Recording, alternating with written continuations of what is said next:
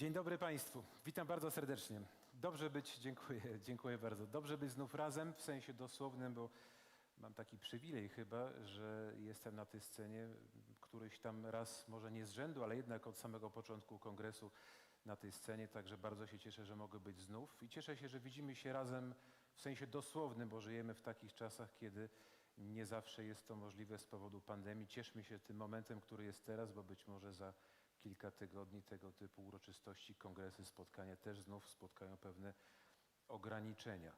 Czas pandemii, niektórzy być może powiedzą mała epoka pandemiczna, bo to już prawie drugi pełny rok, to czas, część pewnie powie przeorania naszej rzeczywistości, inni powiedzą, że na pewno czas wielkich zmian, które za nami i pewnie też i przed nami, być może niektóre z nich nieprzewidywalne i też nie wiemy, jak długo one potrwają. Czas pandemii to czas wielkich wyzwań, czas wielkich zmian dla polskiej polityki, polskiej gospodarki, polskiego życia społeczno-politycznego. Nie inaczej jest też i z tym kongresem, ale w życiu jest tak, że część rzeczy się odbiera, a inne przychodzą. Jedne okna się zamykają, inne się otwierają. Tak jest też w przypadku kongresu Polska Wielki Projekt, bo czas pandemii dał taki mały bonus. Mamy 11. kongres, część drugą tego samego roku. Polska Wielki Projekt, Polska Europa Przemiany. Taki tytuł, taka myśl przewodnia tegorocznego kongresu części drugiej.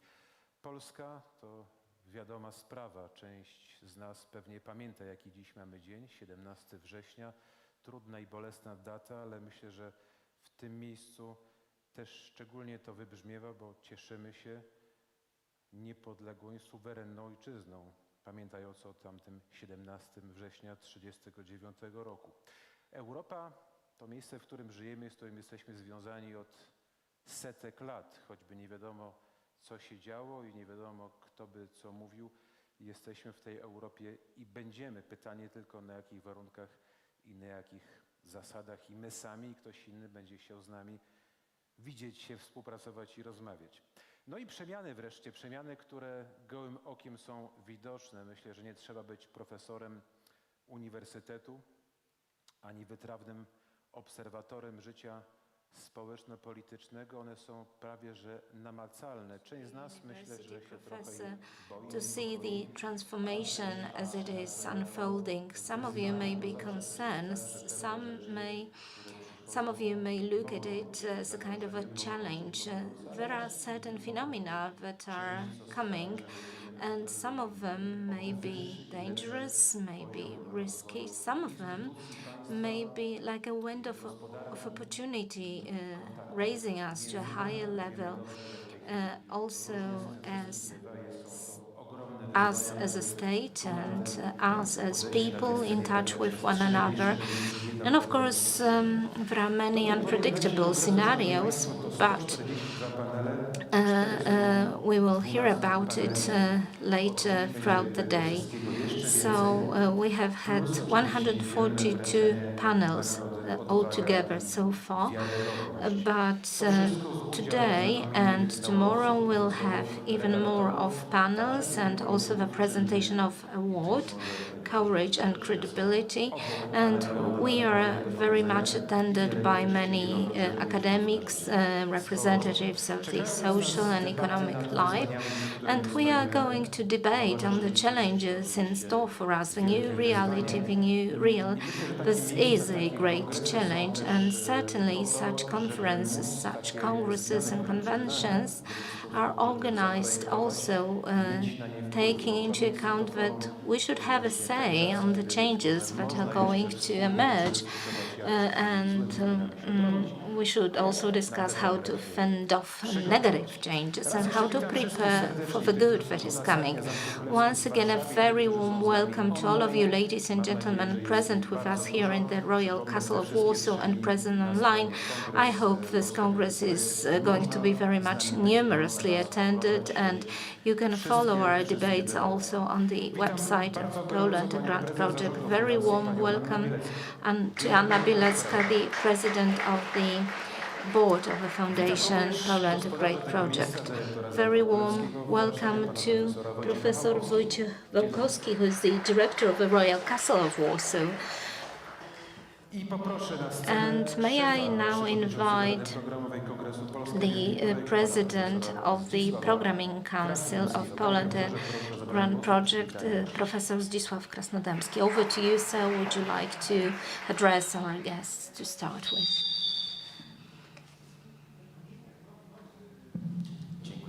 Thank you. Thank you very much indeed. I think that you have already welcomed our illustrious guests and you spared no warm words describing our Congress. So on behalf of the Programming Council, I would also like to extend my very warm welcome to the eminent panelists and other numerously gathered guests. This is quite a unique opportunity because this is the second part of the Congress. For the very first time ever, because of the pandemic, we needed to split Congress into two annual editions. Today, we are going to focus very much on European problems. We live in very challenging times, the times that are posing a lot of challenge in front of us. We tend to live in an increasingly complex world, but at the same time, this is an opportunity, and this is what we want to explore. And our grand project in this country has always been delivered in very difficult circumstances, not to mention the historical anniversary that we have today. And if we remember how much we managed to attain, given that we are in a new place, very much advanced, and Poland is stronger and stronger, our project is stronger and stronger. As I look at the most recent history, 2004, when we entered the European Union, and the following years have witnesses our strength, and since we are stronger, we have more ambitions and we are ready to confront the challenges. So welcome to this Congress. I wish you very interesting debate. This is a place where you can absolutely freely express your views, speak your minds. This is the place where we forge new ideas, which hopefully, as it used to be the case in the past, also this time are going to shape our Polish modern reality. Thank you. Is it all right when I'm standing here? Or? Well, ladies and gentlemen, most of politicians who could not attend this Congress have assured us of being here physically, spiritually present. President Andrzej Duda is in Białystok today, but he delegated Madam Minister Paprocka to read out a letter, a message on his behalf. Over to you. Madam Chair, ladies and gentlemen, it is my great honor to read out the message. Warsaw, the 17th of September 2021, to the organizers and participants of the second part of the 11th Congress Poland Grand Project, Poland Europe Changes, hosted at the Royal Castle of Warsaw. Ladies and gentlemen, my very warm greetings go out to the attendants of the 11th Congress Poland Grand Project, which is devoted to European issues and problems. Europe is confronted nowadays with many changes, manifold changes, migration crisis, political tensions within the European Union, and also foreign challenges and risks require to be taken on board also by the conservative milieus. And the model of the European society that has been crafted and that has been advocated up to now is not able to satisfy all the needs and expectations. That's why the conservative thought very much founded on past experiences and looking forward, has a very important reform meaning. That's why initiatives such as Poland Grant Project are very precious. The Congress is a forum of debating the future of Poland, but also the future of Europe. The Polish voice on European issues, as much as the voice of any other countries of the region, is very much needed. That's why the Free Seas initiative has been established to forge cooperation in energy, transportation and digitization, but also this is a platform for discussion among our countries. We discuss also about the security aspects within the Bucharest 9 format. In 2024, Poland will be the host of the meeting of presidents of state from the Arajolosz Group. That's why we should really focus hard on the having the right grasp of the reality in Europe. Thank you very much. My warm thanks go to the organizers of the Congress Poland Grant Project, who in spite of the pandemic-related challenges have crafted such an ambitious program. Also, my warmest congratulations go out to the winner of this year's medal, Courage and Credibility. Thank you, and may you have very fruitful deliberations. Signed, Andrzej Duda, the President of the Republic of Poland. Thank you. Thank you very much, Madam Minister. Thank you, distinguished President. Ladies and gentlemen, Professor has just mentioned that we do hope that our deliberations are then translated into practical effects. And in order not to make all the discussions and panels unrecorded and not remembered, this is all going to be collated together in the proceedings of the Congress. You have been provided with 2 thick volumes of the proceedings of the previous Congresses, so please make use of them, read them. Welcome to the Arkady Kubickiego at the Royal Castle in Warsaw. Let me also welcome the attendants who follow our deliberations on the internet for the upcoming 2 days and for today.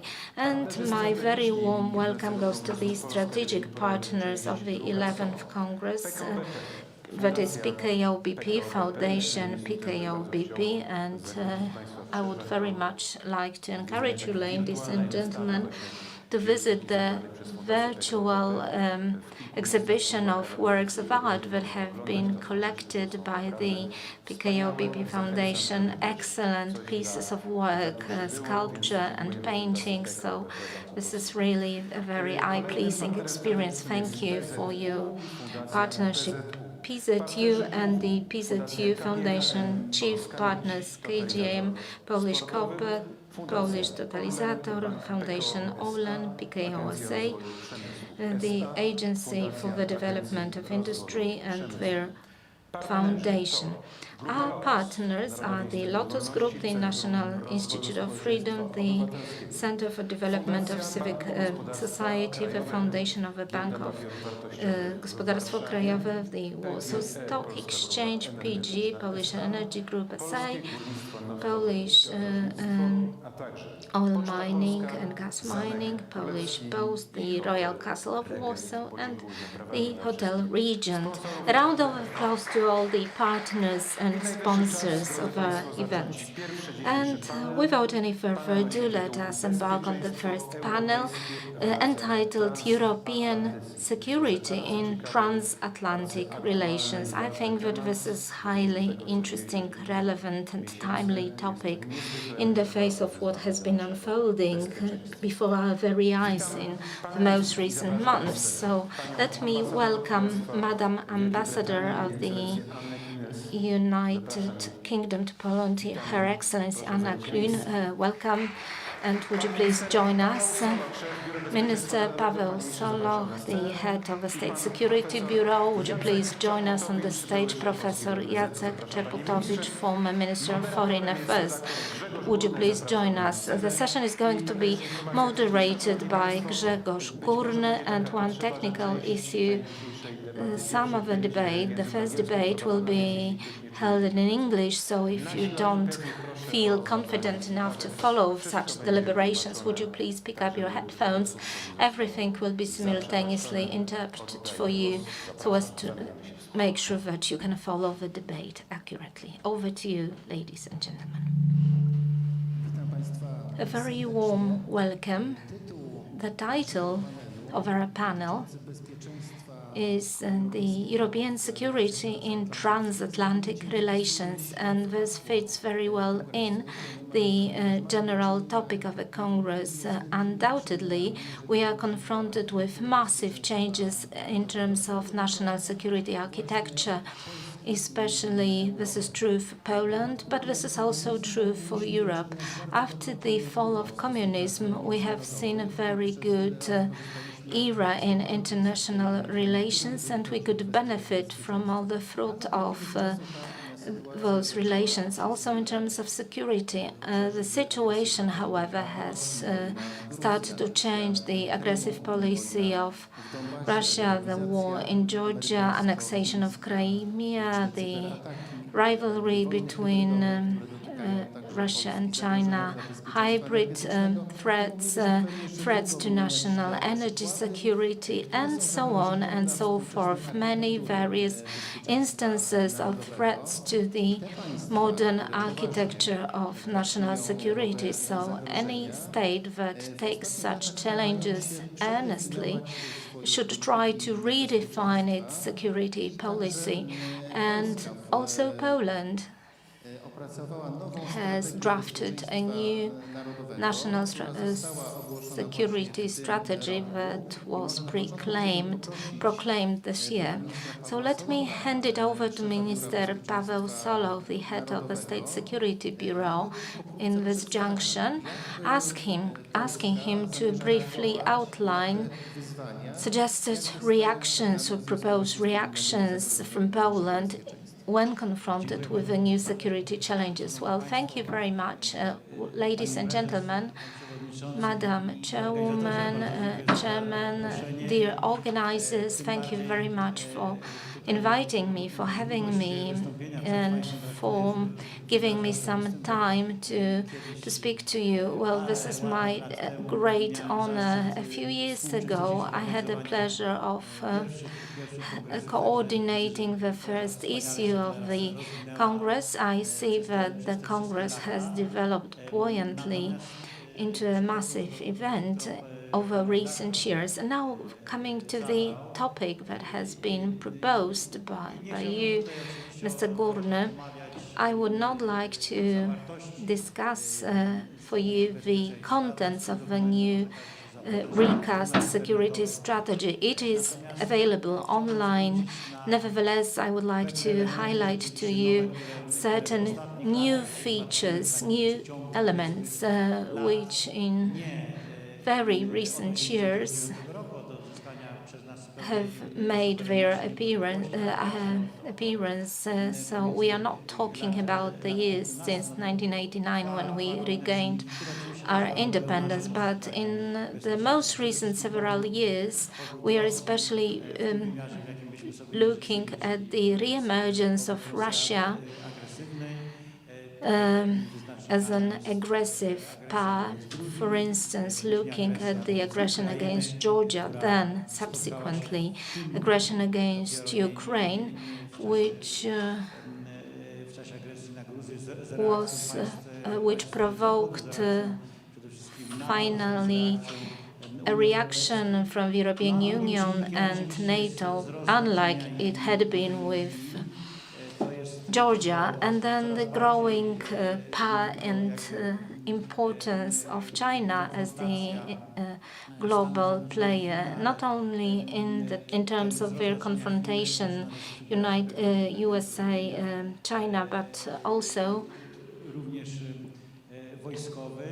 looking at the military aspect of this rivalry, quite recently, almost a moment ago, a new agreement has been signed between Australia, the United States and the United Kingdom, and one of the components thereof is the construction of nuclear-powered submarines for Australia. And the French felt quite disappointed that their offer, their bid, was rejected, but this tells you volumes about the changes in geopolitics and the powers of attraction in the world of security, and how the point of gravity is moving towards the Pacific. This must be borne in mind. And in the formal NATO documents and in the formal language of NATO, we read that Russia is a threat and China is a challenge. However, the military aspect in the development of China features more and more importantly. Another point is that we live in an ever-changing world in geographical sense, in political sense, but also in technological sense. And certain threats that we have experienced ourselves, such as pandemic threats, COVID-19, something that was not expected to happen 3 or 4 years ago. If anyone was preparing for any threat coming up, everyone spoke about new technologies, potential military threats, and now with the outbreak of COVID-19, we have been confronted with something unexpected and unpredictable. And this was also the intention of the team that recast our new national security strategy, was to prepare ourselves to shoulder new challenges, unexpected, unpredictable challenges, and to allow us for a flexible response to any upcoming challenges rather than to be prescriptive and have a closed-end catalog of threats. Of course, we do have classical threats, as they have been termed, so kinetic threats related with the risk of use of force. But on top of that, we have new threats emerging, sometimes in very combined dimensions, hybrid threats under the threshold threats that do not surpass the threshold of open military conflict. For instance, at present, we have been witnessing a new hybrid threat, the artificially created migratory pressure generated by Belarus against Poland and Lithuania, and recently this has been also amplified by the Zapad military exercise that is going to end today. Symbolically, on the 17th of September, a very tragic day for ourselves, and yet the National Day of Belarus. And this is a very poignant and regretful instances. Nevertheless, we all look at the situation as it evolves. All our partners have witnessed similar threats. Also, the United Kingdom, where individuals were targeted, and sometimes it is not so much a purely military response that is needed, but rather a combined intelligence, military, and civil response is needed. So we need to enhance capacities of our public services. And in Poland, the situation was such that the primary focus has been for many years to be part of European Union and to project our position in the European Union. Now, however, we need to benefit from being present in those international structures, important as they are. We should try to build our own capacity as of Poland to come up with flexible responses to the challenges that are often unpredictable. Also, looking at the most recent developments that we are confronted with, the migratory pressure. So, hybrid threats mounted by Belarus, supported by Russia, also in the aftermath of the Zapad military exercises, and also the evacuation of individuals from Afghanistan, and it will take some time for us to take stock of the situation in Afghanistan, where the Taliban have seized the power. Nevertheless, equally in NATO and in the European Union, one will need to reflect on what has happened in Afghanistan.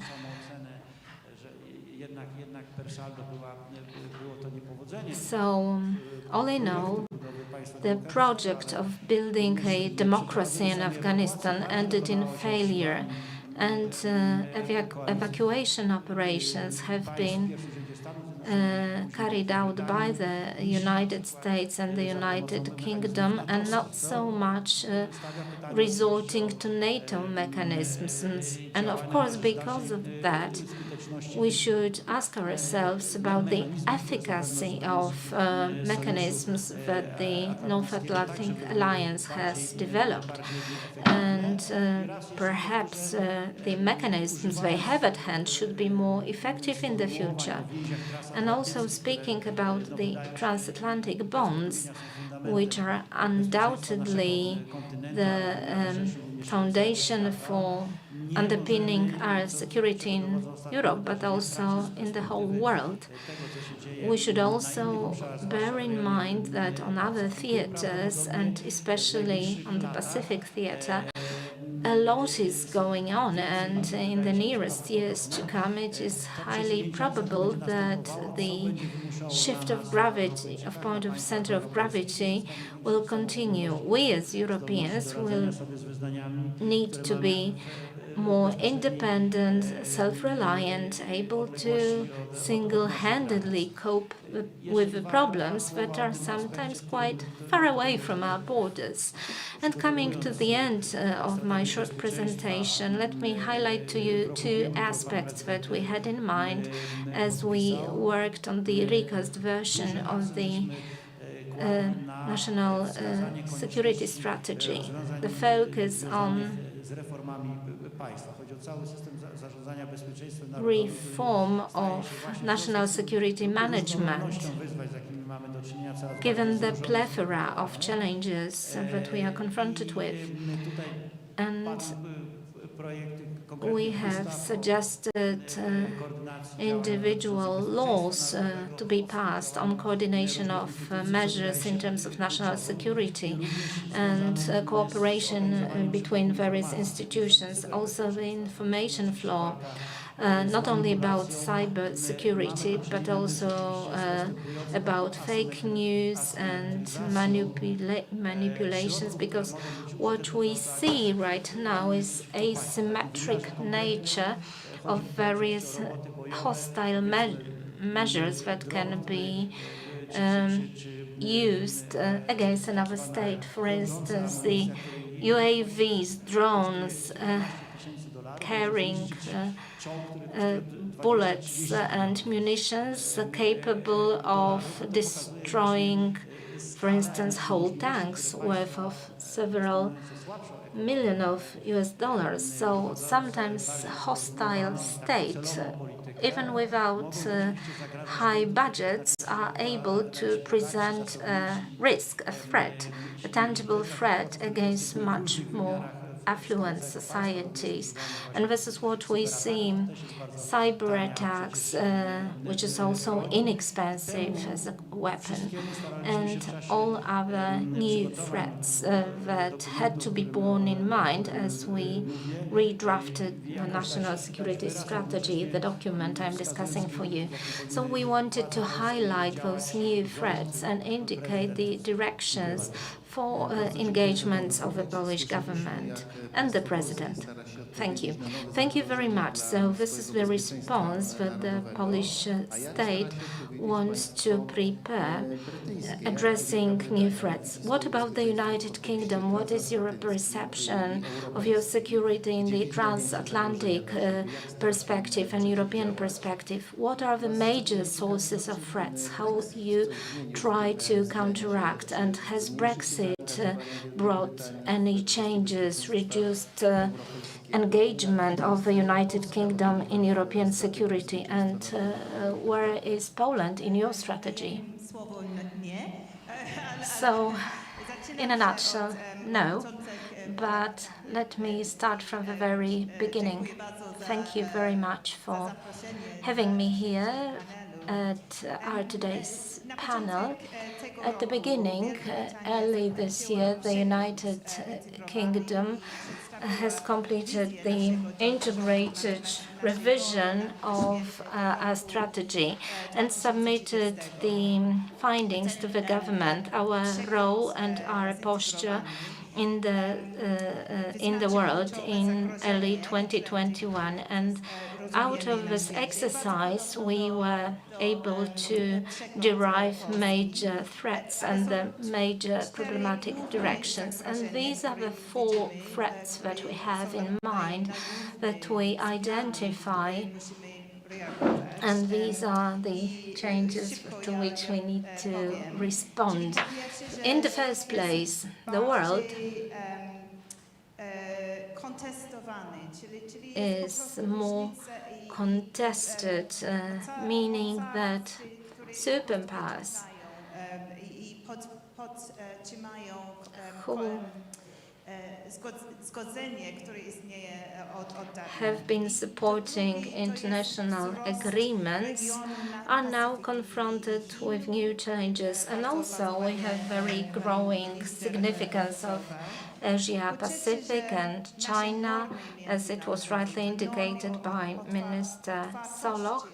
And our new international standards, openness, democracy, they are challenged nowadays. They are not respected all across the world. And the 4th threat is the threat related to the climate change, the pandemic. So these are the global challenges, but also terror and cyber attacks and the shifts in security. So the integrated revision that we have carried out was a source of a new strategic plan for our government that will be implemented in the nearest future. And here we have the 4 main strands and 4 main objects to pursue. In the first place, retaining a position by investment into knowledge, technologies, education. These 3 strands feature very importantly worldwide.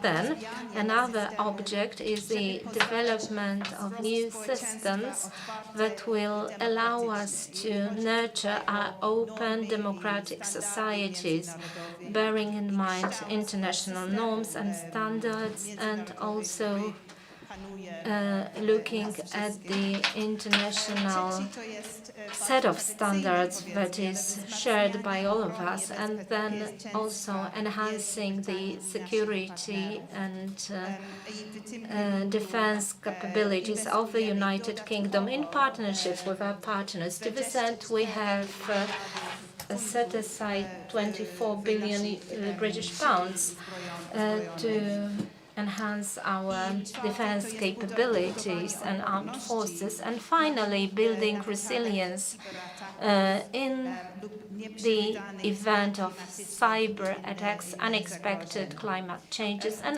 other challenges, other threats. You also asked about the implications of Brexit. Well, this is a question that is often asked of me. And I would say that taking stock of all the threats, so the stock-taking exercise that has been carried out after our exit from the United Kingdom seems to illustrate that Brexit has not changed much in terms of our standing, in terms of our strategy for the future. What is likely to change is that we will operate differently than we used to before. NATO continues to be the most important organization in terms of defense and security of our continent, but the European Union, well, needs to be a partner, so we need to cooperate with our other partners and with the European Union more bilaterally, not using the pan-European structures as they have been. Thank you very much. Thank you so much. We heard about the Polish national security strategy and the British national security strategy. And what is the more general pan-European perspective of the new situation? So what is the position of Europe in the new world, especially given the new trends in the US policies, where the United States seem to be losing interest in our continent?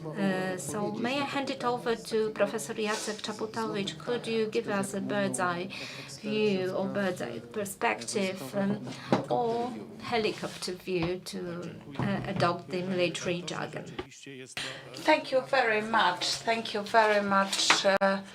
It is indeed a very important topic. It is very pertinent both from a point of view of European and the transatlantic relations. However, before I do that, I would like to refer to what Madam Ambassador has said. I've been wondering about our Polish-British relations in the transatlantic context.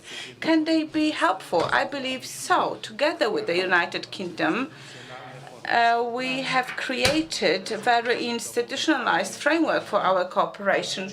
We had regular intergovernmental consultations, a special format for the Minister of Foreign Affairs and Minister of Defense. This is the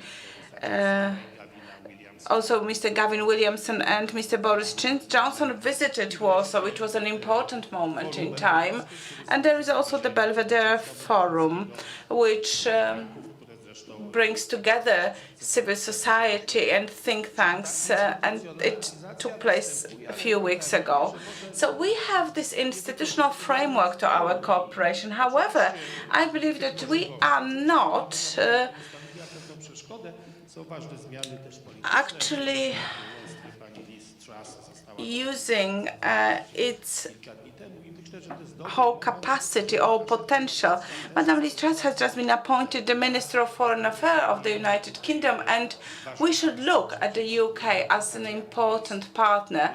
The UK is a very important country in the global architecture. It is a permanent member of UN Security Council. It is a nuclear power, and it is the state that spends more than any other European country for defense, and then we should look at it globally. It is a member of G7. We also have a very good cooperation with the United Kingdom and the United States as part of the Alliance for Religious Freedom. So we have a very similar perception of freedoms, similar set of values. We also perceive threats in a very similar way, and in particular threats that exist in Europe.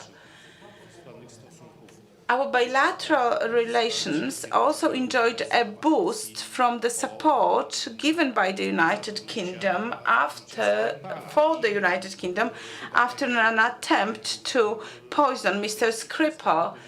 Poland played an important role expelling Russian diplomats, and this is a foundation that we can continue to build our bilateral relations on. We have very similar perception of security threats and very similar perception of transatlantic relations for both our countries. Relations with the United States are of utmost importance. It's very important to remember this. When we are taking part in a political discourse on the European Union, well, we should take into account the specificity of geographical location. We all know that the United Kingdom is an island and it has had its independent policy since very long time. So this is very beneficial for the United Kingdom to be able to choose and pick its allies. Poland finds itself in a different situation. Today is the 17th of September, so we all remember what happened back in 1939. We will certainly not be able to change our geopolitical location.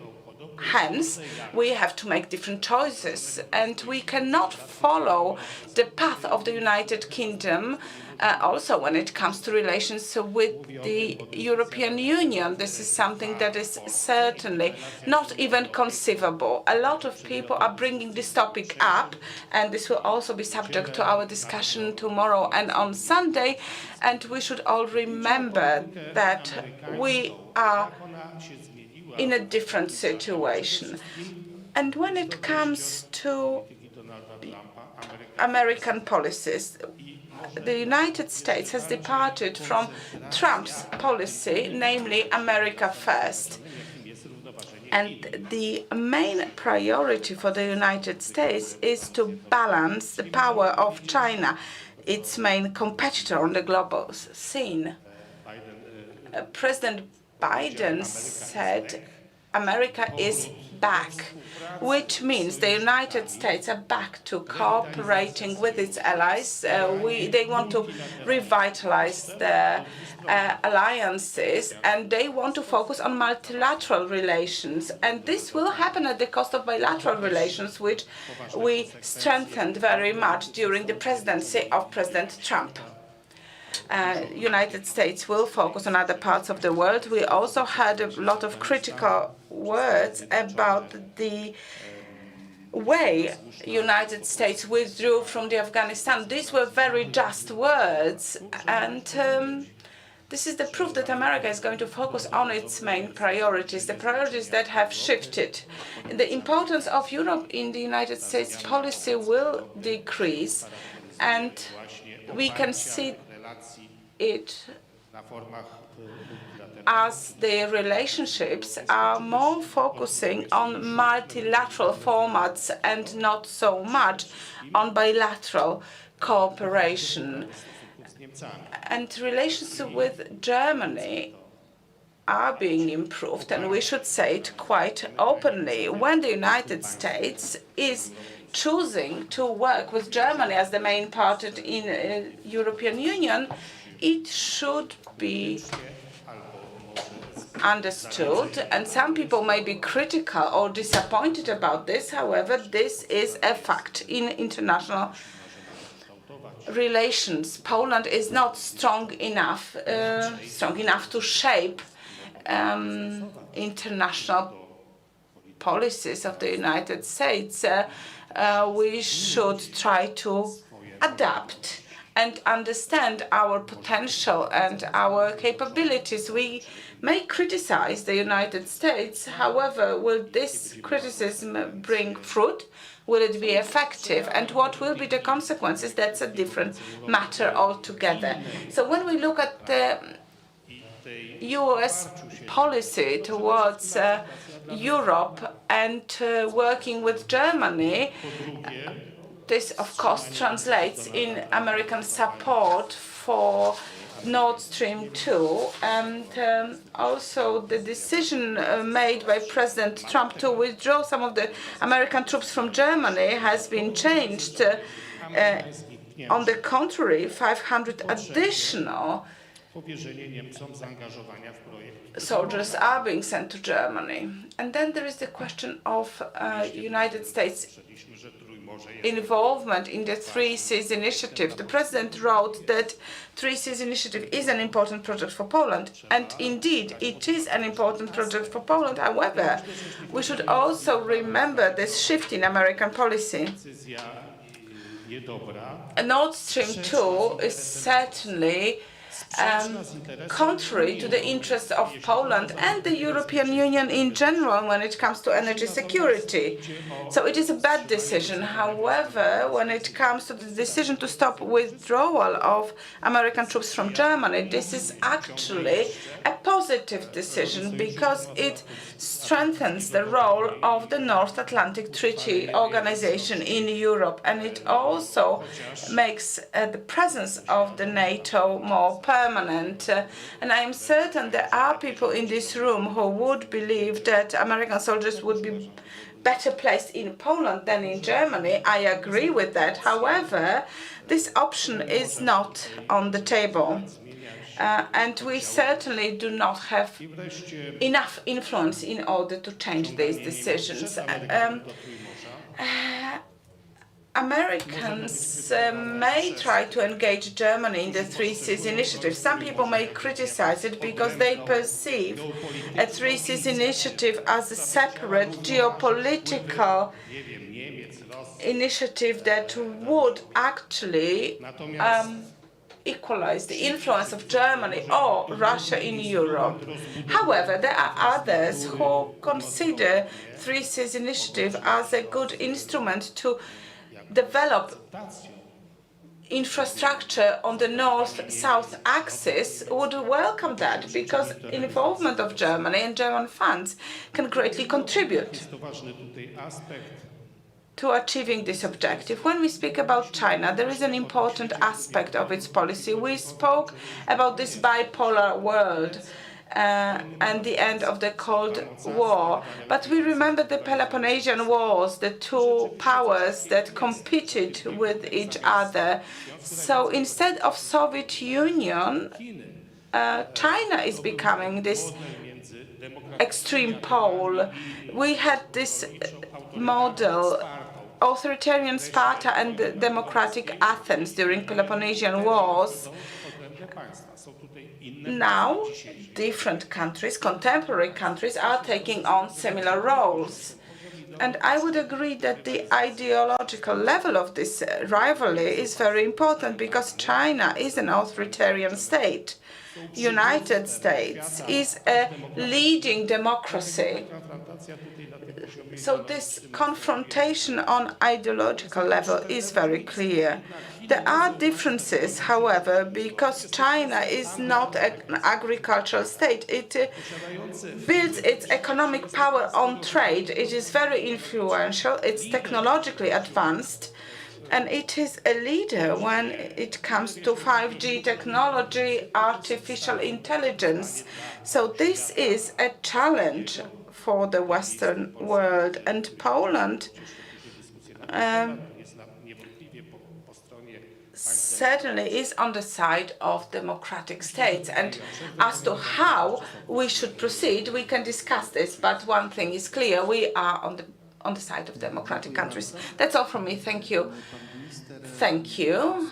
Minister Paweł Soloch spoke about two new elements that became part of our national security strategy compared to past programs, mentioned threat from Russia. Madam Ambassador, when she spoke about the 4 pillars of United Kingdom's security strategy, did not mention Russia. So, I would like to ask Madam Ambassador, does the United Kingdom share Poland's perception, namely the fact that Russia is a security threat, not just to Poland, but also to Europe? for example, poisoning of Anatoly Litvinenko, and then an attempt to poison Mr. Skripal on the territory of the United Kingdom. Was this perceived as an attack on the territory of the UK? So how should we approach such events that could be considered elements of a hybrid war? These attacks fall below the threshold of Article 5 of the Washington Treaty. However, they are attacks nevertheless. So what's your perception of the situation in Ukraine, for example? For us, it is one of the key issues pertaining to our national security. And would you share some information on the UK's perspective? Yes, indeed. It is a very long question. Integrated review shows very clearly that Russia is a critical threat to the United Kingdom and for Europe. So I'm sorry if I have not mentioned it, but this is certainly clear, and it is part of our strategy. I believe that when it comes to investments by our government, we spend a lot of time in order to understand and counteract the threats from Russia.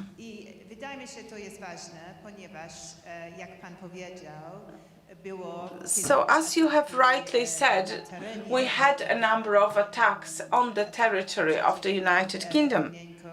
Mr. Litvinenko was poisoned some years ago, and then in Salisbury there was an attack. It is a very pretty town in the United Kingdom, and it was there that Mr. Sergei Skripal was attacked. There was a poisoning attempt made against him.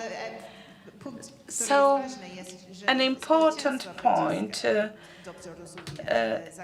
is that our society understands and appreciates this threat. It is not something that is considered very distant. It was an attack that took place on our own territory. So we understand this very clearly. And certainly, those persons that were responsible for the attack, those perpetrators, attack our other partners. For example, in the Czech Republic, there was an attack. Mr. Solok mentioned an attack that took place the very same year. So, yes, the threat from Russia is of a hybrid nature, and we understand that in the last months there has been a whole series of internet attacks against Poland. You've also mentioned the situation in Ukraine. So I just wanted to assure you that we understand and we share your view. And we understand that together with the NATO and our other partners, we have to counteract this threat. You mentioned Ukraine. Indeed, I think one thing is very important, and that is the territorial integrity of Ukraine. We support the government led by President Zelensky and their effort to find a diplomatic solution. We will also cooperate with our Ukrainian partners, and we have a very clear understanding of the situation. Would it be possible for me to go back to what Minister said, and namely the institutional framework for our cooperation? I agree with you. and that's very important. Our ministers do not meet as frequently as before when we were a member of the state of the European Union, but still there is a framework for cooperation. And it's very important for us to use the existing structures. And there, it is not just the intergovernmental consultations. Let me assure you that yesterday I spoke to my colleagues in London about the objectives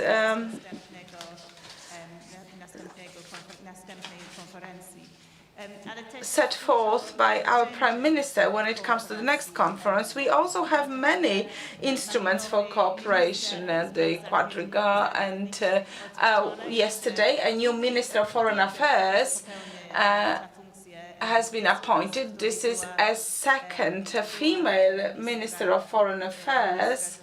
She used to be a trade secretary, as trade minister. She is a very capable, a very talented lady, and I'm very happy that she is now responsible for our relations.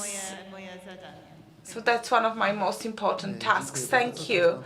Well, thank you very much. And let me now address Minister Paweł Soloch. In terms of the changes of Biden's policy towards Europe, he is seeing the shifts as compared to the previous President Donald Trump. Minister Czaputowicz mentioned free manifestations and also reduction of military support to Ukraine, where the budget was halved to 100 million from the initial 200 million. And what should we do if this tendency continues to prevail? How should we build our relations with the United States given our European security?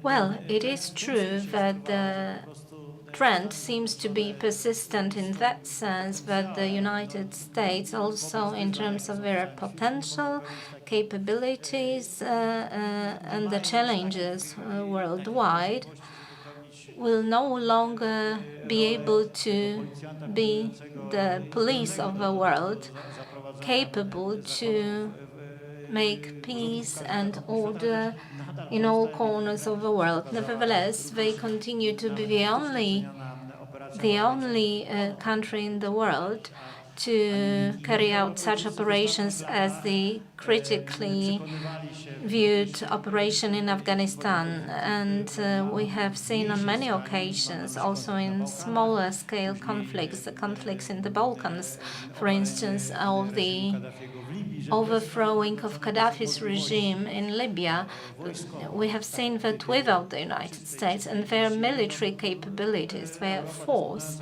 Europe, affluent as it might be in economic terms, is not capable of effective action.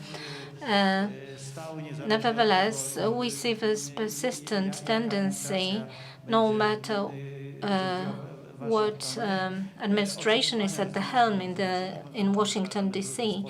The expectations of the United States were probably articulated more expressly under the presidency of Donald Trump, but it is now being articulated as well under President Biden's administration. As for the budget and the spending, here Poland and the United Kingdom are the countries that increase their spending on defense. So we are going to see this tendency going on, bearing in mind the enormity of challenges that are awaiting us, and also bearing in mind the shifts in the potential. But the point is that the transatlantic bonds should continue, should develop buoyantly, and the question is how to achieve that, how to attain that. And Europeans' participation in those relations on a par must be secured and must be strengthened if we want to sustain transatlantic bonds. This is also related to other platforms of mutual operations. For instance, our shared response to the challenges posed by China. China tends to lead in the state-of-the-art technologies like 5G. And the United States have sort of overstayed or lagged behind. And now we have a chance to develop buoyantly such new capabilities, and some of the countries are going in this direction, especially Finland and Sweden in Europe. They are at the forefront of the manufacturers of components for those new technologies. As regards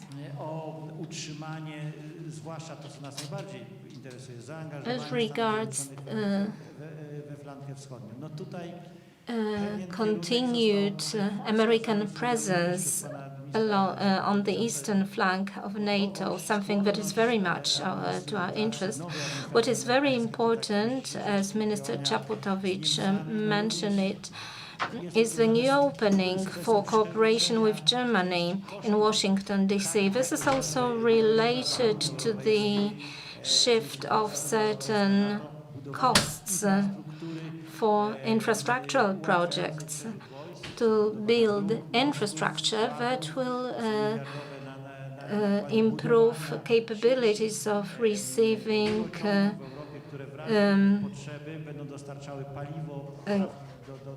new forces as they are thrown to new locations of new receiving capabilities of military airfields and roads. And here appropriate documents have been signed between NATO and the European Union, but the dynamic of the implementation is medium.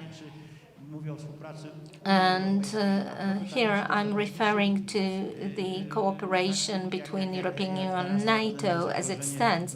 The question is if the implementation is quick enough, given the Russian capabilities, for instance, to mobilize and generate force in one place or the other, force projection. Here, even with their moderate economic income, Russia is very much at the forefront of such capabilities. Cooperation with Ukraine is going to be crucial. It cannot be limited to the military cooperation. Economic cooperation is also going to be vital, and here it is not only for Americans to be engaged. Minister Jacek Czaputowicz mentioned a moment ago that the United States have nominated Germany to be a kind of a Free Seas Initiative operator, and bearing in mind the ambition to build links in terms of infrastructure, technology, communications technology along the north-south axis. The question is if this is going to be relevant for Germany, because all the connections were built between the east-west poles along the east-west axis, and the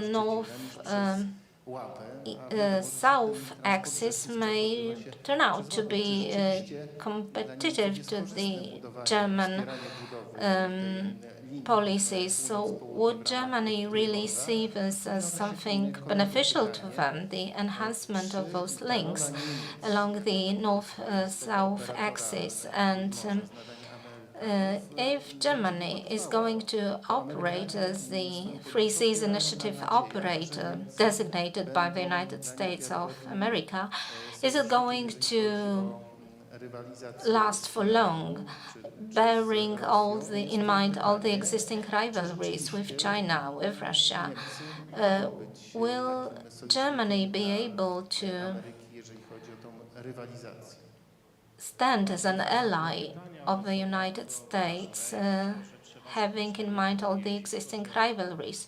Well, this is a very pertinent question to be explored, but looking at the present shift of American interest, well, the United States is not keenly interested in the Free Seas Initiative. Will Poland be strong enough to shoulder all the challenges related to the Free Sea? I'm somewhat skeptical in this respect. We have been challenged on many other occasions. For instance, the Czech Republic has lodged complaint against Poland in the Court of Justice of European Union. So, if so, something must be really derailed in our relations. Can we imagine that the Netherlands put a claim against Belgium in the European Court of Justice? And since there has been such a rupture, the question is why the Czech Republic has decided to take such a step. We should listen attentively to what the Czech Republic has to say, also the Ministry of Foreign Affairs, what they have to say, in order to read the signals of lack of unity in the V4 group, the Visegrad group, and the Free Seas Initiative, so as any disagreements do not feature that clearly in the outside world. And I think that this is, in a way, an excuse to go on and to challenge Poland also in other formats. It is not a work of accident that Commissioner Jourova is the citizen of this particular state. And as much as we have limited possibilities of forging policies of the United States, we also have limited potential of impacting German policies. Of course, we can do our best to forge relations, but bare facts like submitting a claim against Poland to the Court of Justice of the European Union and overruling this will have its significance no matter how we take it. I think that what has happened speaks volumes about this political situation. So our standing and our support from the countries of the region will always help us to project our position vis-à-vis such important states and Germany. Now talking about the European security, let's put it bluntly. On the one hand, we have France, who pursue strategic autonomy of European Union. Let's listen to President Macron, who says that the United States are stepping back from the European Union and will continue to do so. So this is a kind of the evaluation or a statement. And now if we look at the eastern flank, the Baltic Baltic states, Poland, Sweden, etc., it is very much in our interest to preserve the presence of American allies in this part of Europe. And what is the field of maneuver here? Here the core state is Germany. It is extremely important to make sure that Poland will be able to have a say on how German policies are shaped vis-à-vis the European Union, NATO, defense. For the time being, Germany advocates the strong presence of NATO and strong presence of the United States along the eastern flank. That's why I'm very happy to welcome very positive effects of a visit of Chancellor Merkel, who met with Prime Minister Morawiecki. They have alleviated certain tensions, and of course the actions taken by President Duda need to be interpreted differently. Maybe we don't have a very consistent eye-to-eye policy. So the question is, what kind of options are available to Poland right now in foreign policy, especially in security policy, because we are at the very brink of very important decisions to be taken by the European Union, also development budgets, and certainly you are going to discuss this development in further panels. So this is how I see those relations, the Three Seas initiative. Well, it is true that Germans, they do have their own interests. Nevertheless, they would like to take part or even finance this project of building infrastructure along the north-south axis, rather than be left outside, even if the United States are no longer part of this initiative. So there is an opportunity for us that certain beneficial projects will be carried out, supported by Germany. And after the United States have withdrawn from this initiative, there is no way out for us, because we are not able to carry the challenge, to shoulder the challenge, simply because we are not viewed as a strong enough actor in the region. Thank you very much. Now I come to the last round of questions, and I invite my panelists to be brief. My question goes to Madam Ambassador. When confronted with a process that has been described to you, that is a very heavy preoccupation of the United States on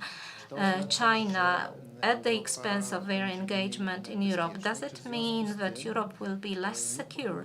Should we not try to craft some own European military forces, or should we continue to rely on America that tends to withdraw? Well, I'll try to be very succinct. 2 points from my side. In the first place, about Europe's security, I do think that equally the United Kingdom and Poland, they jointly subscribe to the view that the United States are of crucial importance to provide or to maintain European security. And this is unquestionable. I think that we all agree on that. Of course, we do invest in various projects and measures. We have deployed our troops to be part of international battalion group, for instance, in Orzysz, where we cooperate with the troops deployed by the United States, and speak about threats coming from the Russian direction. Well, it goes without saying that we need the United States here in Europe. Also, I would like to briefly highlight something that Minister has just mentioned yesterday.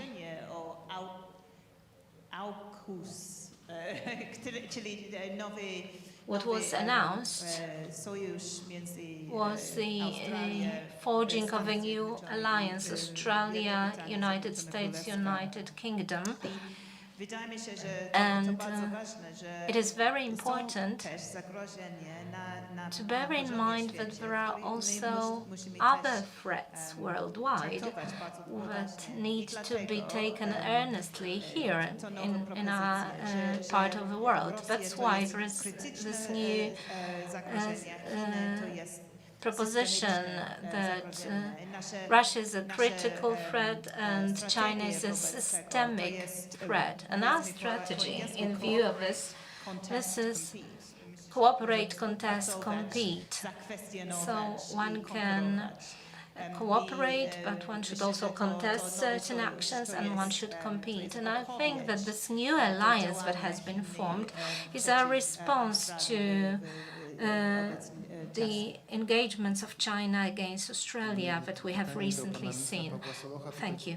A question goes to Minister Soloch. Ukraine has been mentioned here on a number of occasions, and at present we can see that Western Europe is not very much ready to accept Ukraine in the NATO fold or EU fold. So what can we gain for Ukraine in order to secure her integration with European structures and to afford more security to it?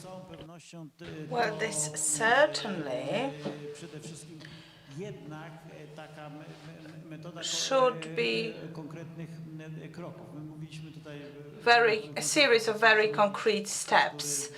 We have already mentioned that there are frameworks, for example, the joint brigade between Poland, Lithuania and Ukraine. And let me say that I beg to disagree with the minister in one thing. Nord Stream 2 is something that will never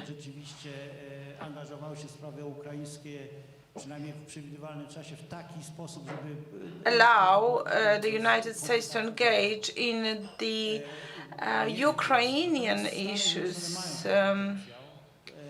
Germany will never do that. United States has such a potential and is already doing so. Turkey is an interesting player in the region because it's trying to shape its relations with Russia while at the same being interested in Ukraine's independence and sovereignty. So, since the European Union is not able to come up with a program for Ukraine, so the Minsk process is simply not moving forward. And let me just say that we should try to maintain the United States and Canada's involvement. It's important for Canada because they have a significant Ukrainian diaspora. So when it comes to the European dimension, our main partners in terms of hard security are countries such as the United Kingdom and France.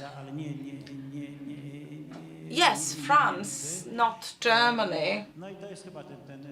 So this is the direction that I would like to propose. So the last question goes to Minister Czaputowicz. What would be the role for the Lublin Triangle in this security architecture? This format was your initiative when you were the Minister of Foreign Affairs, so maybe this is an opportunity for us to get more engaged together with other countries of the region in supporting Ukraine. I believe this format is developing well, but as I hear from our Ukrainian friends and Lithuanian friends, it does have very good potential and it remains, but its strength is the weakness of all the other formats, because I'm not sure whether the Visegrad Group is as active as it was 3-4 years ago. So this is indeed an important format. From Poland's perspective, support from Ukraine is very important. And there are two premises. The first one is something I strongly support, and something that we've been missing in our foreign policy in the most recent months. And that is the support from the point of view of values. This is a state, this is a nation which has right to its sovereignty, its development. So we are supporting the principles of international law. If a state is attacked by an aggressor, namely Russia, it merits our support. This is a very important premise for our foreign policy. And it was so during our membership in UN Security Council. President Duda spoke about this on a number of occasions. However, as it happens, what is in compliance with the international law is also beneficial to Poland, because Poland is not an aggressor here.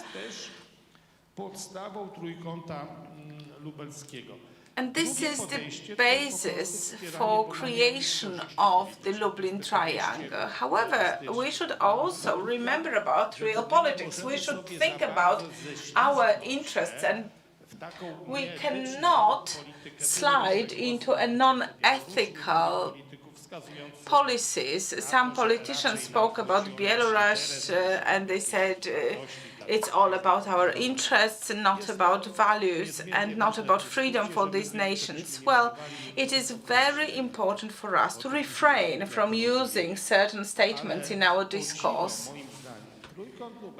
The Lublin Triangle is also, which may be somewhat surprising, is gaining acceptance from the point of view of the Union of Lublin and a long-standing history of and tradition of cooperation between our countries. And strangely enough, Ukraine accepts this as part of building its identity. And just by way of concluding, I'd like to say that Belarus is missing from this framework, from this structure. With Belarus, we would have an amazing structure of 4 countries with a reference to our common ties that go back a long time. Of course, Belarus merits a separate discussion. And this format was intended, and it still remains open for Belarus. Mr. Makin was invited to the second meeting that took place in Kyiv. Certainly, there were events that took place in Belarus which made it impossible. However, it is important to underline that by way of accepting this format, we also find acceptance for our common ties, for our common history. That's very important. Thank you very much, and let us hope that it will become a square rather than a triangle, with Belarus being a part of it. Thank you very much. I would like to thank the panelists and the participants, and we will move on to the next panel. Thank you.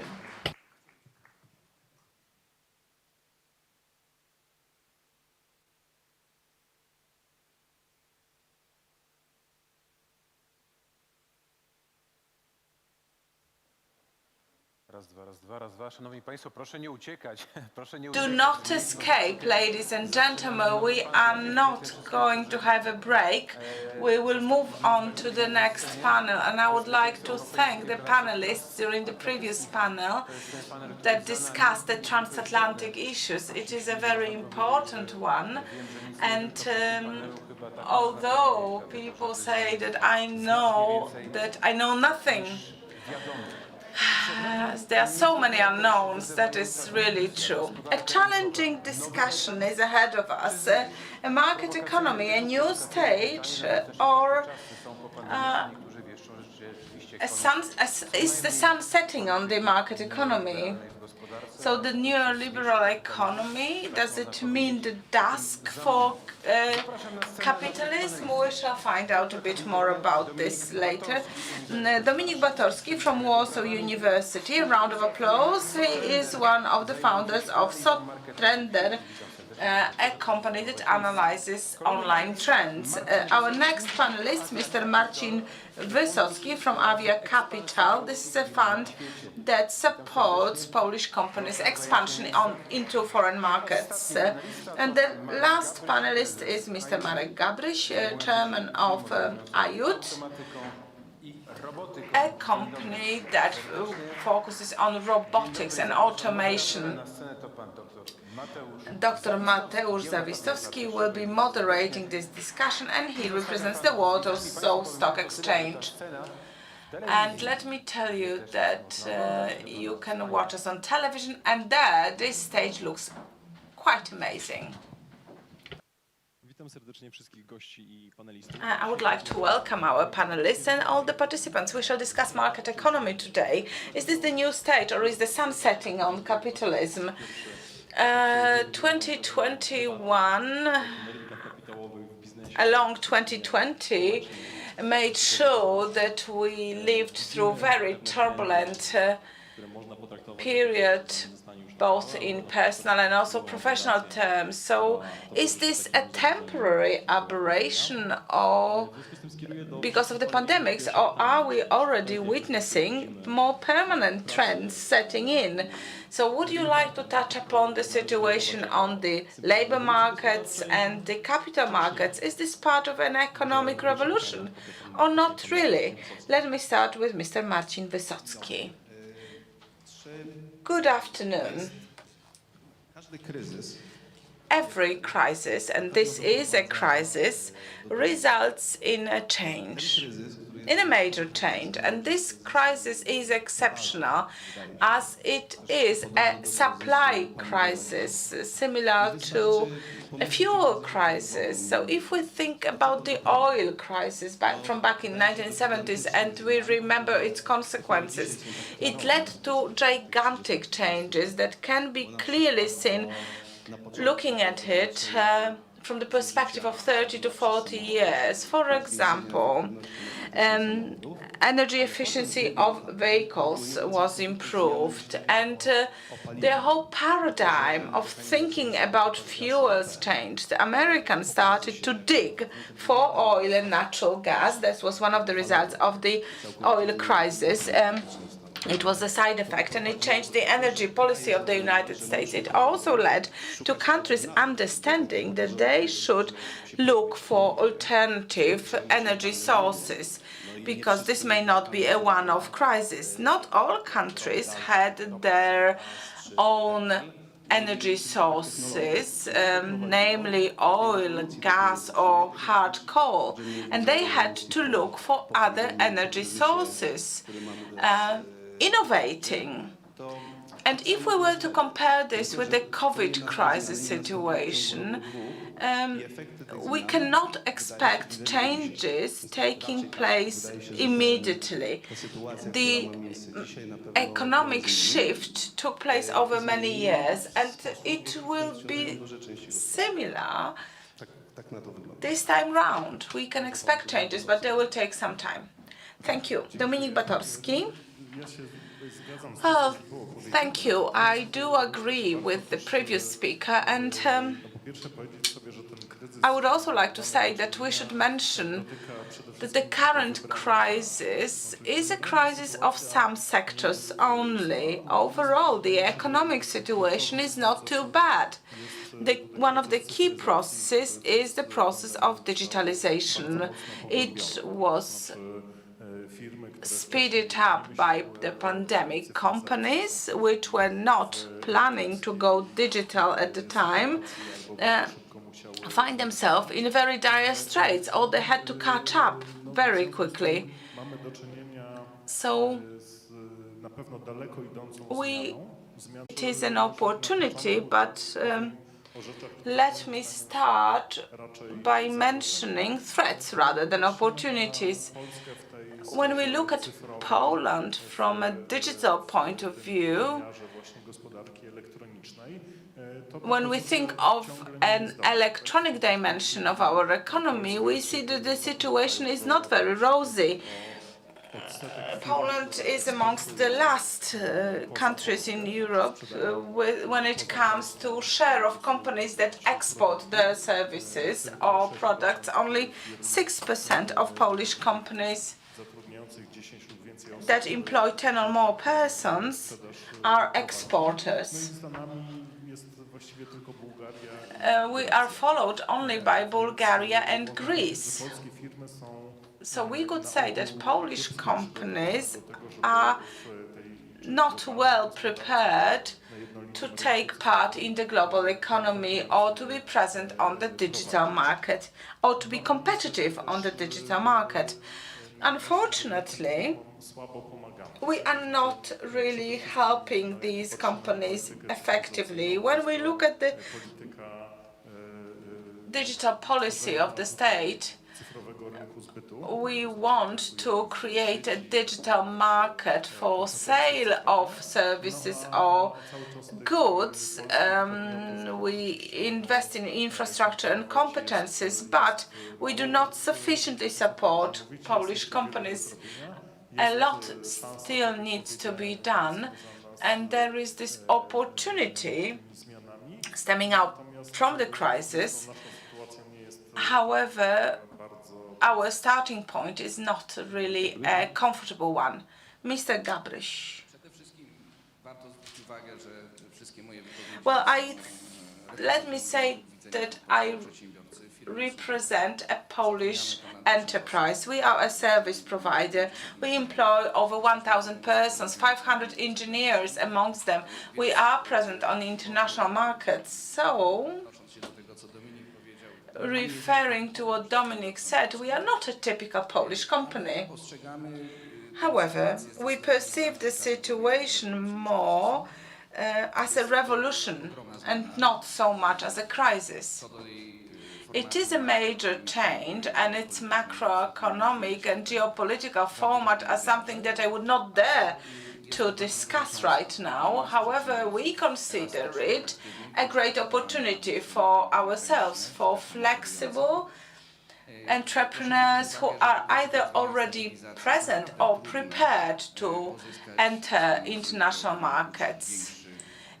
Let me say that it's difficult to obtain competitive advantage during normal times, if I may say so. During a crisis, during a change, active companies can have advantage over those that are stagnating in intellectual terms. I had the pleasure of discussing something with an owner of a German company similar to our company, and I said, Stefan, what's your outlook on the future? And he said, well, things are changing, but this is a very short-lived change. In 2 years' time, everything will go back to normal. I've been running this business for 40 years, and things have always been the same. I heard him and I said, well, there is an opportunity for us. Well, thank you very much for your responses. Looking at all the elements of market economy, capital is the engine that runs the economy. It helps you develop the company. It also generates profit or losses, depending on how the companies are being run. So the role of capital, of equity in our modern economy, we know it's very much necessary, but you can also see the cultural trends of making equity or capital more available to those who want to start up companies, build new services, new goods, and who also want to enter international markets. So the question goes first to Mr. Marcin Wysocki. So what is the role of capital, of equity in building and developing a company? Is there sufficient supply of funds, of capital in Poland, and if not, what should be done in order to improve the situation? Thank you. As we have been preparing for this panel, the discussion was split into the discussion of about the whole economy and the unicorn of the startups, the game changers in the world, the startups that have pulled various funds from various sources, and they can afford losing money for another decade or two. But I don't think this is really the subject for us, because this is not the area where Poland has been particularly successful. So we don't have Apples, Amazons, etc. And we don't have that much capital to help such companies originate. Even Germany has not been able to generate a massive number of unicorns in recent years.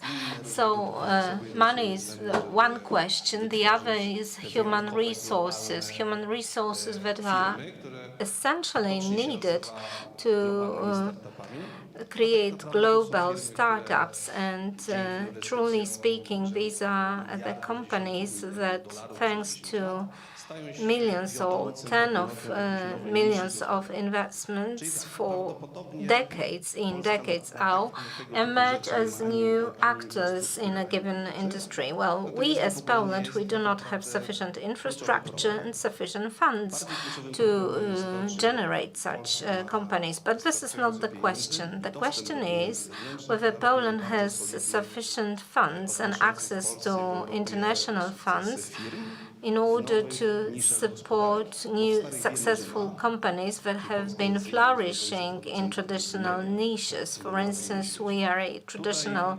furniture manufacturer, both in Europe and worldwide, and we do cope in this respect. But as for new technologies, I would say yes, we are prepared. But the question is the point is that we cannot create uniforms, but rather firms such as Marco. And there is sufficient funding available to that end in Poland. So this should be the the center of gravity for the whole macroeconomic policy in Poland, because these are precisely the companies that will generate wealth in Poland for a decade or two to come. May I hand it over to Marek Gabryś, because he is the owner of the company, and what is your take on the capabilities of Polish capital? Have the most recent 2 years changed the rules of the game, or do the trends continue? And does a Polish entrepreneur need to source funds abroad and carry out much of the services abroad? Well, we are in the 4.0 IoT and robotics and automation branch. And for us, capital is very much about human capital. And while building a strategy, long-term and short-term strategy, we do not consider financial capital as a must for our growth, which may sound a blasphemy, but nevertheless, this organic growth and this organic growth model gives us a lot of security in what we do. Maybe our growth could be quicker, and we do want to benefit from certain financial instruments in the nearest future, and we also wish to grow through acquisitions, but so far we have never resorted to such tools. Nevertheless, we know of other companies existing on the market that defy your previous statement, Maciek. For instance, Saule Technologies, which is the flagship company in our country, technologically a very advanced company that attracts capital easily because their technology is revolutionary and unique in global terms.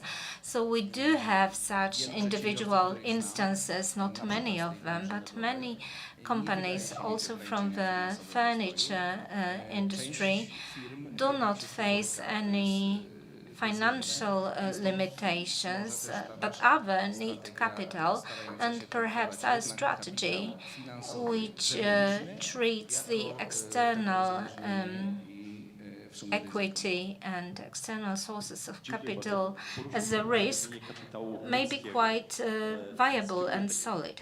Human capital, this is what you have mentioned. A question to Dominik Batorski. In your view, what is more important, human capital or financial capital in the building of an ecosystem?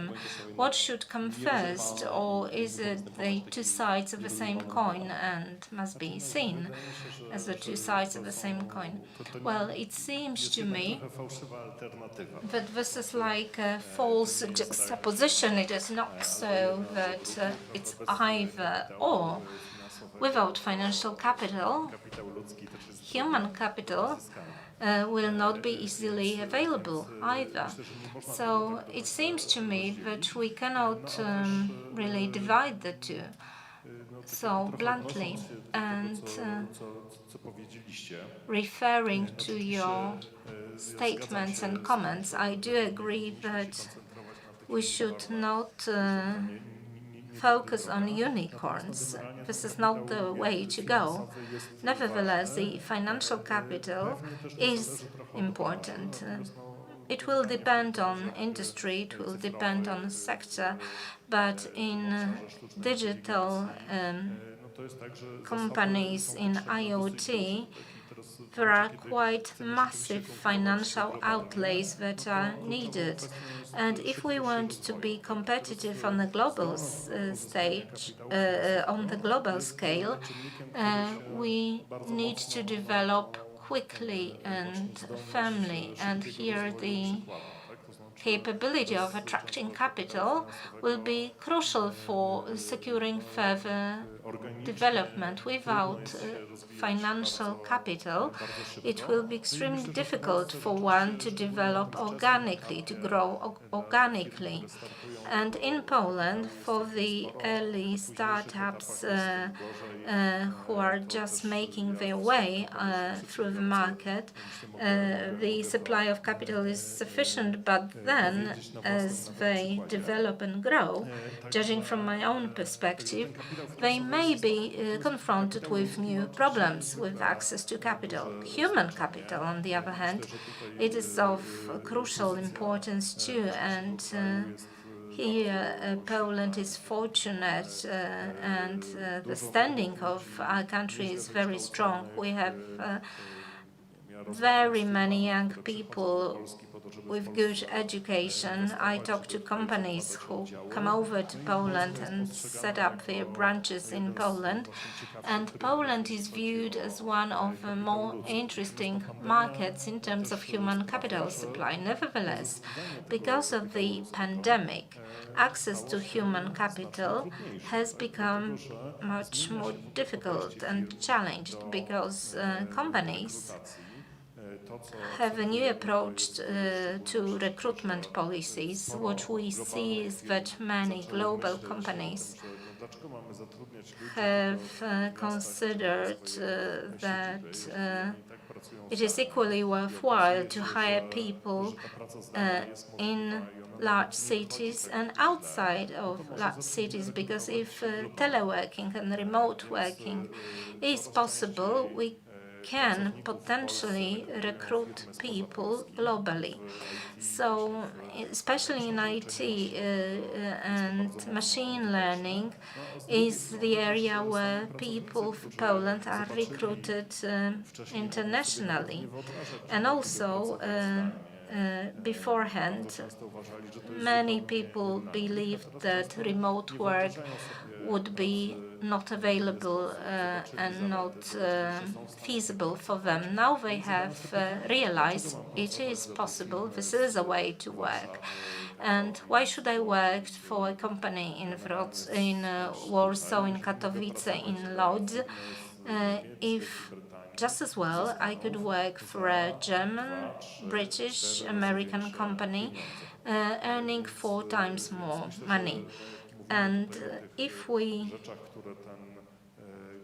If we speak about the changes that have been propulsed by the pandemic crisis, we can certainly say that competing for talents is now globalizing. Is now a globalized exercise, and headhunters and specialists will try to source talents all across the world. Pandemic and remote working made it possible to hire people who are more experienced and can work single-handedly without any guidance, and it is more difficult in the case of inexperienced personnel. Coming now to the second thread in our discussions, capital and the importance of equity of capital for the building of a company. And in terms of sales, on the one hand, we see a tendency to create global companies with global potential, so they emerge in a country, but then they multiply through funds initiated or specializing to support such companies. So this is either about organic growth, as Marek put it, based on local competences on a local market, and then the attempt or to further grow on the basis of a local market. But in the global world, globalized by the pandemic further on in the days of Teams, electronic signature, etc., especially in specialized areas where physical eye-to-eye contact is no longer needed, does the local market play any important role for companies or not so? And can the companies try to develop globally without growing locally? Is it an aberration or a new trend? And is it a new phase of capitalism that we live in? I direct this question to Marek first, because this is an exporting company. Yes, for 30 years we have been implementing complex system for industries, and after several years of having operations only abroad, we decided to work in Poland as well. For the next year, our ambition is that most of our revenues will be generated from the Polish sales rather than foreign sales. And now, speaking about other specific operations that we carry out in order to develop specific products. Well, local market is crucial for organic growth. This is where we build success stories, where we gather references. The first question abroad that will be asked of us is, what is your success story in your home country? And if the local market is not mature enough to give to entrepreneurs the opportunity of organic growing, the market will not gain competitive advantage. And if the market sends such positive signals, then there is a competitive advantage. Unfortunately, in Poland, sometimes you need to make your appearance abroad first, and only then you get your recognition in your home country. So this is a kind of aberration. And the other question is what we should do. Well, part of our strategy is like multi-patriotism. Local anchorage is very important to various markets. If we build a company to be visible as a local company, we are able to gain new advantages, and this is useful in our deliberations and negotiations on the American market, Chinese market, Middle East markets. So this is like participating in local economy, building local innovation, and this is a massive driver for growth. And if you really manage aptly such dispersed structures, it will translate into your competitive advantage on local markets. Thank you. Well, thank you very much. I can see that Marcin Wysocki would like to say something. Yes, once again, well, in order not to be too skeptical, certainly there are companies that are so well known on the European or international scene that they do not need any additional support because their brands are well known. But there are companies that are just entering the market, trying to convince big clients that they have a breakthrough product to offer. We review hundreds of companies every year, and we can see that digitalization, the fact that people are no longer willing to fly, are no longer meeting other people, means that small companies find it more difficult to enter new markets. It is a great thing for big players. If you are Siemens and everyone knows that they need to buy your products, especially when they have no access to competitive products from small producers. This is good news for Siemens, but this is not good news for a small company that is trying to compete with Siemens, offering the very same type of products. So I am not convinced that this fact of everything being done online right now is so positive for small companies. Those companies that are a benchmark in their own sector or in their own niche find it a very positive development, but it is not so positive for the others.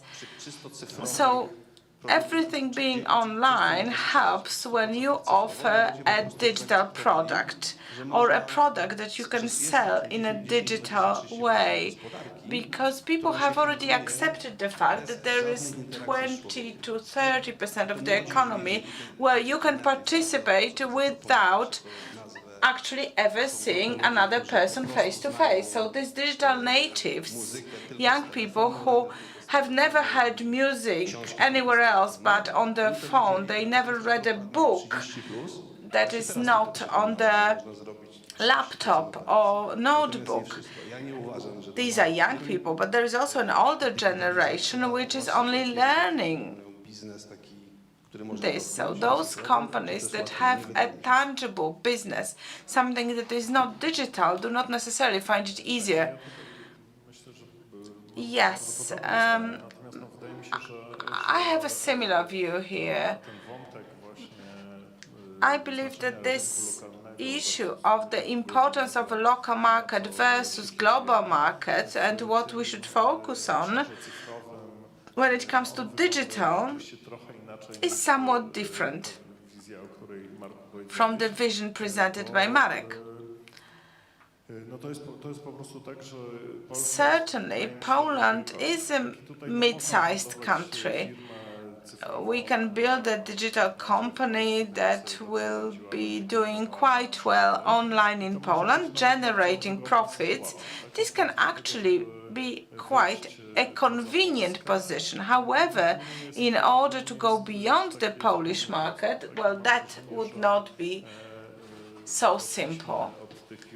We started with unicorns, with startups that turned out to be multi-billion companies. And in countries smaller than Poland, such unicorns emerged. There were companies built in those small countries, and they are multi-billion dollar in terms of the value. So it is not true that in a small country it is not possible to build a product that would be scaled up and successful globally. Poland is not a small market. However, this may result in the fact that companies that are created for the Polish market may find it more difficult to become global. And developing products and services that are digital for the digital market or global market would speed things up.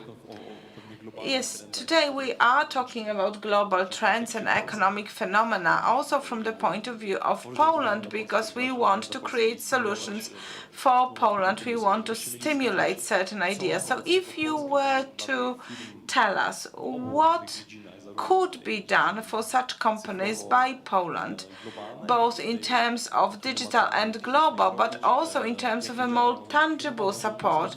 What support can be provided for Polish companies in order for them to develop well on the local market before they try to conquer the world? Marek? Well, this is something that has already been mentioned in the room. First of all, you should not make things too difficult. We are doing well. We do not need any particular help or attention. However, let me say that if the complexity of operations is sufficient to waste a lot of our resources and efforts, things are not well. So if we could focus on business without having to worry about other things, things would be so much better. So Polish entrepreneurs are creative, they are very dynamic. Do not lose your faith in that. And Dominic, I disagree with some of the things you have said.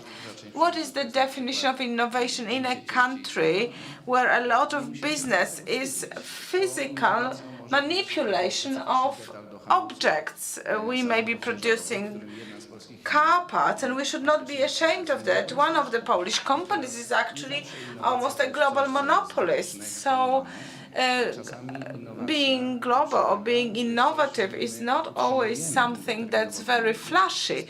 It's often something that makes us indispensable to our clients. This does not have to be very spectacular.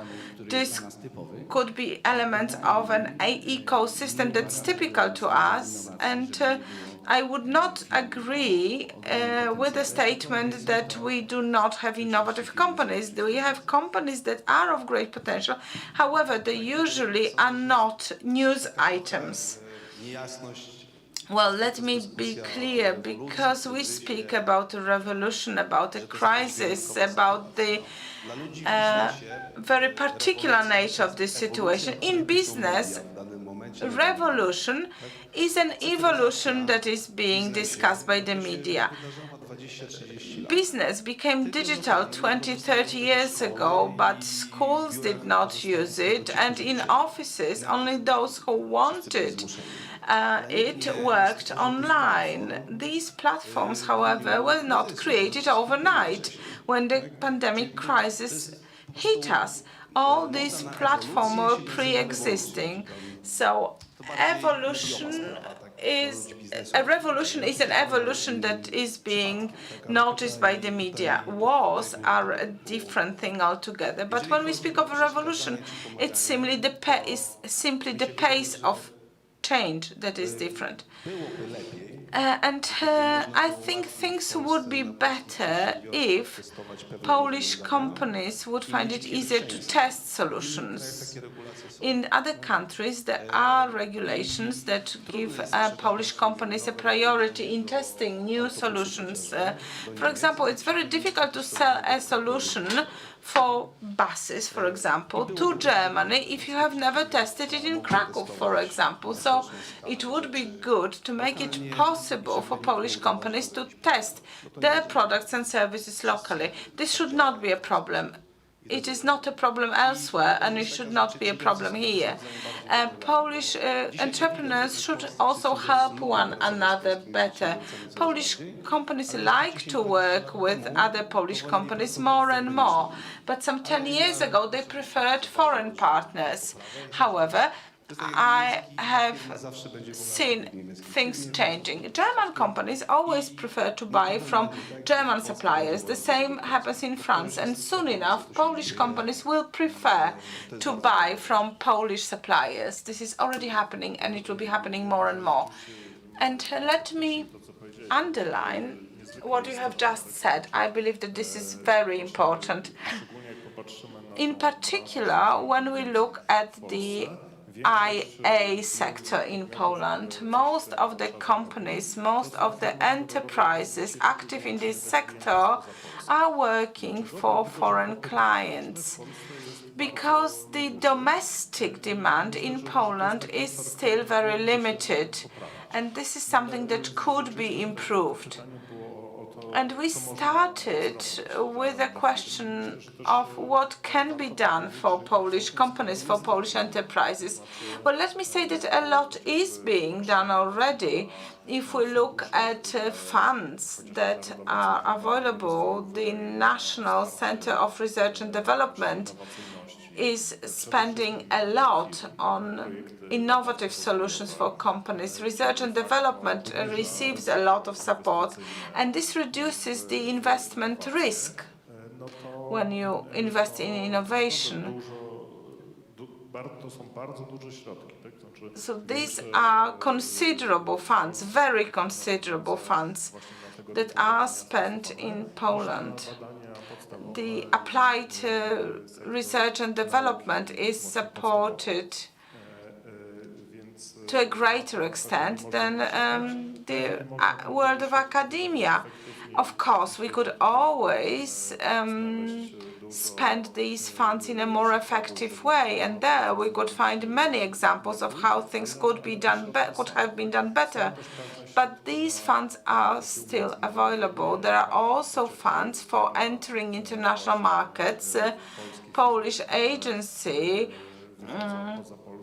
for restructuring and development is supporting companies that offer services outside Poland. However, as we are very much behind, I believe a lot more could be done. Well, if you allow me, let me try to respond to something Maciej has said, as it was very important. Indeed, market is changing when it comes to perception of Polish companies by other Polish companies. I've been talking to Polish entrepreneurs more and more over the last years. We try to support one another, even if we are competitors. For example, we have an association of employers in the world of automation and robotics, and our objective is to build our potential, both in terms of competencies but also capital, in order to meet challenges for Polish companies in the realm of automation and robotics. So there is demand, and if we do not meet this demand, the only way would be to buy from German companies who would offer the same products. We would actually manufacture the solutions, but they will profit because they will be the intermediary and they will be paid the commission for this. However, I believe the situation is changing now. If you do your job well, you gain respect and then you build your credibility. And facts are always better than declarations. Thank you very much. We had an opportunity to speak about capital, about the market mechanisms, about the global nature of our markets. People are another indispensable element of the markets. We spoke about financial capital, equity, but we also spoke about human capital, something that is often reported in the media, but is also an element of side discussions during conferences and meetings of companies. Namely, access to human capital. We can see a revolution, a change in customs and habits of employees. People are more willing to accept remote work, working online. However, in other sectors, we are faced with unemployment. It may be temporary, but for example, in the hotel and restaurant sector. So my question is, to what extent the global market labor market, and the digital mobility of employees is an opportunity, and to what extent it is a threat for those countries that are not so much part of the economic mainstream. New York and London find it much easier to attract talent. Berlin also, from Poland's perspective. Dominique, would you like to respond to this question? Very gladly.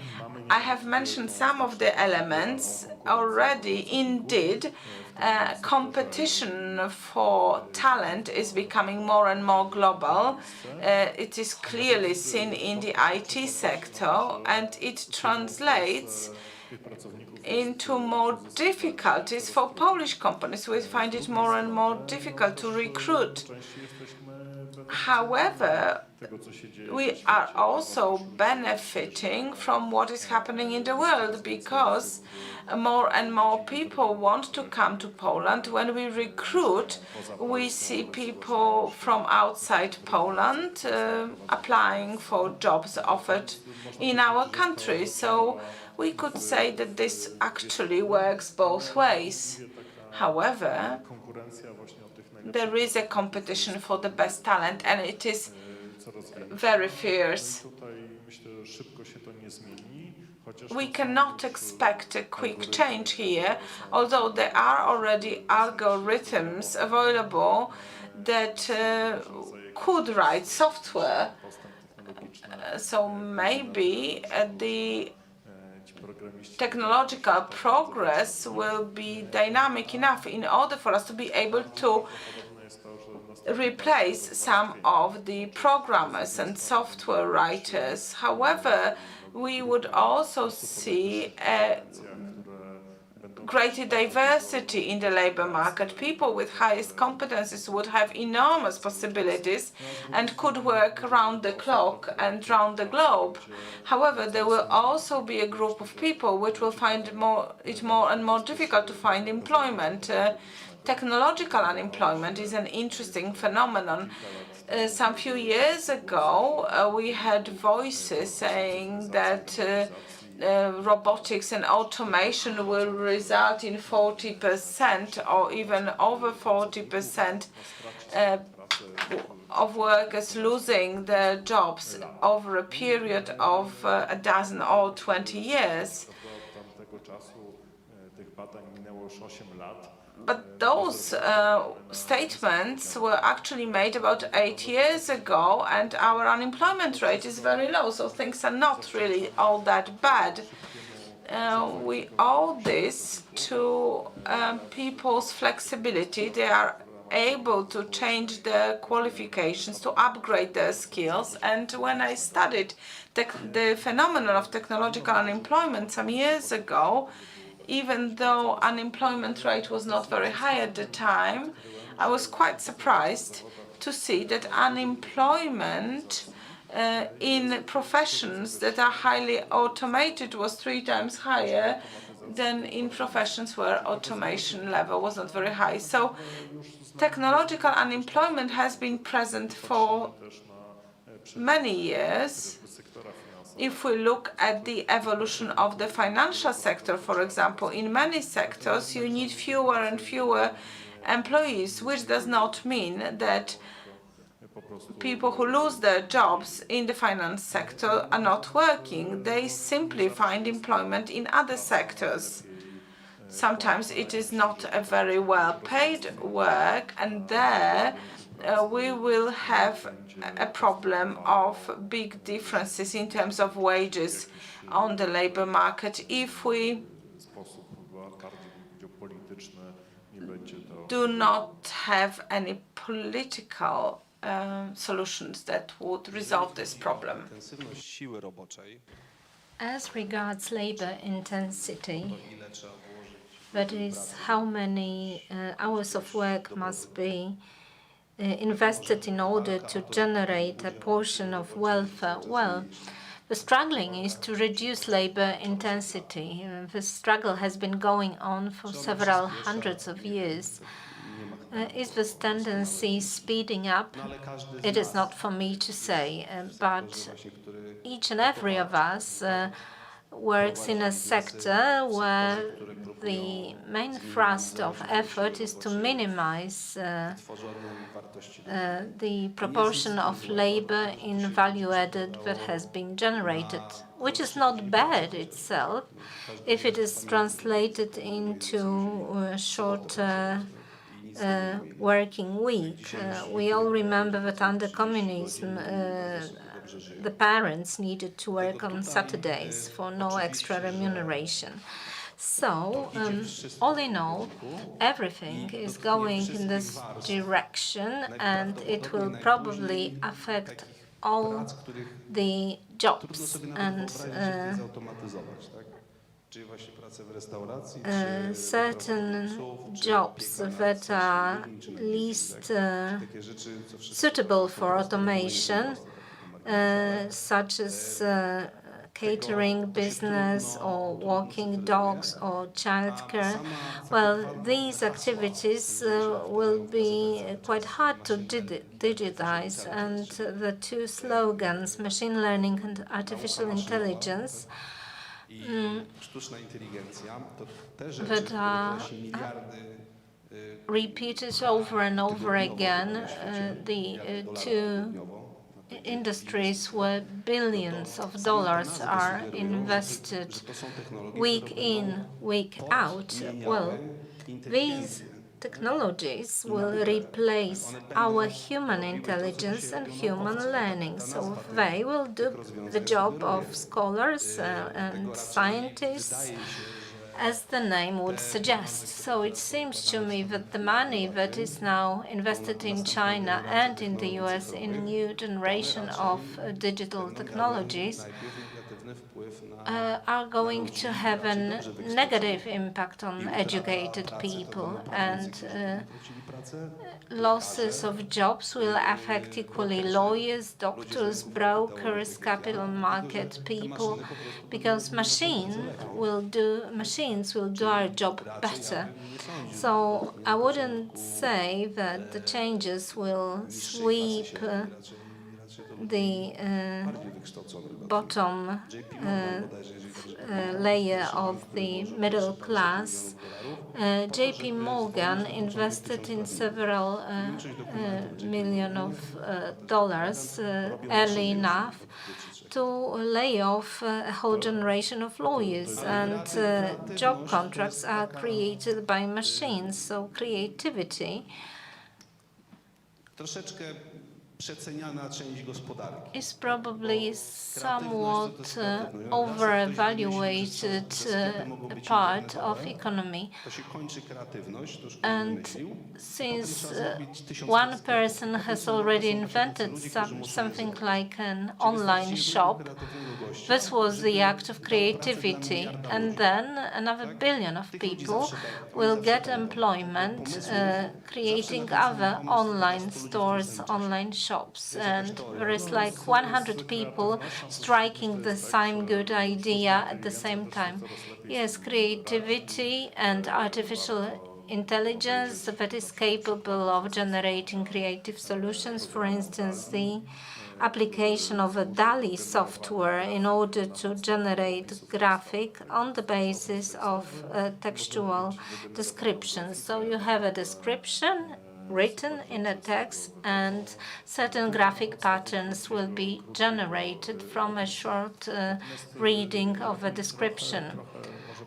But I would be somewhat critical and arm's length to what you have been saying, because if we look at AI, it is developed to promote automation and to automate certain intellectual work, but technological unemployment is not only a result of the launch of artificial intelligence. This is also about robotics and robotization, as we will hear from Marek, but this is also due to perfumerization. We, as clients, for instance, banking clients, we perform a lot of functions that were before performed by the bank clerks. For instance, I remember that I used to go to a bank, then I filled out a slip for a bank transfer, and someone would do the transfer for me. Now, digital technology makes it possible for us to digitize certain operations on our own. We enter certain data, and then the system does the job for us without any human intervention. So a lot of such work is also eliminated. Yes, indeed, this is a vitally interesting period of time. Each time when I hear about shortages of labor market or disputes of minimal wages, I take it as the promotion of robotics and robotization, so thank you very much. Philosophical questions about the fortunes of people whose jobs have been automated and whose intellectual input has been automated. Well, I take it as a question of the future. So AI is more like the song of the future. Advanced algorithm for data processing. Well, this is not revolutionary growth either, simply capacities growth. As for automation and robotization related operations, well, they are very well justified. Nobody will complain that when the digging machines, the diggers, to excavate earth, will eliminate the need of digging the ditches by human hand. So the technical complexity of systems in the industry is growing, and if so, more and more people are needed for the maintenance of such technological systems.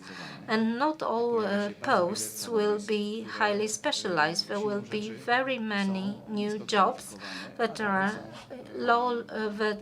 require low qualifications, that are technical and not manufacturing in nature.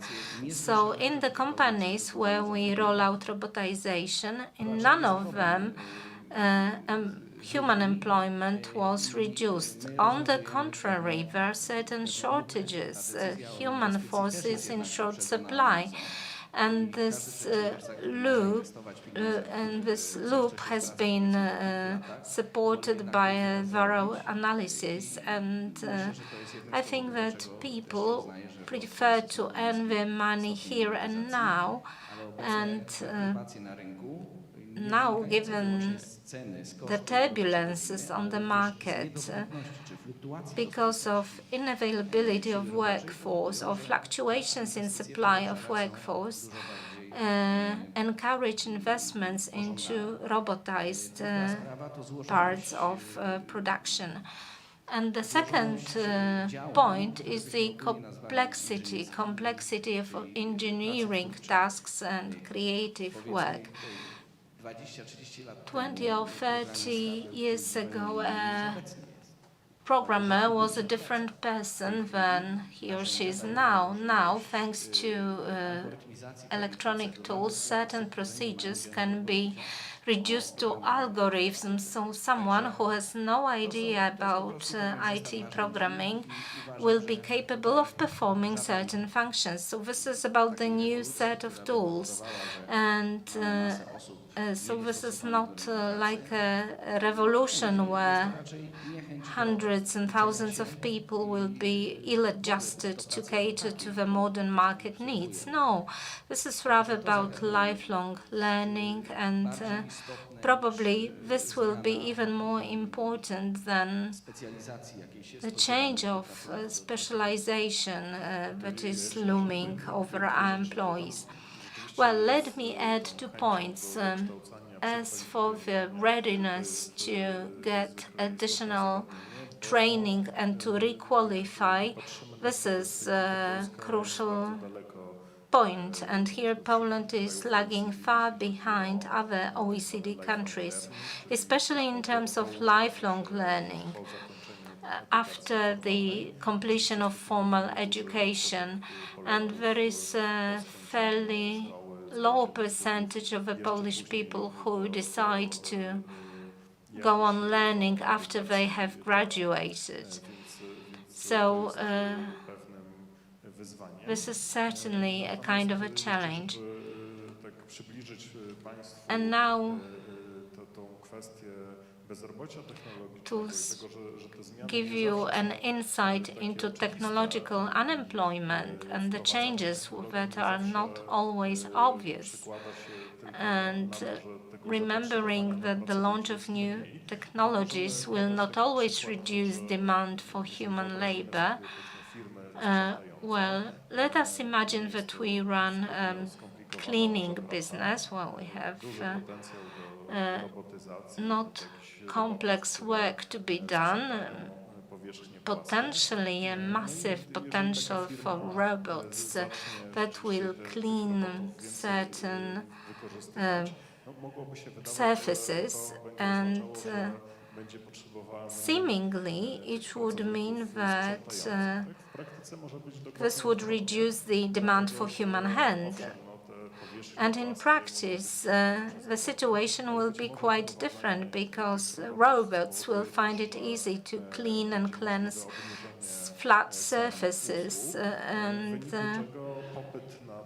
perhaps the launch of robots will drive the prices down, and if so, the demand for cheap cleaning work may be growing, because more and more companies will be encouraged to outsource such functions to external providers, to the external cleaning companies. So the impact of robotization is not always so obvious.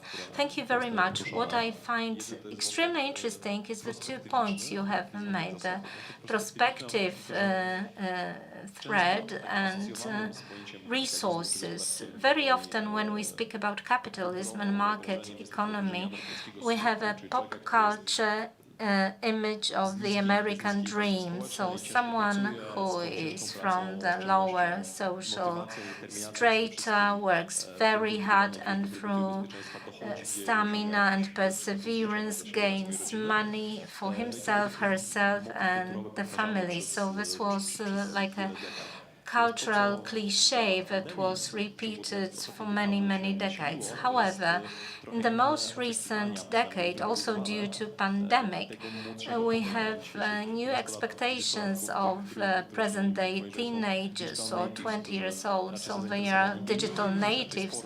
They are more into gaming than sports. They would rather work remotely for an American provider for 2 years only than be loyal to a local company for 20 years. So they are more into CSR than to the money they actually gain, the money they actually earn from their employers. So to what extent are you able to say, gentlemen, that such attitudes and such mindsets among the youngest generation will shape the labor market environment? Or is it just a cumulative response to the phenomena that have been swelling and growing for the recent years, and due to pandemic they finally exploded and caught the first pages? And this is the question to our sociologists, but also this is the question to the practitioners of the business. Well, in spite of my PhD degree in sociology, this is by no means an easy question to me.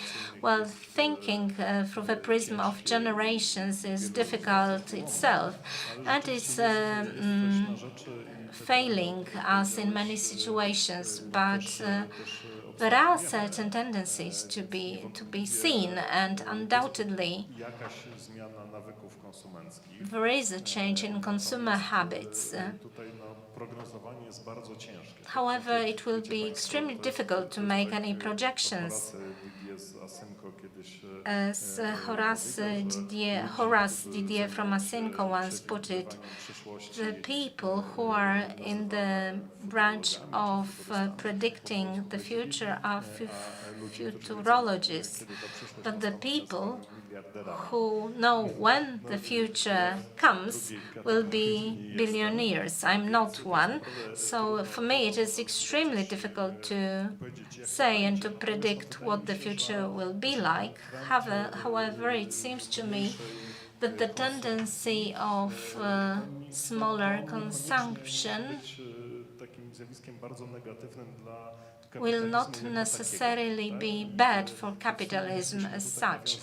And if I could make a reference to the initial question, is it a new opening or a dusk of capitalism, or is capitalism possible without consumption? Well, consumption drives capitalism, but it seems to me that part of a change will be a new, different approach to the possession of things. More and more often, people make use of things without being their owners. We can share and use some space instead of having a house in an attractive location. We rent it. Instead of possessing a car, we lease it. And looking at my own branch, that is artificial intelligence and the processing of data, big data in industry, well, in big industry we see a departure from the traditional model that will be only focused on our earnings from sales. No, because we collate data and gather data about certain appliances. We also collect data about their maintenance work and servicing works, and then we know more about how they are serviced, how they are sold. In the past, big machine, if it failed, it was repaired, and then after we started collecting data, we realized that certain subcomponents require more frequent maintenance work.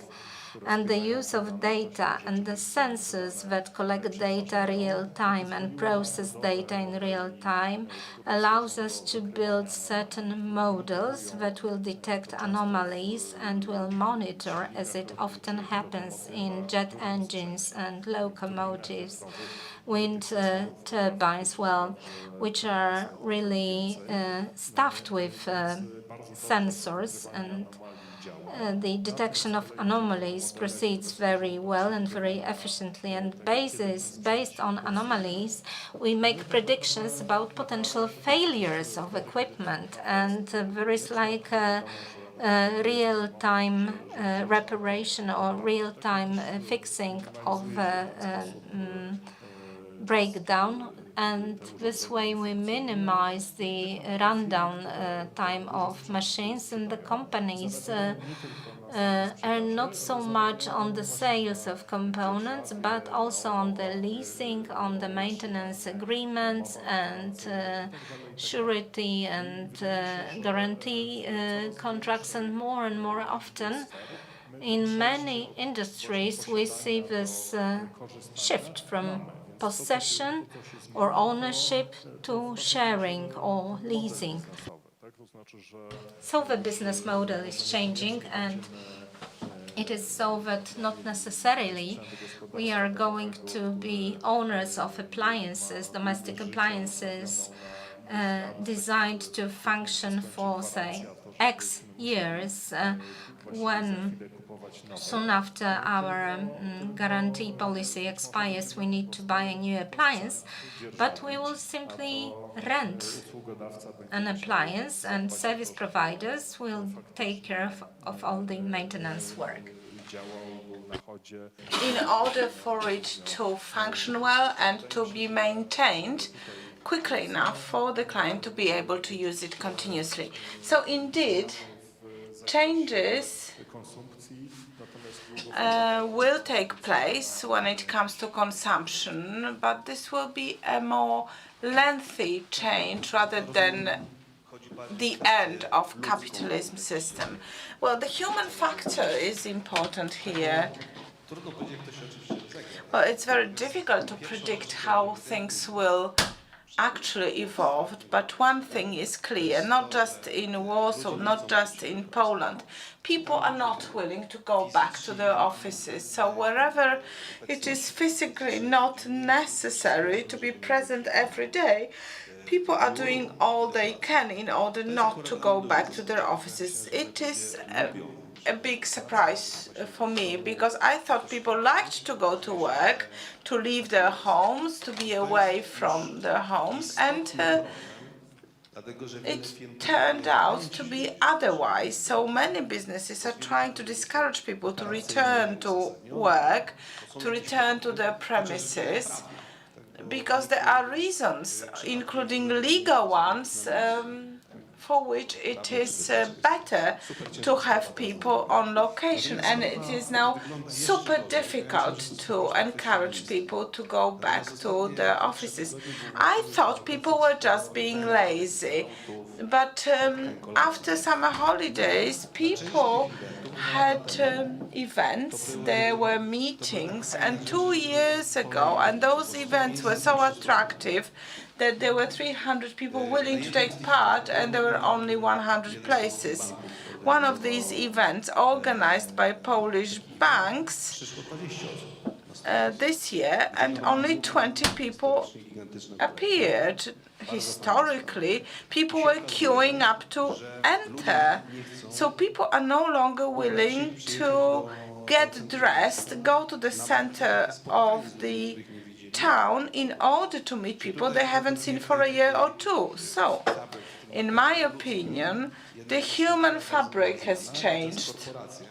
So corporations, when I talk to my colleagues from global corporations, are introducing programs for good employees of corporations. Well, years ago, people were supposed to go to meetings, fly off to meet people, to create a social fabric of the corporation. Right now, these documents are being rewritten in order to adapt to the new situation, because people see in the States and in Europe that it will be super difficult for them to keep old styles of human resource management in place. Would this only apply to the youngest generation, people younger than 30? Not necessarily, because the events I just mentioned are events for 40 plus. Nobody invites kids to these very special events, and people are no longer willing to come. So it turns out that people were always quite unwilling to travel to office every day, and the situation has given them an opportunity to no longer do so, and I think this will not reverse. Many companies gave up 50% of their office space. They are being changed in such a way so that there is desks for 50% of employees. A number of banks in Warsaw has done so. So this has already been fixed. So we cannot expect for this to go back to the pre-pandemic situation. So two elements came up in our discussion. So the new model in the way work is organized post-pandemic, and then the second element is the mention of digital natives. As with every challenge, the problem becomes an advantage if we are flexible enough to address it. So we have to be open to these new attitudes. We need to modify our recruitment policies. But the advantage is that the digital literacy has increased, and it is quite high. When it comes to young people, they are very efficient in handling complex applications and tools.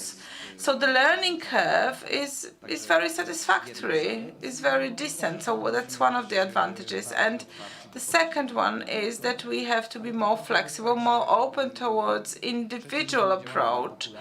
But we are not working with the whole population. We are working with only some people. So if it is only statistically possible to select the people we need, the overall situation is not so relevant anymore. So we focused on our recruitment policies that help us to recruit people with a particular attitude towards work and with a particular mental setup. And when it comes to the new models of organizing work post-pandemic, yes, we have a problem with that. People think that they work just as well from their homes as they would have worked from their office. I'm not sure what other employers say, but I do not fully agree here. Some of us are able to do so, but for majority it would be better to go to their office in order to organize their working day better and to be more disciplined when it comes to the way they spend their time. So we encourage our engineers to come to office when there is no lockdown in place. However, as everywhere, this can also be translated into an opportunity. When we manage projects in other countries, we have more willingness on the part of our clients to accept on-site and off-site work, so we can manage our project remotely. So such things as giving us access to infrastructure via network is becoming a norm, and 2-3 years ago it would have been an impossibility. So yes, we have to adapt to some negative changes, that's true.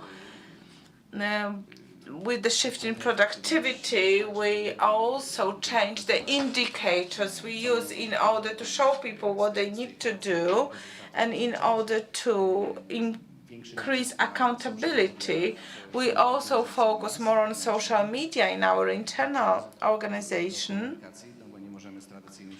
because we can no longer use traditional means of communication. However, there are some operational advantages that I have already mentioned. Well, I would like to refer to two things that were mentioned by other panelists. In my company, I see greater efficiency or productivity with online work. However, on the other hand, those elements that require more creativity cannot really be done online as successfully. So a certain hybrid model would probably be most successful. But as you have said, some people are no longer willing to go back to their offices, and if we try to force them, they will come up with excuses and ideas as to why not today and so on. So other friends, employers are telling us stories about such situations. We hear a lot about this. But I believe situation is not really all that bad in Poland. People who come to offices are mainly people who do not have the appropriate working conditions at home. They have small children or they have small spaces at their disposal. In Poland, apartments tend to be rather small, so people are willing to go back to their offices because working conditions are simply better. So probably in Poland, more people are willing to come to work or to their offices than in Western countries.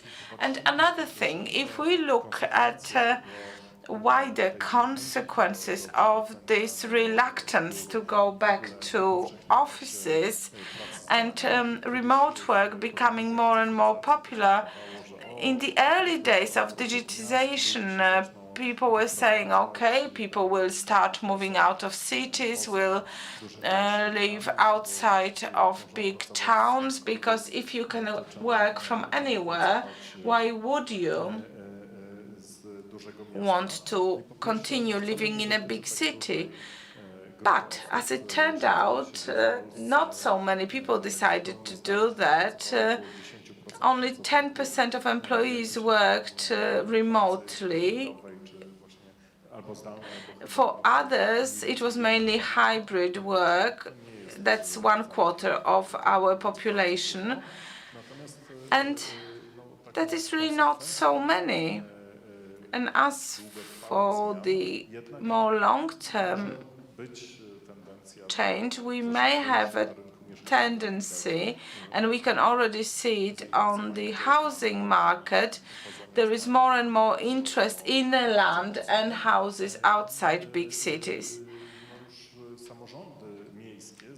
And local governments and municipal authorities are realizing that something is happening, because from their point of view, the consequence would be to change the optics competing for residents, because it is not true that people will always be willing to live in big towns and cities because that's where the work is.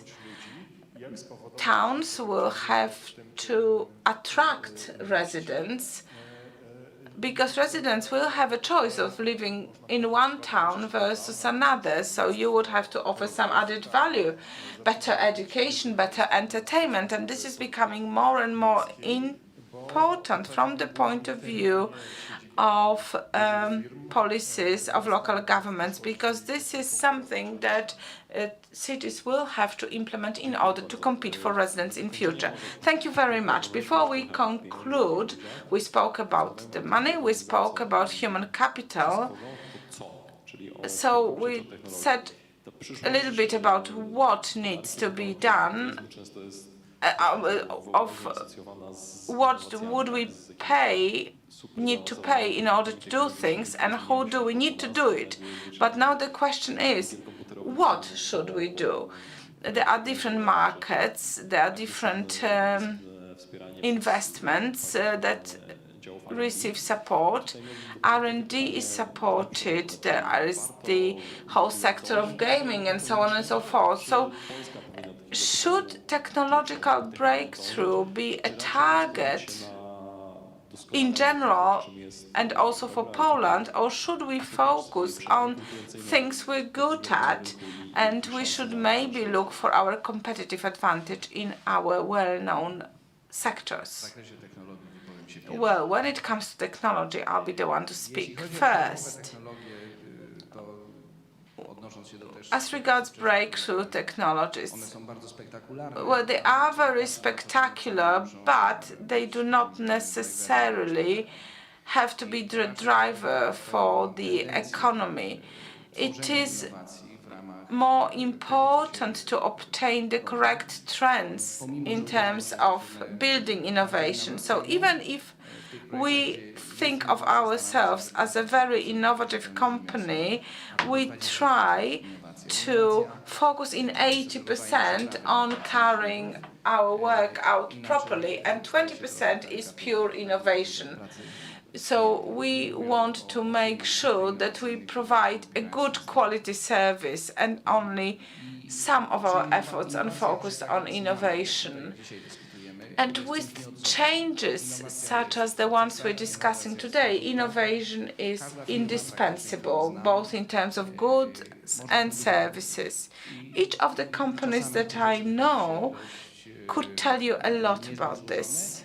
Sometimes the changes are not very complex to begin with, but if you look into more detail, you see that we all want to make our lives easier.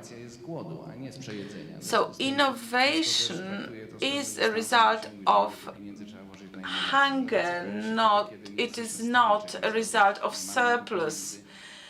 So we are most innovative when we have limited resources in order to achieve something we want. So when we think of innovation, I believe that we should create our own statistics. We should not follow statistics prepared by others.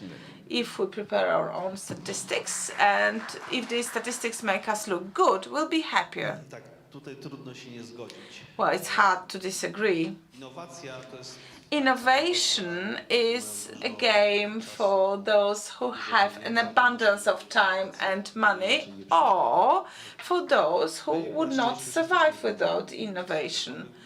We find ourselves in a different place. Our economy is well developed. We have many local champions, companies that sell throughout Europe and globally. So now we should look at what sectors of the economy will be leading in 10, 20, 30 years? What will be innovation? For example, Americans came up with the Silicon Valley in the 60s and the 70s. They wanted to speed up the space programs, and they also wanted to apply solutions from the space programs in the economy. It was not by accident. Someone thought about this, someone provided funds from pension funds, for example, and things happened. In Poland, we do have very strong sectors that are very successful in Europe, for example, automation and robotics. We have many very successful engineering companies that provide very good solutions for global clients. And many of such companies are very small indeed. They employ 20 people, for example. I'm negotiating with such a company right now, and they have orders from around the world because they have not made a revolution, but they made a slight improvement to something that is very much in demand.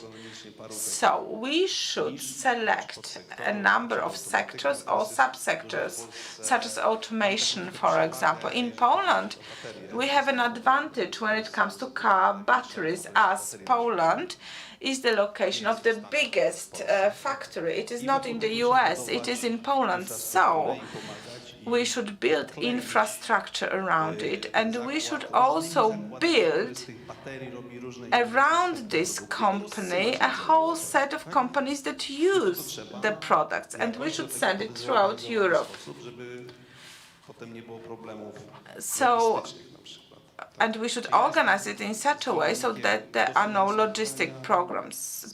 So I would tend to support these sectors where we are already successful. Someone has already started something, such as the production of batteries for electric vehicles, and this is quite successful. You've mentioned Saule and other innovative companies. We have quite a number of such ideas in Poland. Will this work out in practice? We do not know yet. However, one thing that we certainly know is that batteries for electric vehicles will be in demand. When it comes to innovation, as humanity, we have very little control over technological progress. If we are not willing to do something, someone else will do it. Innovation is important. However, in economic terms, I'd be more inclined to think in terms of added value.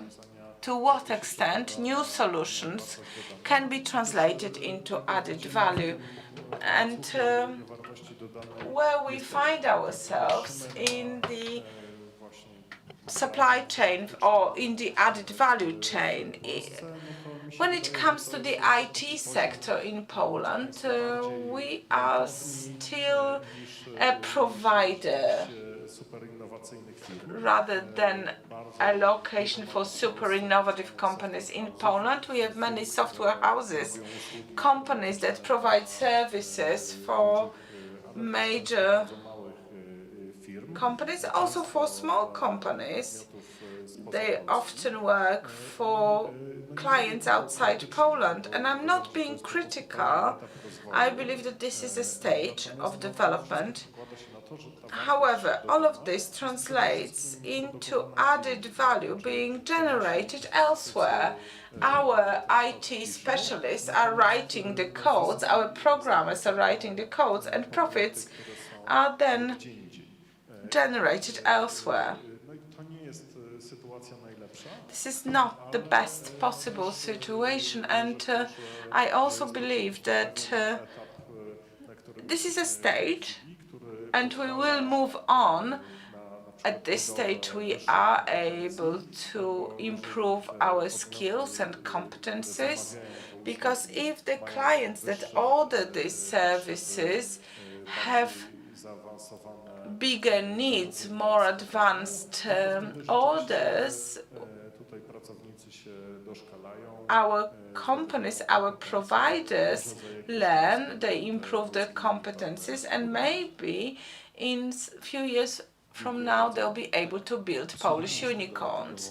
I've been listening to our panelists and their conclusions, and I must say that this vision is quite optimistic. There is no revolution. The market economy will be doing well, provided we are able to be flexible and innovative. We are be able to attract talent and follow the new models of human resource management. Organic hard work is important, and I believe that this is a good summary of this panel, of this discussion. Thank you very much for your attention, and thank you for these very interesting interventions.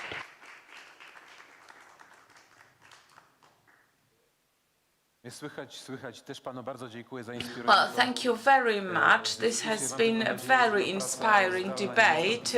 I do hope that online work will not replace human contact. We can see in this room how important it is to be in contact with other people. So we have just concluded a panel that may serve as an introduction to what we will have after lunch. This will be a discussion on the Polish model for capitalism. We will have a 1-hour lunch break, and we shall meet here at 3 p.m. And let me thank our media partners for the Grant Project Poland, Do Rzeczy Weekly, Sieci Weekly, Polish Public Television, Polish Radio, Channel 2, 3, Polish Radio 24, Radio Gdańsk, Polish Radio Katowice, Lublin, Olsztyn, Opole, Szczecin, Wrocław, Łódź, Radio dla Ciebie, Radio Wnet, Polsat, 3Cs Initiative Portal, wszystko co najważniejsze, Monthly, Business Sphere, and our town, or our city group. Bon appetit, and I shall see you all.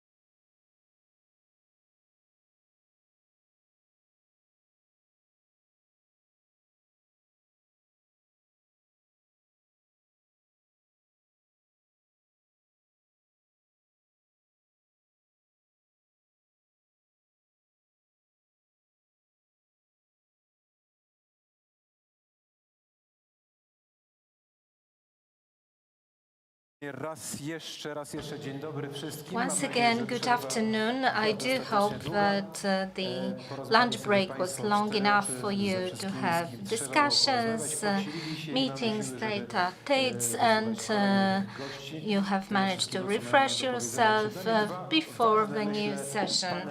What is in store for us right now is two very important panels. Public management, which is crucially important in the days of crisis, and before that, two housekeeping announcements. In the first place, we do invite and request everyone to be wearing face masks. The only exemption from this rule is for the speakers on the stage and only for the time when they are addressing the forum from the stage. And the second announcement, Bronisław Wilczstein, very well known to you, the publisher, literate publisher, he will premiere with his new book, Lew I Komedianci. His most recent book will be available for you, and the author will be writing his name and dedications tomorrow for 1 hour. So now the panel on the art of public management, which will start at 4:30 p.m. And the upcoming panel right now is crucially important, the Polish model of capitalism. In the face of debates and disputes that have only exacerbated in Poland, this is a very important subject. May I hand it over to Dr. Piotr Maszczyk, PhD from the Warsaw School of Economics, one of the co-authors of the book Diversity of Patchwork Capitalism in Central and Eastern Europe, and he will usher us into deliberations on the subject. Then Marcin Śliwiński, Gobarta essay. Please join us. Rafał Świeżak, Grido Consultancy, and Piotr Arak, Polish Economic Institute, the institute that also offered the first publication of the book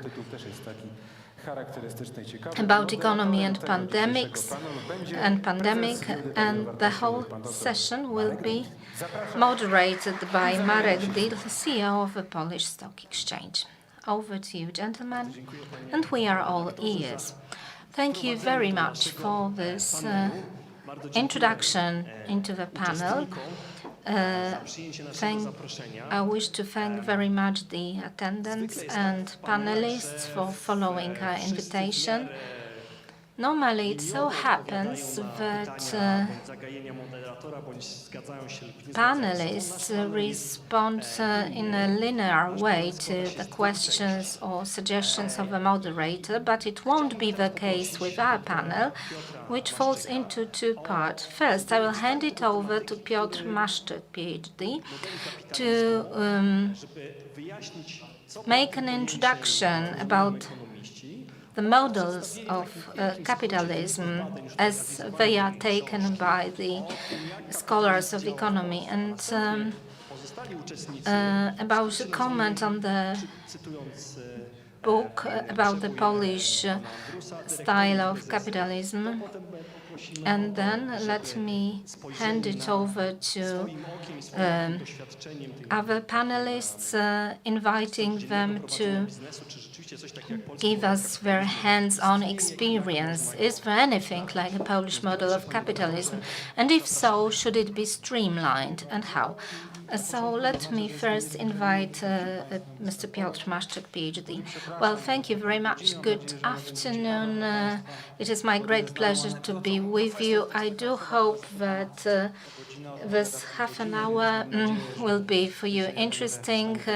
Students say that whenever professors say something will take half an hour, it will take an hour.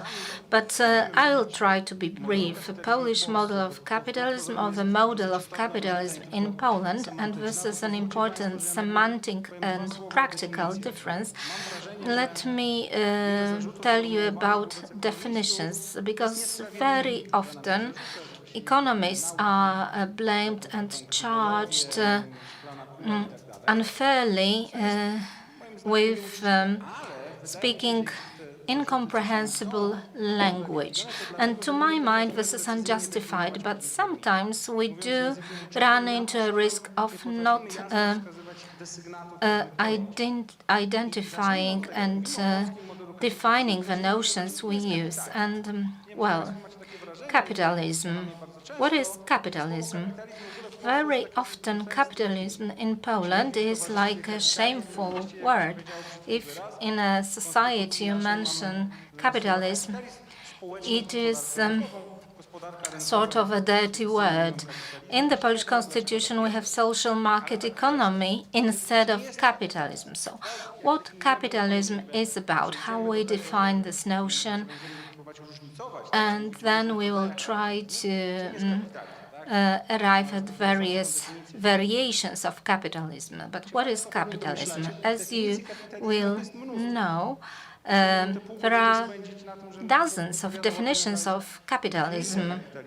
I could spend half an hour discussing what capitalism is. This is the social and economic system which has three components to it, derived from Professor Kowalik and Hajun Chang.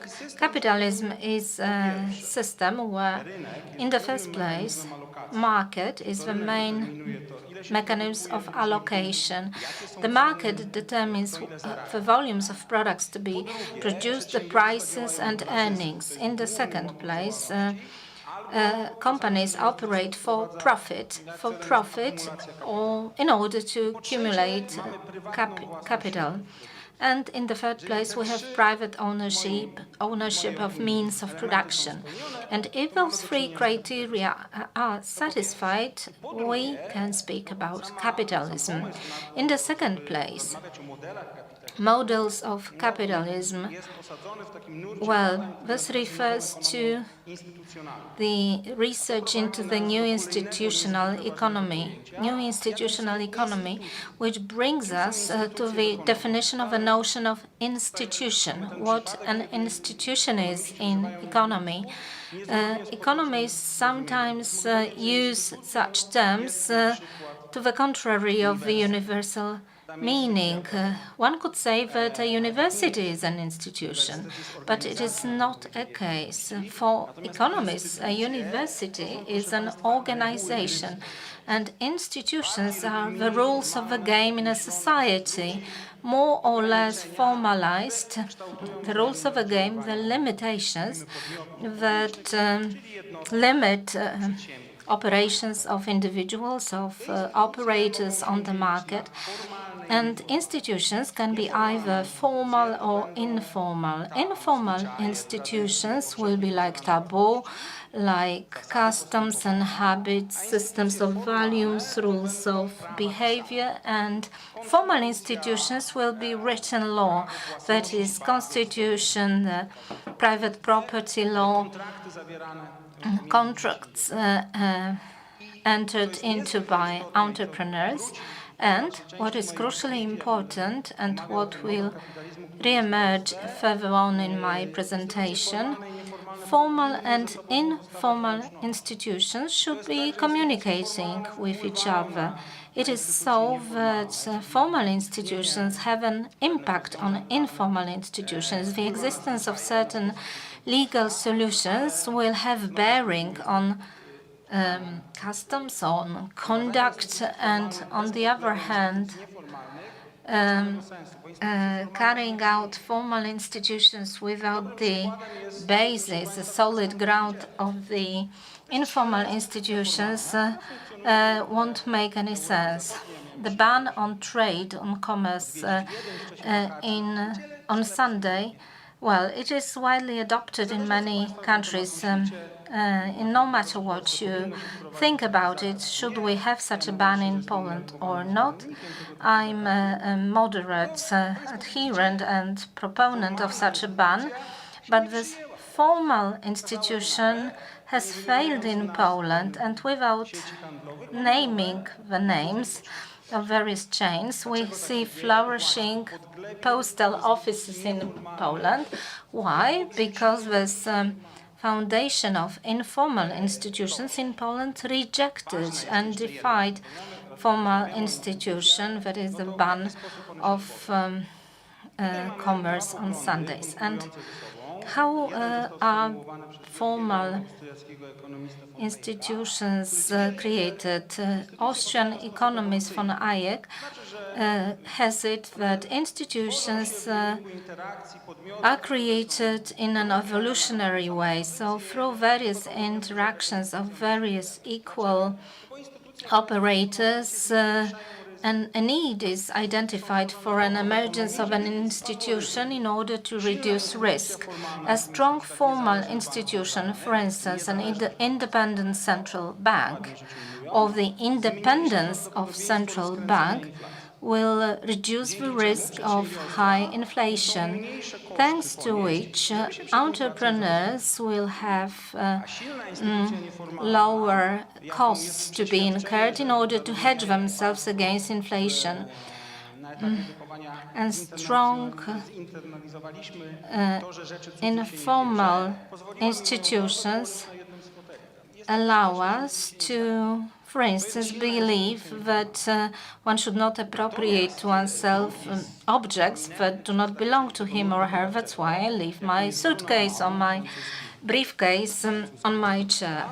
And Bruno Amable, a French economist, has it entirely differently. He believes that institutions appear as a result of certain game where operators or group of operators try to force through solutions that will be most beneficial to them. So this is the starting point of our research. We were drawing on his findings extensively in our study, and looking at the institutions formed under the Polish model of capitalism, we can say that the bargaining power of certain operators was strong enough to come up with certain binding solutions. And the model created by Bruno Amable back in 2003, the offer of diversity of modern capitalism, we find there are 5 models of contemporary capitalism. I will focus on the 4 European models that he discerned: the Scandinavian or Nordic, Anglo-Saxon, continental European, and Mediterranean. How has he arrived at such findings? Well, he separated 5 institutional areas where institutions are of key importance: competition on the product market, market of financial mediary services and governance, knowledge generation, and industry relations.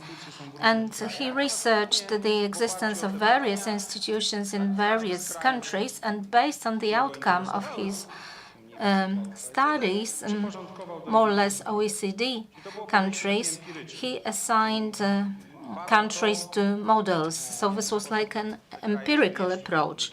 He checked how various countries would fit into the definition of a model of capitalism.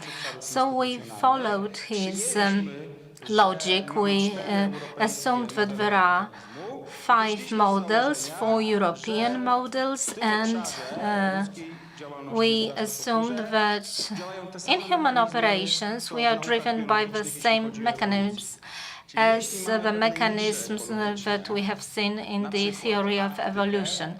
For instance, if we have niches such as the Arctic or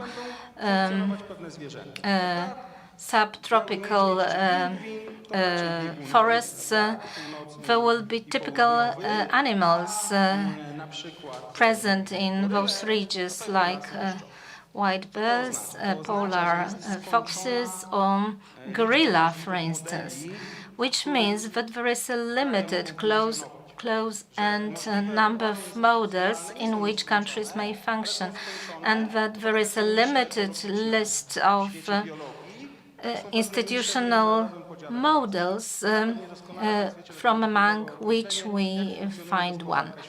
And if you often know this stock wisdom that Germans manufacture goods, Chinese buy them and sell them, Americans buy those goods. And what is very important for Amable is the institutional complementarity. It means that institutions in individual areas must be in compliance with one each other, meaning that social welfare, per capita GDP growth and welfare growth can be secured in various ways, either American way or Anglo-Saxon way, or continental European way, the German way, where there is high GDP per capita, welfare that is assured, and it is assured using various institutional instruments. But it means that those institutions must be complementary and must complement each other. Why? Because capitalism is a vital system capable of generating growth only if it is capable of innovating. Let me quote here one of the most eminent thinkers worldwide, Joseph Alois Schumpeter, who introduced into the doctrine of economy the notion of innovation and the role of innovation for entrepreneurs and enterprises. He was a fierce critique of capitalism. Both Marx and Schumpeter headed that capitalism would collapse, and Marx believed that the clashes of classes would do away with capitalism. Schumpeter believed that capitalism is doomed to collapse, but he was sad about it because he thought that this was quite a good system, but not capable of innovating. And of course, Marx overestimated the class antagonisms, and Schumpeter didn't really appreciate to what extent nation states would develop and the innovation can be generated outside the world of entrepreneurs, because Schumpeter did not really foresee the emergence of corporations, and as it turns out, corporations can be creative. And capitalism won the war against communism because it was able to innovate while communism wasn't. And if capitalism is to survive and remain vital, it needs to innovate. And innovation can be divided into two groups. It can be breakthrough innovation, or it can be innovation that is improving the existing. So, cars that I see outside driving along this room is fundamentally the same product as Ford T produced by Mr. Ford. So we've got four wheels, we've got the chassis, we've got different outside structures, but mechanically it's the same thing. So when we think about mobile phone, from the very emergence of Centertel radiator-like phone, we improved the phone a lot, but those were innovations that simply improved something that existed.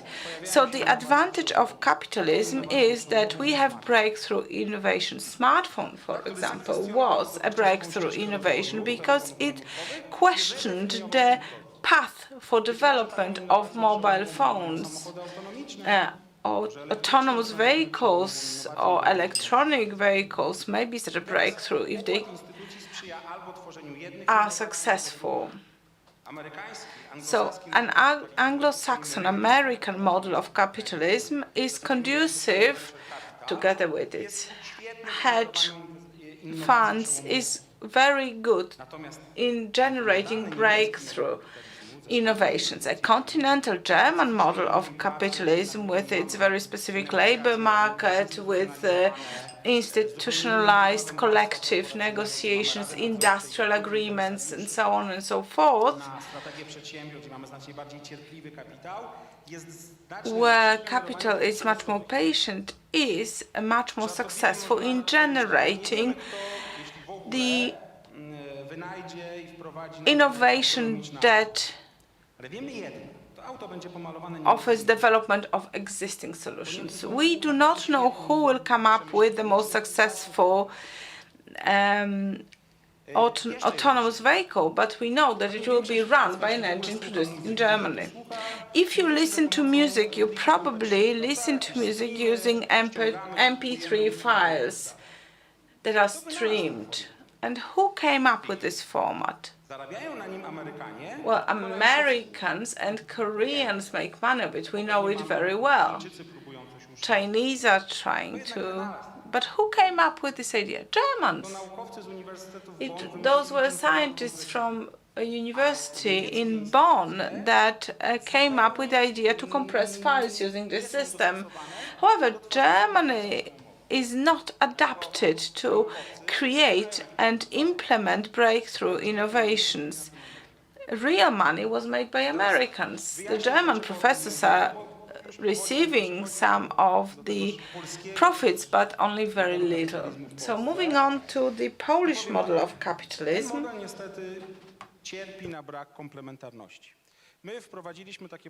Lack of complementarity is the problem of our model of capitalism. I'm a co-author of the book announced by our moderator. I represent a great team composed of Professor Rapacki, Professor Gardawski, and other most prominent economists. We are trying to introduce the term of patchwork capitalism to the public discourse. You know what patchwork is? It consists of small elements that are loosely connected, and this is the picture of Polish capitalism. I tried to say that Polish capitalism resembles the well-known building called Czarny Chod. It was a building which was extended without any permits by building extensions, floors, balconies, and it was particularly ugly and disorganized. So that was my proposal for a metaphor to describe Polish model of capitalism. Finally, we agreed to use the term patchwork. So these are elements that are not compatible, come from very different models, and are not really consistent. And what we also lack is the framework, the main thread that would keep it together, because we did not have a proper evolution. If this is missing, the model of capitalism that we have in place is unable to evolve. When we think about the German model of capitalism,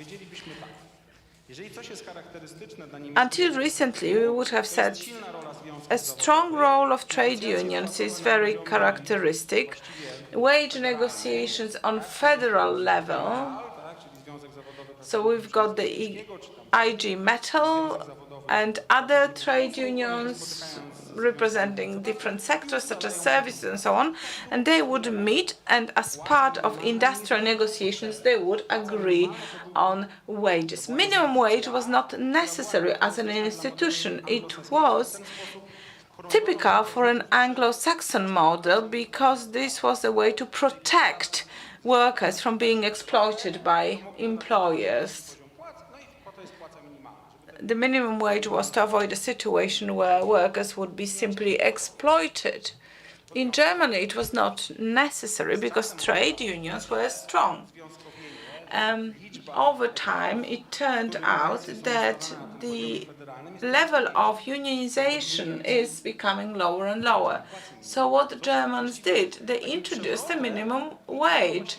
And this is a revolution. It is very difficult to compare it to anything else because it was so uncharacteristic of the German model of capitalism.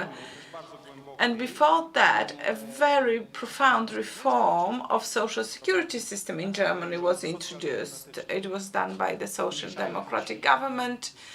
Benefits were limited, and the period during which benefits were paid were shortened. And then Christian democratic government introduced the minimum wage. So we change institutions, they evolve because needs change. Whereas in Poland, where we have this patchwork model of capitalism, this is impossible or very difficult to do because we do not have this thread that would follow all the way through the model. So early we had this very primary model of capitalism where we used cheap labor, and it was not conducive to avoid the trap of middle level of development. We need new institutions. We need institutions that would generate sufficient level of innovation, or in other words, that would help Poland to move from the middle ranges of the change of creating added value, be it at the very end or at the very beginning. At the beginning, where innovation is generated, or at the end, where added value is generated. Institutions need to change, but we have not been very successful here. And why is that? Simply because we do not have this framework, and our capitalism is of a patchwork nature. If we ask ourselves, why did this happen? Well, the answer is rather complex. Let me use an English path dependency, which means that Polish model of capitalism was created based on this proto-capitalistic inheritance. In Poland, we still have enclaves where we re-establish a total dependency between employers and employees. But in such system, workers would work only when they are being supervised. And supervisors believe that they would not be able to trust the workers to work when they are not being watched. Why online work has not really caught in Poland? Well, it didn't, because Polish employers do not really have faith in their employees. They do not believe that they would work just as well when they are at home unsupervised. So we had, until the Second World War, the remnants of the very old-style capitalism. Then, in the late socialist system, in the 1980s, trade unions were allowed, but they did not really have enough influence. There was this Bermuda Triangle between employers, employees, and the Central Planning Authority. Interests of companies disappeared because no one was interested. So we have this path dependency from the socialist period and even before that. Later, we introduced an economic transition, or the system transition. There, twice we missed an opportunity to debate and to choose a model. Right at the beginning, everybody treated the difference between capitalism and socialism as a fetish. They were saying, so we are replacing an inefficient socialism with capitalism, which was supposed to be good in itself, and nobody wondered what kind of capitalism we should be opting for. And then, when we were becoming a member of the European Union, people would say, well, there is a European model, which is not true, because when we look at Spain, Greece, United Kingdom, Germany, and France, we would see that in institutional terms, these countries are very different from one another. So we missed another opportunity. Institutional changes are a very important element of the transition. And to a great extent,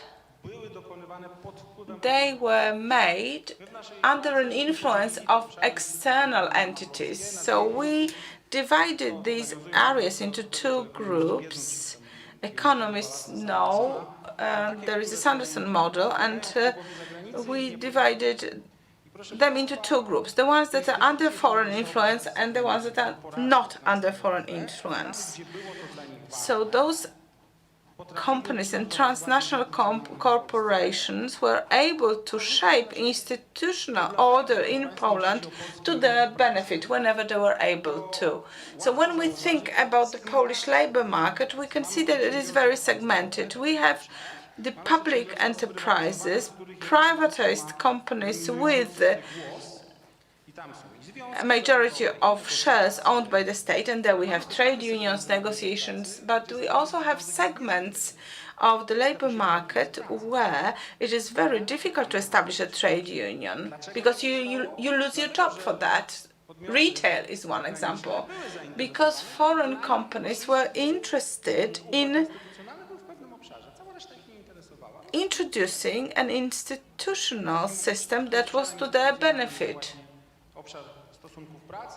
So labor relations, competition on the product market, financial intermediary services are examples. So the diagnosis is not a very positive one. We can say that our patchwork capitalism is less of a patchwork if we compare it to other countries of this region. But if we think about generating innovation, if we think about increasing added value and making greater profits, because that's what is important for most people, they want to make enough money in order to satisfy their needs, and they want their money to be worth enough. So what we need is we need to build a model that is coherent with complementary institutions that are complementary enough in order to generate added value. So thank you very much. This is all from me. Thank you very much, Piotr. Now we know why is Piotr one of the top 3 lecturers in the Warsaw School of Economics. I could follow on for hours and hours. Thank you very much, Piotr. I also want to recommend to you the reading of the book. It is a fantastic reading in academic terms, and also all the illustrative parts are like a fascinating narrative. Let me now hand it over to panelists. Let me start with Mr. Śliwiński, CEO. Perhaps you don't know what Gobert is about. This is a huge company listed on the stock exchange with the international outreach, and I would like to ask you if you see the difference between capitalism in Poland and in other countries, as Piotr Maszczyk has suggested in his remarks, and what you find that is insufficient, what could help to unleash the potential of Polish capitalism. Good afternoon, ladies and gentlemen. Let me thank the preceding speaker for a very interesting lecture. And to start with, let me tell you that from my perspective, From what I can see, capitalism has covered a long way in Poland. In 1990s, it was like a predatory capitalism, and Polish accession to the European Union was a breakthrough moment where capitalism in this country also became more structured, more civilized, and then there were certain hiccups on the way, such as VAT carousels, where an entrepreneur acting in good faith could easily fall victim of some fraud. Unfortunately, this has all been done away with. Now we see many promising, well-developing companies. And let me give you particular examples from my own sector that I know best, that I fairly well understand very well. In Poland, we have quite a substantial number of companies owned by the state or with the shares owned by the state, which is similar to the French model, but it is also very much against the popular belief about what entrepreneurship is about. It seems to me that here we are more like Americans. We are creative, innovative. We look for various unstandard solutions, out-of-the-box solutions. So the presence of the companies with the shareholding of the state is against this general tide. The role of public institutions in employment is important. The role of foreign investments is also important. In my industry, the two biggest competitors are with foreign shareholding.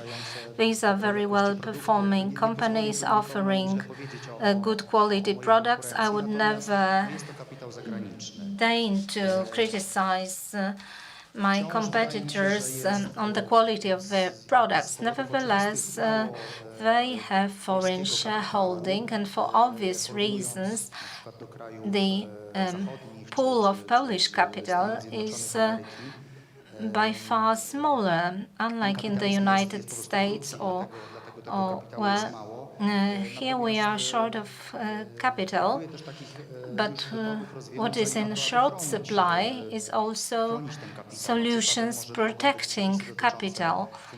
For instance, the provisions on family foundations are a good example of that. Moreover, in Poland,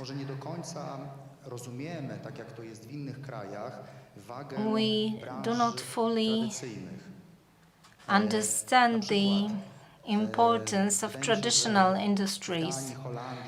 In Denmark, in the Netherlands, or in Germany, there is a very strong realization in the society, in the public, but also among the institutions, that traditional industries, such as farming, agri-food industry, manufacturing, they are the engine of an economy, and they need to exist in order to have new innovations and in order to have a good path forward. For instance, my friends who produce building materials complain of growing prices of CO2 certificates. Red meat producers complain that implementation of certain EU provisions make them unable to render meat from red zones designated as those plagued by African swine fever in Poland. So, practically speaking, many entrepreneurs and farmers could give a hand to the pig growers, helping them to survive. So, in order for entrepreneurs to develop clear-cut rules of the game, are also needed, and support of competitiveness. For instance, in Denmark, all the environmental laws have a very long period of vacatio legis where they are not yet valid, and the companies may prepare themselves for the impact of the new laws.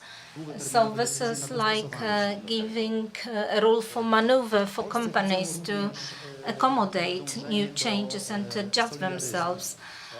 In Poland, there is also a strong inclination to support solidarity. I'm all in favor of equal opportunities and better welfare for all of us, but we must remember that our economy needs to catch up, and we cannot be such solidarity-driven as the Scandinavian nations overnight, because it took much longer a time for them to arrive at solidarity. Also, professional activity of women leaves much to be desired in Poland. It is only 60% as compared to 83% in the European Union. So here we should be working consistently on coming up with solutions that would allow women to go back to work through the availability of creches and kindergarten places for children. Well, is it an optimum model? I think that we are moving in the good direction, the right direction, and from my own perspective, from the perspective of my industry, the Danish example is very beneficial because traditional industries in Denmark dovetail with innovation, where, for instance, Denmark is a major producer of pork, and Danes also export piglets to various countries in the European Union, also export piglets to Poland. And in Denmark, a very agricultural country with professional agriculture, there is also room for innovation. We all of us know Lego blocks. Copenhagen hosts top of the top restaurants, and also they have very strong logistic and manufacturing companies. In a nutshell, about innovation. To my mind, well, I see two types of innovation. For instance, the traditional innovations that support traditional industries, for instance, robots that help to wrap and package products on the production line. And the other is about innovation, where, for instance, you have an idea and translate it into some practice. American Uber is a good example in that context. And both types of innovations can find fertile ground in Poland, but in order to give them such good opportunities for development, we need stability of law, we need facility with incorporation of new companies, protection of the Polish capital, equity capital, creation of good conditions for incorporation and starting of companies, and creation of family foundations, relatively low taxation. We must also remember about the dependency of our economy on global markets, and at present what we can see is that we have a record-breaking prices for pork. We have heard a lot about various protests staged by the big producers in Poland, partially because of the African swine fever, partially because of global trends. Spain stopped their exports to China, and because of that, the prices of pork in Poland are likewise very low. Another thing that we should bear in mind is further development of the academia, universities, R&D. I look with admiration at the Wageningen University of the Netherlands, which puts all stakes on innovations for food processing. For instance, layer tomato growing. Also, other institutions should be adjusted and customized to support Polish companies and Polish entrepreneurs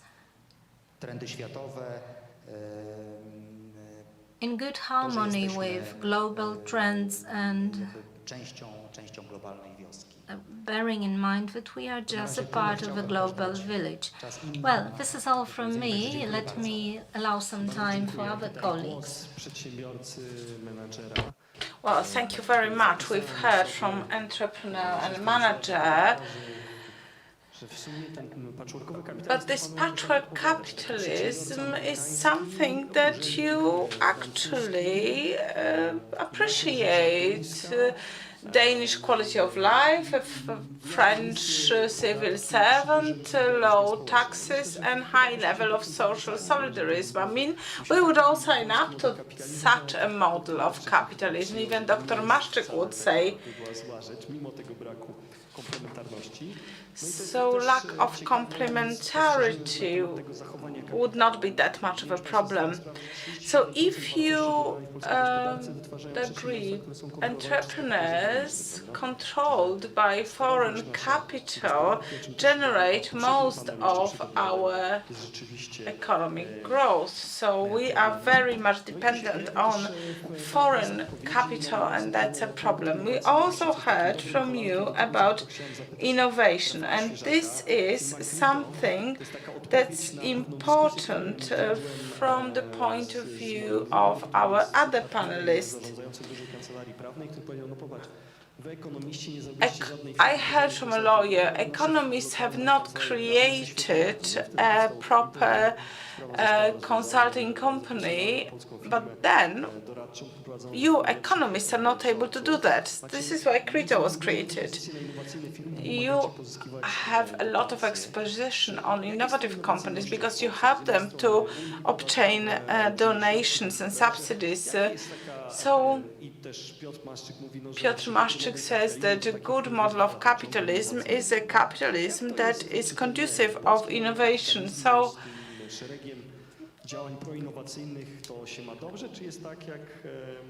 is it true what Mr. Lewiński said, that still a lot needs to be done and Danish models should be pursued as our capitalism is still not innovative enough? Good afternoon, ladies and gentlemen. Trying to respond to your question, I'd like to say that a lot has already been done. As you have mentioned, we support entrepreneurs. We help them to obtain European and domestic funds. But together with Forbes, we recently made an analysis and a summary of the previous financial perspective. And as Credo, we can say that 7 billion zlotys were obtained by us for projects that are innovative or investment-driven, R&D project. We supported several hundred projects, and that's our experience. However, we decided to look beyond that, trying to analyze the use of the previous financial perspective from R&D point of view.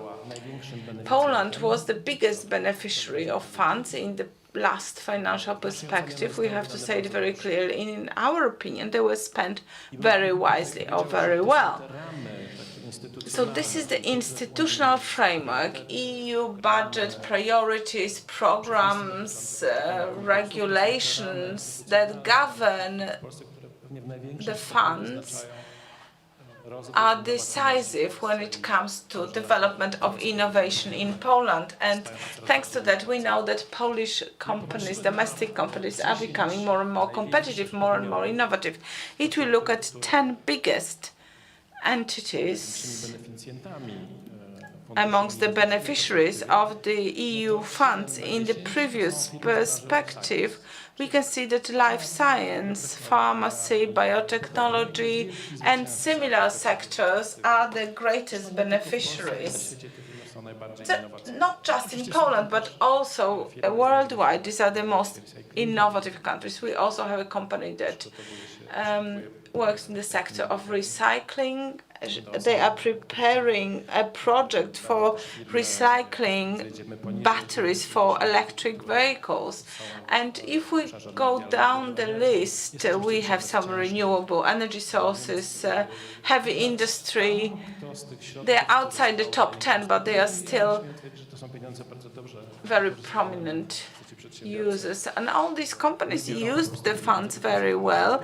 It is not that they just received the money. They organize projects, they invest some of their funds, and they use the funds in order to advance their companies. You know, capitalists and their approach, these are not people who throw away money.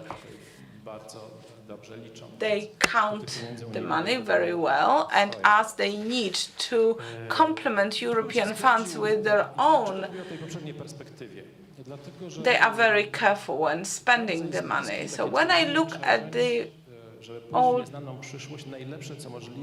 financial perspective, I always remember the saying that in order to walk into future, you have to use the best of the most recent past. So we are now entering the new financial perspective, 2021-2027, and also there, considerable funds have been allocated to research and development. We should use them well. Future is uncertain. We all know about this. We speak about this a lot. Entrepreneurs say that they no longer plan 3 to 5 years ahead. They plan 6 months ahead. So when it comes to the next financial perspective, these will be funds not just for innovation, but also for other areas such as environment, automation, robotics, digitalization, and many Polish companies can benefit from these programs. I should also add that we will be the biggest beneficiary of EU funds in the financial perspective 2021-2027. But when we look at the National Recovery Plan, we are not the biggest beneficiary. The southern part of Europe is going to use a big portion of the funds. So we have to prepare very well. We need to debate, we need to lobby in the European Union to strengthen our position so that we can actually shape the priorities of future financial perspectives. If we are not able to do so, institutional framework and formal institutions, as has been mentioned by one of our panelists, will have negative impact on our situation. So the institutional framework is very important. And let me just share one more experience with you when it comes to non-formal institutions. I have great faith in non-formal institutions. The values, convictions, habits, customs are decisive because we do things our way. That's very important.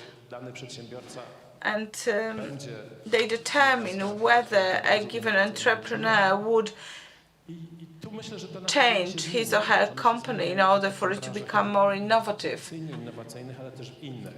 And the situation is changing in many sectors, not just those that are innovative by nature. A lot of people kept asking us, what is research and development? No, this is not for us. We need money for investment. Now they are much more willing to use these funds to prepare projects. They cooperate with the academia better because they say our professors, our doctors, not these scientists. So convictions are changing, values are evolving, and activities are changing. Peter Drucker said rightly that organizational culture eats strategies for breakfast. So traditions, convictions are very important. EU priorities, the institutional framework for supporting entrepreneurs are very important, in particular during the current and the next financial perspective. Thank you. We've heard something that's quite optimistic. Our Polish entrepreneurs are ready to embark upon research and development related projects, and this was being said by a representative of the company that obtained 7 billion zlotys. And in Poland, 40 billion zlotys is spent on R&D in total, so your share is quite considerable. You sound very optimistic. However, it is also necessary for the formal conditions to become more conducive for innovation. So thank you very much, and let me now move on to Piotr Rak, who, when we met, when presenting a spectacular report in 2016, and this report showed that Polish institutions of capitalism differ very much from public expectations. So there were graphs showing the discrepancies between the reality and the expectations. There was an axis presenting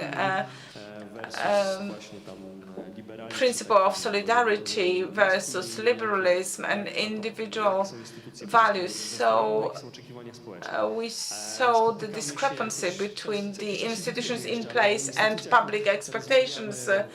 We meet from time to time, but we haven't spoken about the institutions for 5 years. So Piotr, tell me, has something changed?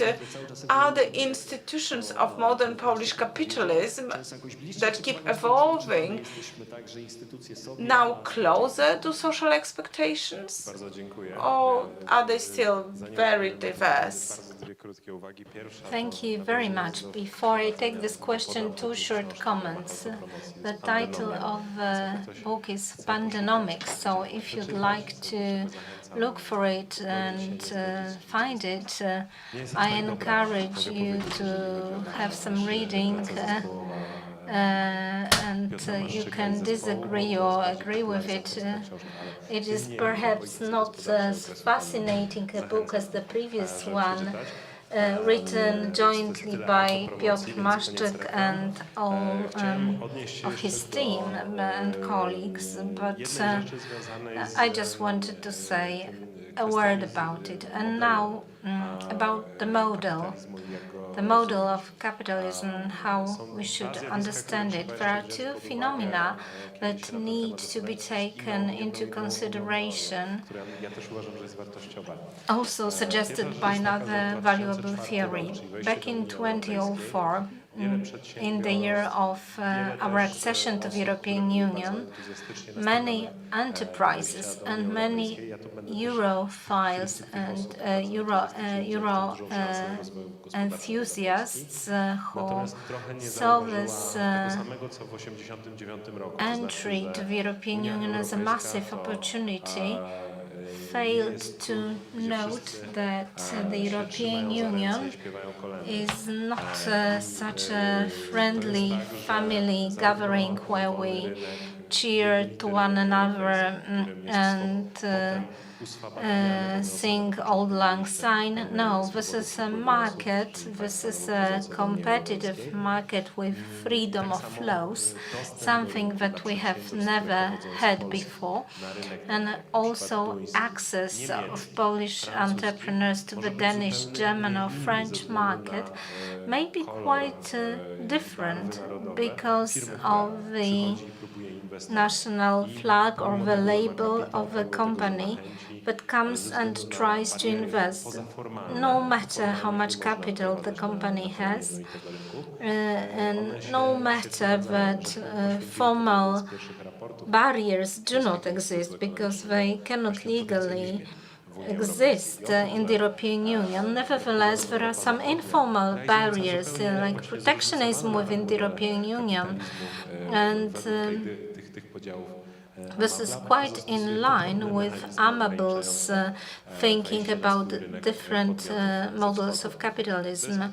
And this is quite interesting and must be borne in mind that back in 2004 there was a massive opportunity, an opportunity for development and growth, but ever since we have been on a higher development level, we still needed we still need to look at the stages of development of competition as the World Economic Forum and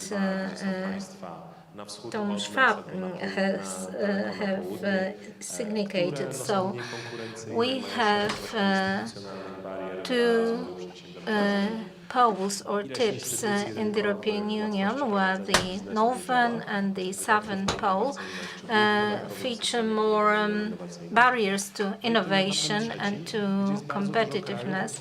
And then there is stage 3 countries with featuring diversified models of capitalism in line with Amabel's projections, where we have Scandinavian or Nordic countries, continental countries, Anglo-Saxon countries, and more to the south, Mediterranean countries. So the model of Mediterranean capitalism is also a patchwork model. It is difficult to identify some uniform components, and one of the problems with defining the Mediterranean capitalism and the developments in Greece and in Italy remind us of Central and Eastern Europe. For instance, certain patchy arrangements for social protection or the CIT rate for innovating companies, but this is the lowest CIT rate in the European Union. We needed to fight for it in the OECD in order to defend ourselves against carve-out. We are not a paradise, we are not like a tax haven, but we want to encourage companies to innovate. And in this theory, according to which there are stages in the development of competition and competitive advantage,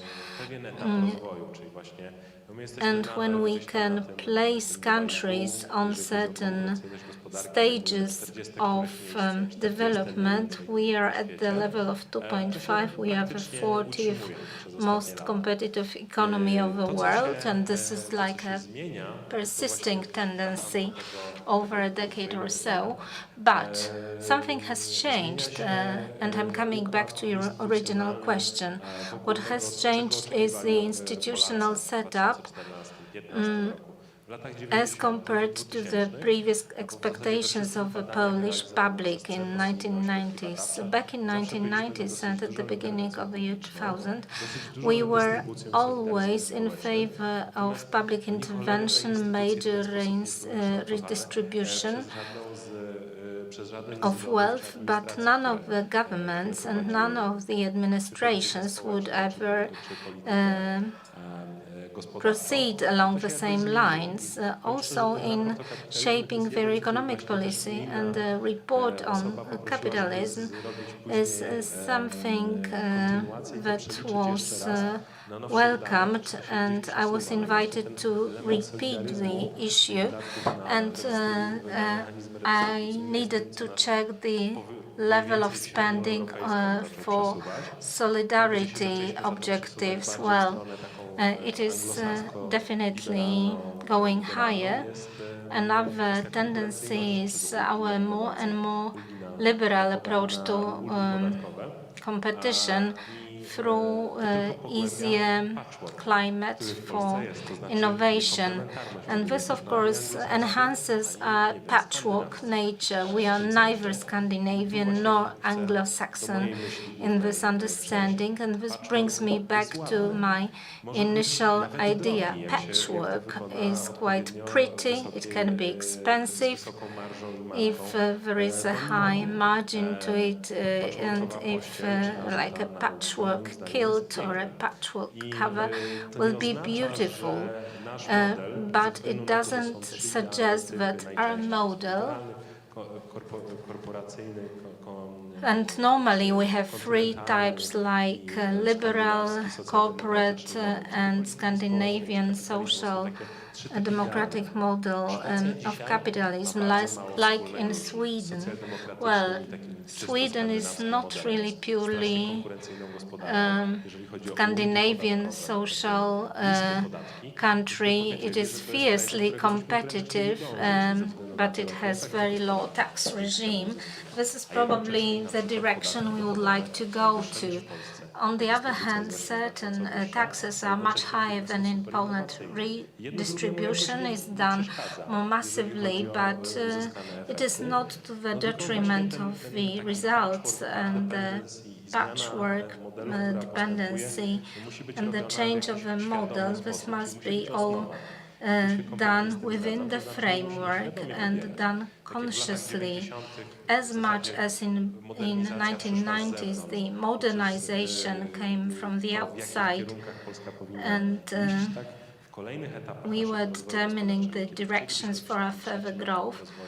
Then later on, in the late 90s, and looking at Schwab's studies and the team of the World Economic Forum, it would have been better for us to have a number of conscious decisions in place, because colonial countries were not able to maintain their capital, and this was also true for Poland back then. So the question is, what is the framework in which we operate, even if it is a patchwork model? If we want the French style of administration, as it was probably conceived back in 1990s, we should really have in mind that we will consciously follow the model we have selected for ourselves. And coming to the close, we speak about the competitive edge, about the models of capitalism based on increasing GDP per capita. But at this very point in time, the European Union no longer looks at GDP per capita, and the most important index defining the performance of the European Union is climate neutrality and reduction of greenhouse gases. So to my mind, no matter if a country is in the European Union or is not in the European Union, but if the country trades with the European Union, the country will need to think through the prism of EU values. So not only profit, not only GDP per capita. This is not like an opt-out for us. No, we must take it. We must take it. If we want to sell our products and services to the German or French market within the common European market, we will not be admitted unless we embrace such rules. And this is quite a problematic question because there is something like a European economic model that is taking shape, but it has quite different objectives to pursue, and this will have immense bearing on how the Central European model is functioning. This would be a very good topic for future editions of our Congress. Professor Śliwiński's dream may materialize because patchwork capitalism seems to be possible.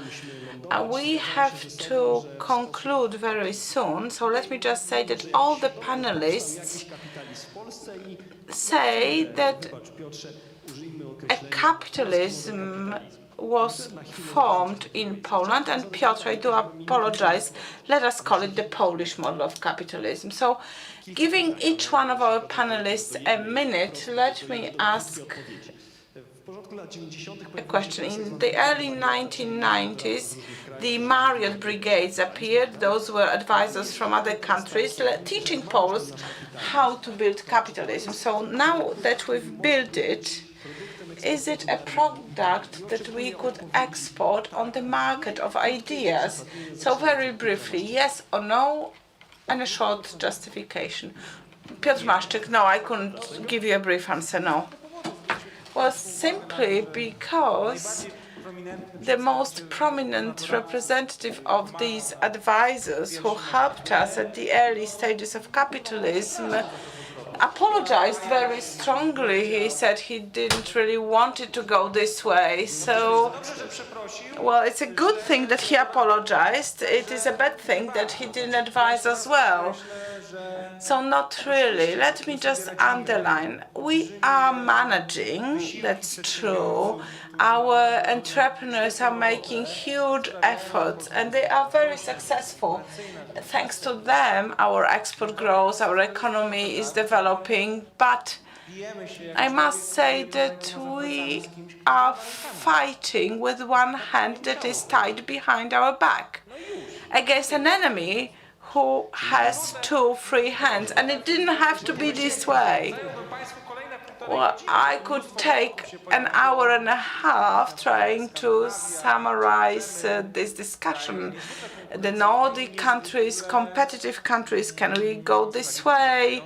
These are countries that are very competitive and at the same time they have very fair social systems. But we have this set of informal institutions. If we were to pay Nordic or Scandinavian rates of taxes, what would happen? And there is this whole plethora of things that we should look into. Well, is it true that Poland develops thanks to our entrepreneurs and despite our system? Is it true? Well, capitalism is developing very well. However, it is not mature enough for it to be a product that could be exported effectively.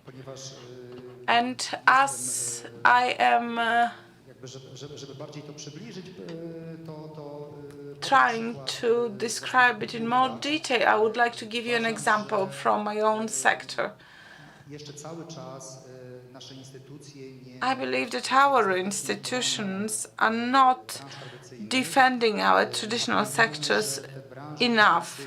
And the traditional sectors and traditional industries, if they are protected, if they are to survive, they have to invest in innovation and they have to look into different types of innovation.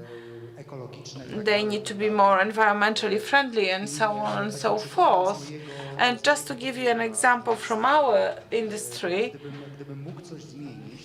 if I could change something, I would recommend for actions aimed at eradicating African swine fever, because it has been a problem for 2014, and as a country we have not been able to eradicate it. What we need is cooperation among institutions, and what would be necessary? Well, activities that would not be very politically correct. First of all, we would need to cull most of the wild boars in Poland, and then we would need to close down unprofessional small farms that keep pigs, that keep swine. Other countries were able to do so. They are more innovative and they have access to better export markets compared to Poland, because as African swine fever is still present in Poland, we do not have access to the biggest pork market or red meat consumer, that is China. Thank you. Okay, so not yet. We're not mature enough to export our model. Yes, Mr. Świerek, yes and no. Why no? No, because our public institutions, our state and our capitalism, albeit I love it with all my heart, it is still too weak, especially from the point of view of public institutions. It will cost us dearly. In particular, it will cost the entrepreneurs dearly before we develop it. We need to strengthen our public institutions, but certainly if we look at Polish entrepreneurs, we have to say that more and more often they say, we want to grow, we want to sell and buy in other parts of Europe. We try to also enable them to do acquisition in the southern and eastern part of Europe. Well, very briefly, yes, but only some of its elements. And let me say, based on my experience, there are countries that are amazed watching us, that is Romania, Bulgaria, Slovakia and Ukraine, and it is not because of the public institutions or particular companies. They look at our laws. The VAT system in Ukraine is based on Polish. The fiscal reforms in Romania are copy and paste from our laws. So what we write about Polish economy in English, that is translated by embassies into Romanian, Slovakian and Bulgarian and Ukrainian, because there are countries for which we are a model, for which we are a point of reference without even realizing this. Well, neither in 1989, neither in 90s, neither in 2004, we managed to discuss the foundations of Polish capitalism, but finally we got to do this in 2021. Piotr Maszczyk, Marcin Śliwiński, Piotr Arak, Marek Dytli were there for you in order to discuss this matter. Thank you.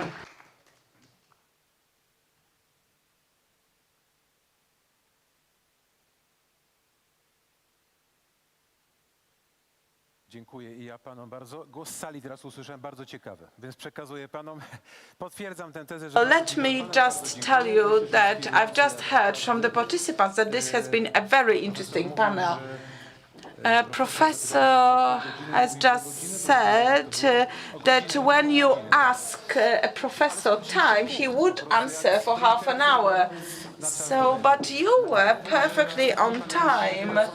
Our panelists for the next panel are not ready yet, so let me take up some of your time. I have not prepared anything, so let me just tell you that we have another panel on the art of public management. Very interesting panelists. The pandemic is a very difficult period.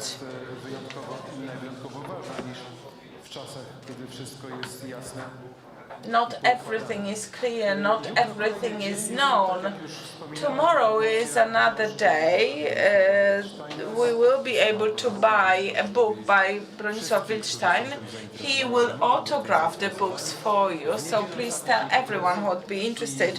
Sunday is the last day of our Congress with the award ceremony that will happen in the afternoon. You can also watch us online on the website of the Congress Grant Project Poland. We can now move on to the next panel. So the art of public management, the final panel of the first day of our Congress. Professor Bogdan Lent from the Applied Sciences University in Bern and Technological University in Bydgoszcz. Dr Jacek Strojny, the head of Project Management and Security Policy Department at the Rzeszów Engineering University. Piotr Ogonowski, a manager with over 20 years of experience, a lecturer and the author of a cycle of lectures and training in management and transformation. Paweł Borys, the president of the Polish Development Fund. This panel will be moderated by a lady, the first woman on the first day, Dr. Maria Szymborska from the Prime Minister's Chancellery. The floor is yours. Good afternoon. I hope you can hear us well. Good afternoon, everyone. I would like to thank for the introduction, and I would also like to thank our panelists for coming here today. Thank you for being here in person. I would also like to thank all the persons following us online. I'm very happy that you decided to devote Friday afternoon to public management. And we will be discussing matters that do not really appear as front lines or the main news. However, they are very important from the point of view of public management. Moving on to the topic of our meeting, I believe and I know that many of the participants of this Congress have been interested for many years in the management of the states and the governance as such. However, there are problems in many areas. Let me begin by asking one question that I find very pertinent. What happens that some states are able to organize the public governance better, starting from simple things such as infrastructure, but also modernizing the country, the state. Let me start with Bogdan Lent.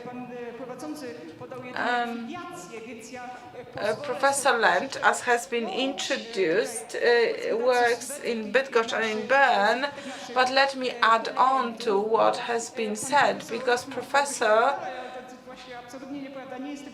is not just a theoretician when it comes to management. He actually runs public projects in Switzerland and also in other European countries, but even in Asia. Professor Lent is also a co-author of Swiss methodology for Hermes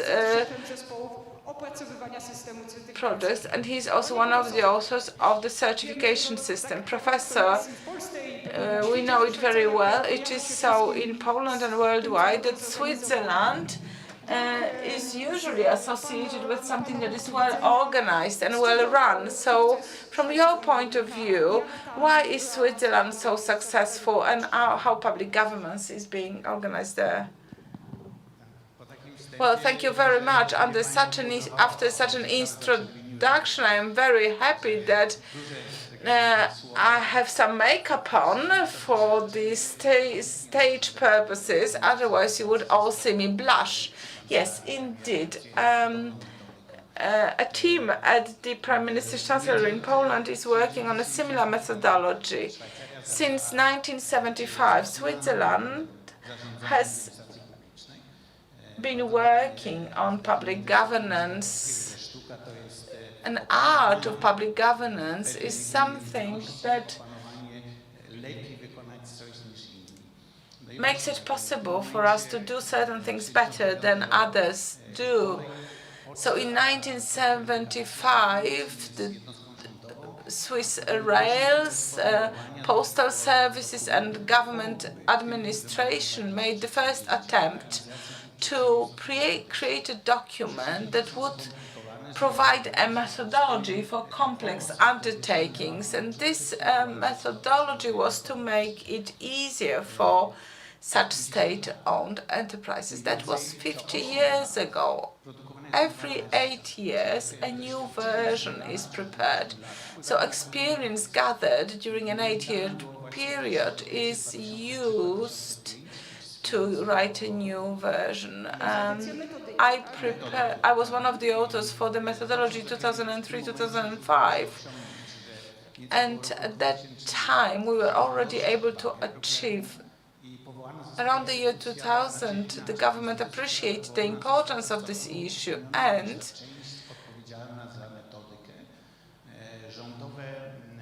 a governmental development center was created.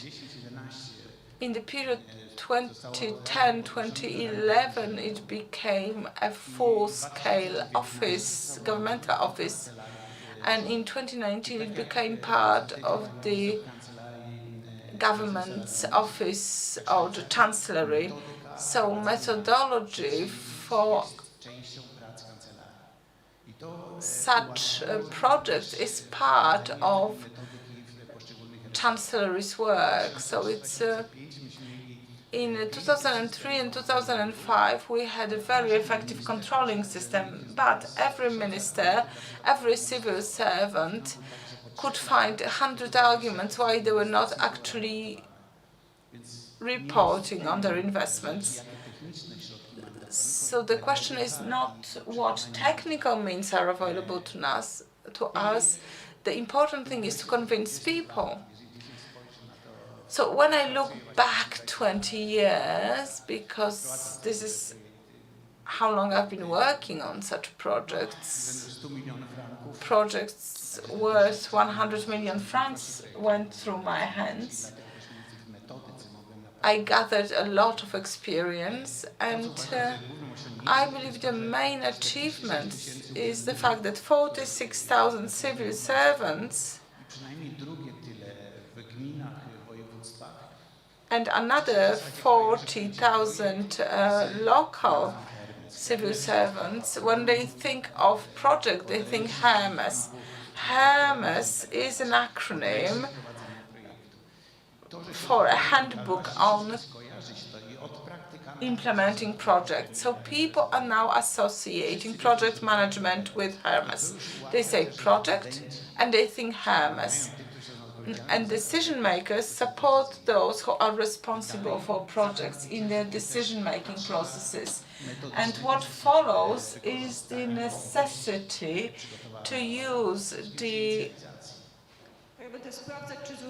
method. Let me see whether I understood you correctly. In order for us to be certain that we are speaking of the same thing, you spoke about projects and then you spoke about a methodology for their implementation. So if you allow me, I would put a full stop here. And maybe we should all discuss what project really means. A project is a word that is not completely clear, because a project could be a design, it could be a draft law, However, I do not think that this is what we mean when we say project. Let me now ask Mr. Piotr Ogonowski, what do we mean when we speak of projects from the point of view of public governance? And why is it important to think of projects when we think of managing the state efficiently? Let me start by a quick definition of what project is. There is a chance that many of you will know. After all, this is a conference called Poland Underground Project, and project is like a synonym of an initiative, investment, undertaking, enterprise, anything that is meant to bring about a change. And this is a method to launch such a change. For instance, if we want to build the central transportation hub, we run a project. The same with digging under the tip of Mierzeja Wiślana Peninsula. And project, as any other investment or initiative, is time limited. The whole art of it is the methodology, the methodological conduct of a project. And next to projects, we are confronted also with processes. I don't know if you will mention this in your respective statements, but processes are repetitive, foreseeable. We have been doing things for years, and our work is also always sum of processes and projects. That is repetitive aspects and innovative aspects. And the methodological project management was mentioned a moment ago by the professor. Why should we talk about it in the context of public governance? Well, state public administration, as any other administration, will only fare well and if it operates in an effective way and runs beneficial projects. And this is quite a basic statement and finding. And going further on in this direction, looking at you from the geopolitical perspective, all states do what they do in a repetitive manner, but also they innovate and introduce changes. And what creates differences between countries is the changes they usher in and how they run projects. Some of you will say that a state is unlike an enterprise, that an enterprise may go bankrupt, the state should not. But we know after the bankruptcy of Greece or Venezuela that states can also be insolvent, be bankrupt if they are ill-managed. And also, if some states do run projects better way, the others worse, the results will be different. Some of them will be better off, some of them will be worse off. And next to GDP pairs as such, we should realize that one of the basic components of GDP are investments that is projects. In the previous panel, as I was following on the previous speakers, one of the panelists said that in the previous system that we had in Poland, there was a problem with innovation. That's true. The problem was with innovation. The projects were carried out, but they were not carried out successfully. Massive losses of money were incurred, and this is very much true for nowadays, especially states. Given that they have limited resources, the more effective they should be in running projects, because states need to obtain results on the basis of limited resources. There is like a methodology of public management or public governance. Let's look at PMI, for instance, Project Management Institute, which in the mid-1950s 50s came up with a methodology for running all public projects. For instance, if you want to engage in a public project, you must show your knowledge of American public project management, as it was Hermes in the case of Switzerland. If you are not knowledgeable, you have no right, and you are not eligible to run any project. So this led to professionalization in project management. Professionalization like project leader, or some of them say project manager. So dedicated people who professionally were put in charge of carrying out project. Professionally meaning knowing all the techniques, all the principles, having the right psychological mindset to be the leader, and achieving results in projects is obtained often in spite of many obstacles. One could say that processes are more manageable because they are repetitive. In projects, it is very much different because we have new hiccups, risks, unpredicted situations, and nevertheless, you should be successful and carry them out successfully. For instance, a project manager using the methodology needs to take an exam, and in order to pass the exam, he or she must have knowledge of 120 of project management techniques. For instance, stand-up meeting. Stand-up meeting where you call a session and remove all the chairs from the meeting room. And if you have ever attended a long and ineffective meeting where people were talking on for hours and hours, you will see the difference.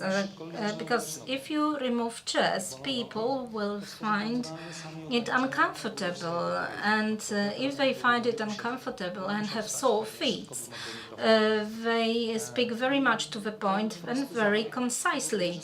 And this very simple maneuver makes meetings to the point, succinct, and leading to the final result. And this is one of 200 of methods of project management. The better you know how to apply them, the better off you are with the implementation of the projects. Also, as I was saying, a project leader should have a number of qualities needed in a leader. And now, moving to the level of a state, let me use a metaphor. Let's consider that a state is like a big transatlantic vessel moving across the oceans, and its latency is fairly big because you move your steering wheel, and yet any change that you, of course, that you will like to perform will be only noticeable later on. So if we are more like a huge, gigantic ocean liner, the more inertia we have in ourselves, and the least agile we are. So on the other pole, we see like a fighter, like fighter like F-15 or any other fighter, and here any movement will generate immediate results. So that's why in order to be a pilot in a fighter, you take years and years of training, and then you are capable of piloting a fighter. And how much do they cost? You probably have this knowledge. It's from several tens of millions to several hundreds of millions of US dollars, and ill-trained pilot will bring a machine down, no matter how expensive it is. Well, in our public administration, we run projects that are even more expensive than an average fighter. So,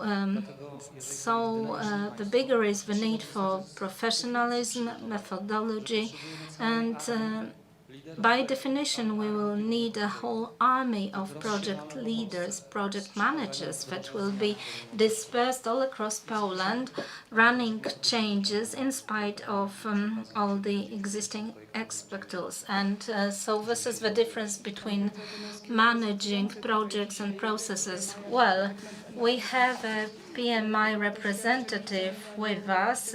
Piotr has a track record of transformation of 40 of such huge ocean liners into fighters, and 40 various huge enterprises that Mr. Gonowski supported in their transformation. So thank you very much for introducing us into the topic that will be debated today. I'm confident that after this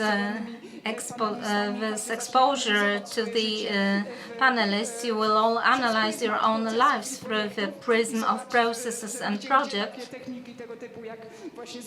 and you will see for yourselves how effective are techniques such as stand-up meeting, where all the chairs are removed, because if you listen, you feel the temptation to optimize. And now a question to Paweł Borys, the president of the Management Board of the Polish Development Fund and the president of the Supervisory Board of Bank Gospodarstwa Krajowego. So, given your experiences as a boss to hundreds of people and a manager of such massive funds, what is your perspective? What is that you expect of your employees, and what moves your enterprises forward? Good afternoon. It is a great pleasure for me to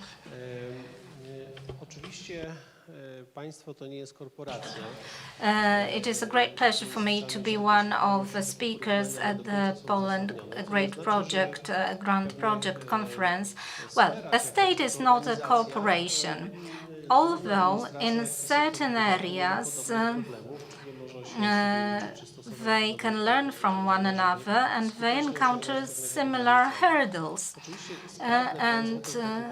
An efficient state is a state that will efficiently carry out public policies and obtains important goals in the area of security, healthcare, education, economy. And for a state to be able to attain such goals, very much like in a company, decent planning must be carried out, like planning the strategy, and then must be effective implementation.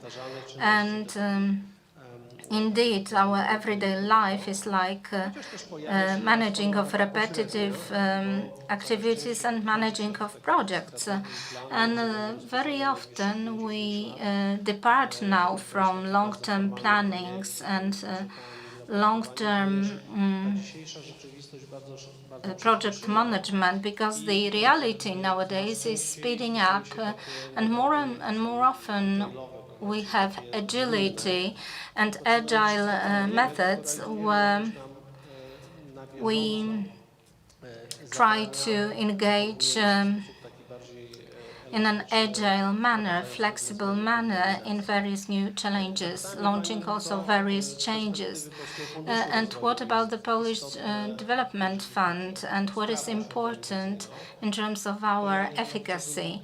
And in my view, if we subscribe to the same values in an organization, so this is like an organizational culture, this predetermines very substantial success.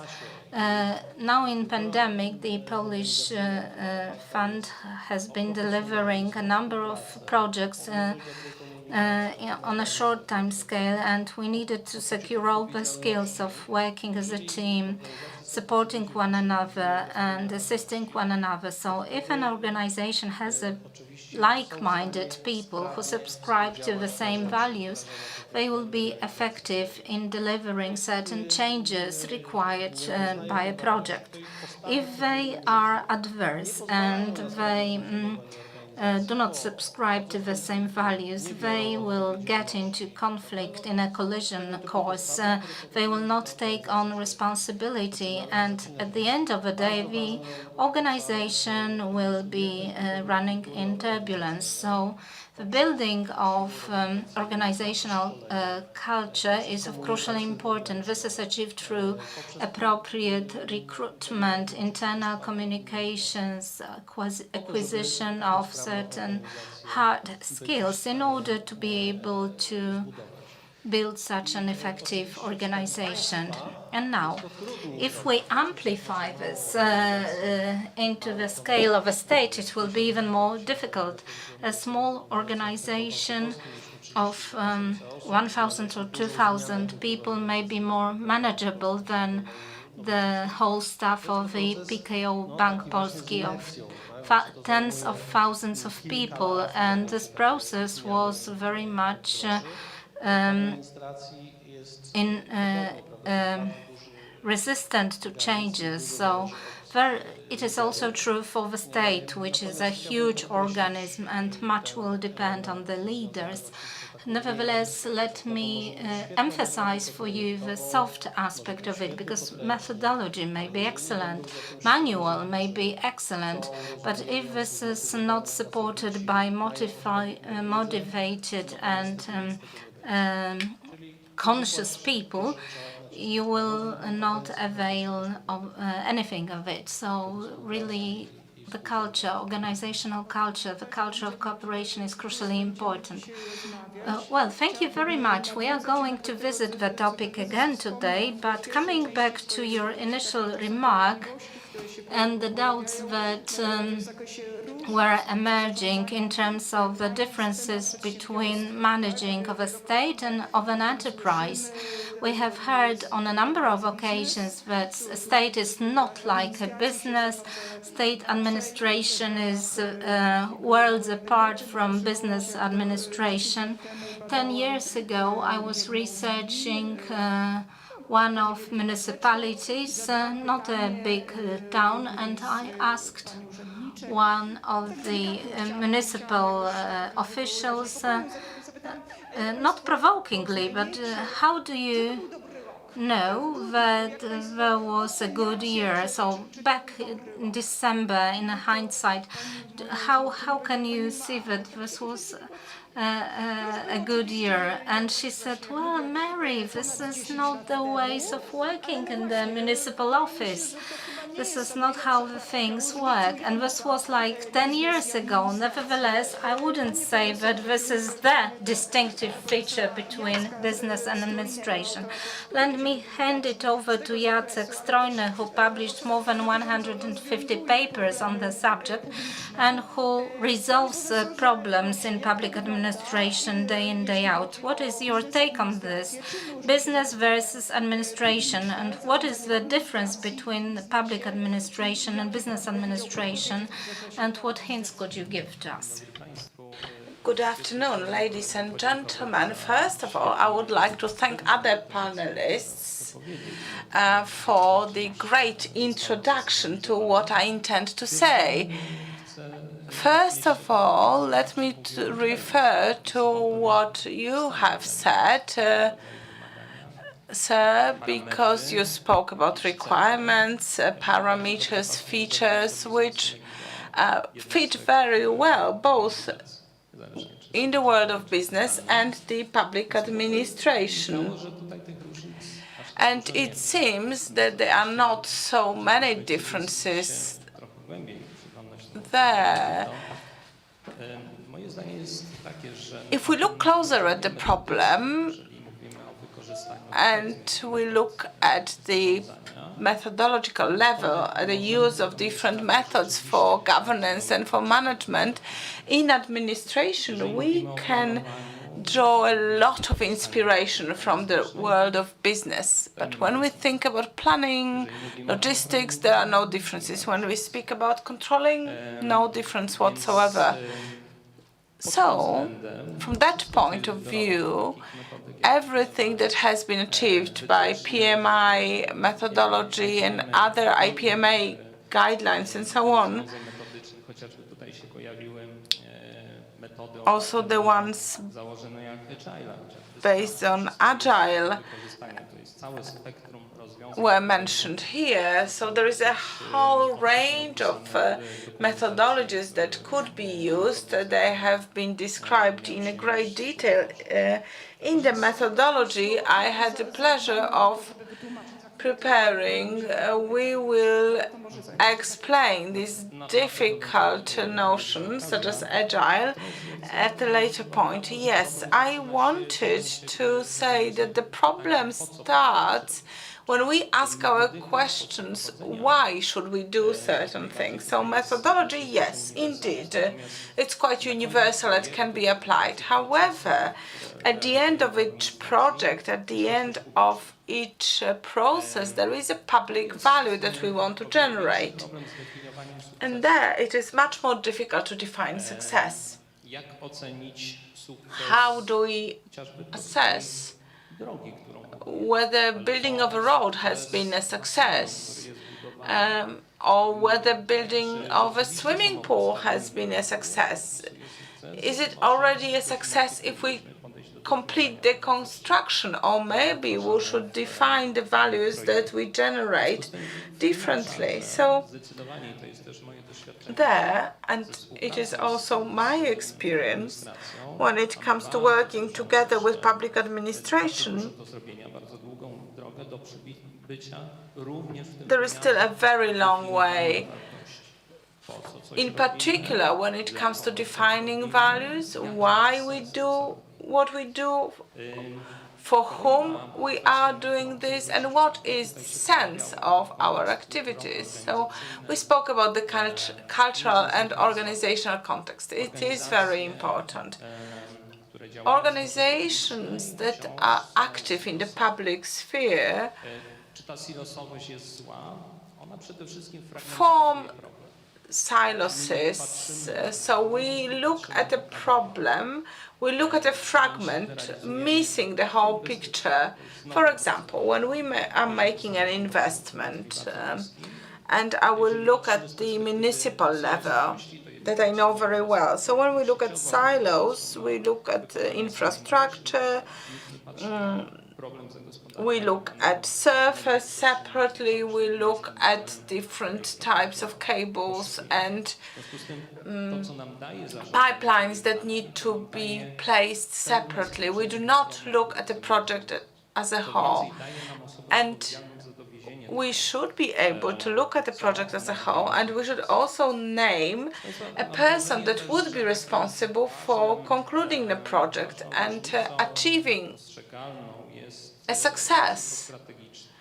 A strategic risk is something that is very noticeable, and it stems out from a personal dynamic, a turnover in the public sector. New people replace former staff, ministers change, management of ministries changes. So we are not sure anymore whether our project would actually contribute to strategic success as defined right now, because such definitions change. At a level of enterprises, so in the world of business, this strategic approach to long-term planning is much more visible. I'd also like to draw your attention to the cultural context. For 10 years, I have been observing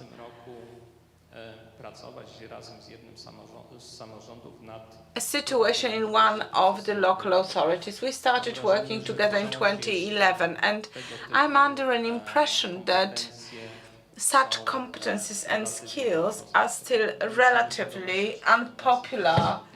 We should also build a critical mass. We should build human resources who will understand the word project, portfolio, dossier. And that's all for me for now. Did I understand correctly that there are similarities? Professor, you mentioned that controlling would be done in a similar way in the world of business and in public administration. No. I said something different. I said that if we look at methodology and the possibility to apply this methodology, not the actual application, indeed, there are very few differences between the public and the private sector because we can use all the solutions available. But this does not mean that it is being done in practice. Okay, correct me whenever I'm wrong or I misunderstand. I also try to preempt some of the questions from the room. So in the world of business, we have a question of budget, time, quality, and the scale of the project that we want to carry out. So these are the basic features, regardless of whether we are building a private or a public building. There is no difference. Yes, and there are also technological solutions that contribute to concluding a project quickly. We mentioned the stand-up meeting. That's another thing. And if I understood you correctly, the effectiveness of a methodology would impact to what extent countries are successful in public governance. Well, my statement is a form of encouragement to apply these methodologies also in public sphere. Well, such methodological solutions and such hints would be very valuable, and if they could come from Professor Lent. Professor, could you tell us what are the most important elements? Well, we have moved a level up. Yes, this is the second round of our panel discussion. Well, the methodology, the techniques that are at our disposal are one thing, but then where to apply them is another question. So this is a key element that would allow us to be successful or not. There is a number of domains where our methodologies could be applied successfully. First of all, there is the realm of legislation. The Hermes methodology was on a slow burner for a long time, and it was applied whenever people felt like it, or whenever the decision makers felt like it, until the moment when two major projects failed at the Ministry of Finance and at the Ministry of Defense. After these failures, legislators decided to introduce legislative solutions that would make this methodology obligatory. So there is this obligation now in place for 2 or 3 years. So no one is asking whether they should follow the methodology. They're only asking how this should be done. I mentioned that the Ministry of Finance of Switzerland, the Ministry of Finance of Germany, the Ministry of Finance of France are amongst those who promote methodologies for project management in their countries.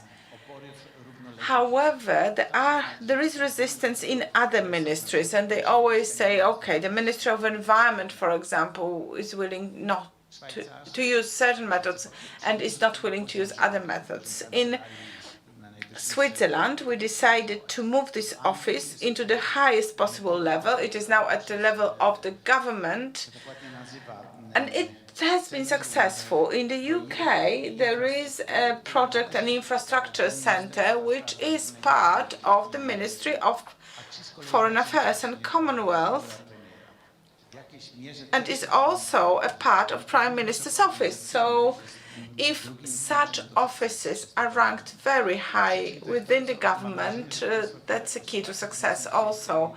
And I hope that our participants would also hear about the organizational culture. This is something that has been mentioned during this panel, but was also mentioned during the previous panel. Organizational culture is crucial for success. And this is the same reason why the French, even though they have all methodologies available from other countries, prepared their own methodology. Germans did the same thing. So Switzerland, Austria, and the Netherlands have all designed their own methodologies based on the V model. And the Swiss model, when it was located at the Ministry of Finance, it was still too low within the structures of the government. Once it was moved to the Prime Minister's office, it gained importance. It became relevant for ministries. So in France, there are textbooks that say culture for project management should be promoted within the functioning of public administration. So culture is a key word here. Other elements are also there. So without culture, we can only think about copying other solutions and extending bureaucracy. Moving on to a more practical level. Professor, you spoke about this culture being developed within an organization, but maybe you have some hints as to how such experience could be used by public administration. So what would be the advantages, in your point of view, in project management principles being decided at the state level? Well, culture cannot really be enforced. It is not a top-down process. When there is a conflict of values, it is very difficult to resolve it. We know it only too well. We could discuss the objectives or we could discuss facts, but we should be able to agree on values. So let me mention another important dimension when it comes to efficiency of a structure. Leadership. Leadership is very important. This is a foundation or a cornerstone for efficient organization and for effective project management. So we may have a pyramid with a boss or a leader on top of it who manages the structure. But this is not the way to build an efficient organization. Such management methods based on very, very rigid hierarchy would fail in a modern world, modern-day world. So a more participatory model is more successful now. A big part of an organization is engaged in deciding on directions, aims, in implementing changes, and decisions are made jointly, which results in a feeling of ownership and builds an organizational culture. So my experience shows that both these areas are important. You should know methodologies, you should be knowledgeable, and you should also be a specialist in your own field.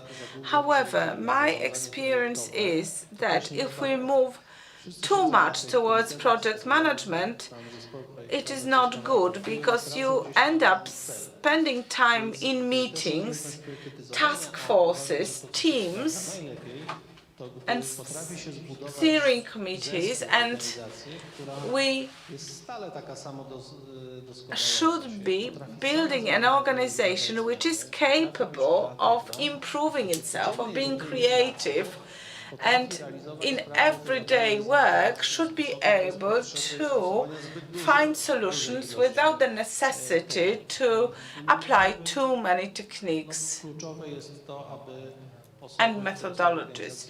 The key thing is to engage people at all levels of management. People should feel ownership, they should identify with the organization. That is the key to success, because then they should be able to cooperate with others within the organization. So yes, objectives, culture, leadership, and of course you need to be competent in order to create the right organizational culture. When we speak about hard facts and skills and competences, in the first quarter of this year, Prime Minister's Chancellery presented the outlines of the Polish project management methodology. You spoke about methodologies published in other countries such as France and Germany and so on and so forth. 4 textbooks were published this year, and they are to become the cornerstone of Polish project management methodology. But apart from this foundation of knowledge and skills, what we need is people who would be able to efficiently implement complex projects. And let me just refer to a situation from a number of years ago. I was asked by a person who was working at a newly created PMO office, the project management office, asked me, can you call this person and ask him when he's organizing this meeting? This happened a number of years ago, and I still remember this. And then the minister or the vice minister was very upset and said citizens are not interested in how many departments there are within the ministry. And he was very upset because the situation was not resolved as it should have been. So, as you rightly said, organizational culture is important. However, hierarchy is natural to public administration. So, how can we change this culture in situations where we need clear structures, unless we do not need clear cultures? Well, let me just try to be more precise. When I spoke about culture, I was speaking of culture that would engage as many people as possible. However, there is a saying in our institution, this is not necessarily democracy, because when we agree to do something, we cannot allow for people to be coming up every day and saying, I've got a different idea, I would do it differently. In administration, we have to stick to certain rules and principles. And how should we launch and usher in certain changes in the right direction? The question goes to Professor Strojny. Because to my mind, this sounds like years and years into the future, looking at the starting point where administration has been working, a number of dedicated people have been involved, and I work with them. But the structures, the habits, the routines that have not changed overnight, well, you cannot change organizational culture only by decree or flashing one card in the page in the calendar. So how to launch the appropriate cooperation culture that will not be fully democratic perhaps, but will be viable in an organization? Well, a whole number of questions, but let me start with the first question that I often ask when I organize training sessions about culture. So I ask various heads of departments or heads of section, can you potentially imagine a situation where your subordinate from your underlying section would be your boss in one project, running one project? Can you possibly imagine such a situation? And the answer will tell us volumes about our advancement in terms of organizational culture and the thinking of organization and the capability to confront challenges. So with questions what we should do and how we should run the change. Well, there are two parts of my answer: the systemic approach, macro approach, and micro approach. What can we do in our individual organizations, perhaps from Monday on? And when it comes to the systemic dimension, certain things have been done already. For 2 years now, mind you, there has been an ongoing work on the preparation of methodological foundations for the Polish way of managing projects. Also, there is an ecosystem or a community that has emerged and that will be a germ for systemic changes, because we have so many training offers to state administration, local administrations, which usher in new terminology and the appropriate competences for project management, stage by stage, step by step, by acquainting people with such problems. We build new cultures. We have change ambassadors who understand and appreciate of project approach, and they will probably try to persuade the others about its merits. And it really takes someone who is passionate about it. Moreover, we need to define for ourselves some long-term goals, and it seems to me that a strategic goal in such change or shift in the Polish public administration could be defined in the following terms. Let's say that in 10 or 15 years, and not quoting from the professor who used very remote future as a reference point, but say that in a decade, we will try to arrive at a mature administration, mature in terms of project and process management. In certain organizations, project approach does not prove the test, because these are the process-oriented organizations rather than project-oriented organizations. Could you please explain project-oriented or process-oriented? Yes, let me take a very simple example. Let's say that we have an organization that provides public services in a continual manner. Educational institution, for instance. This is like a process-oriented organization. So here we have processes which should be standardized and gauged and measured. However, there are organizations that generate results in the project manner. For instance, certain units in municipalities like road investment section or road investment department. And here project approach will be very much needed, and all that it takes, that is the application of appropriate methodological solutions, how to arrive at an administration that will be mature.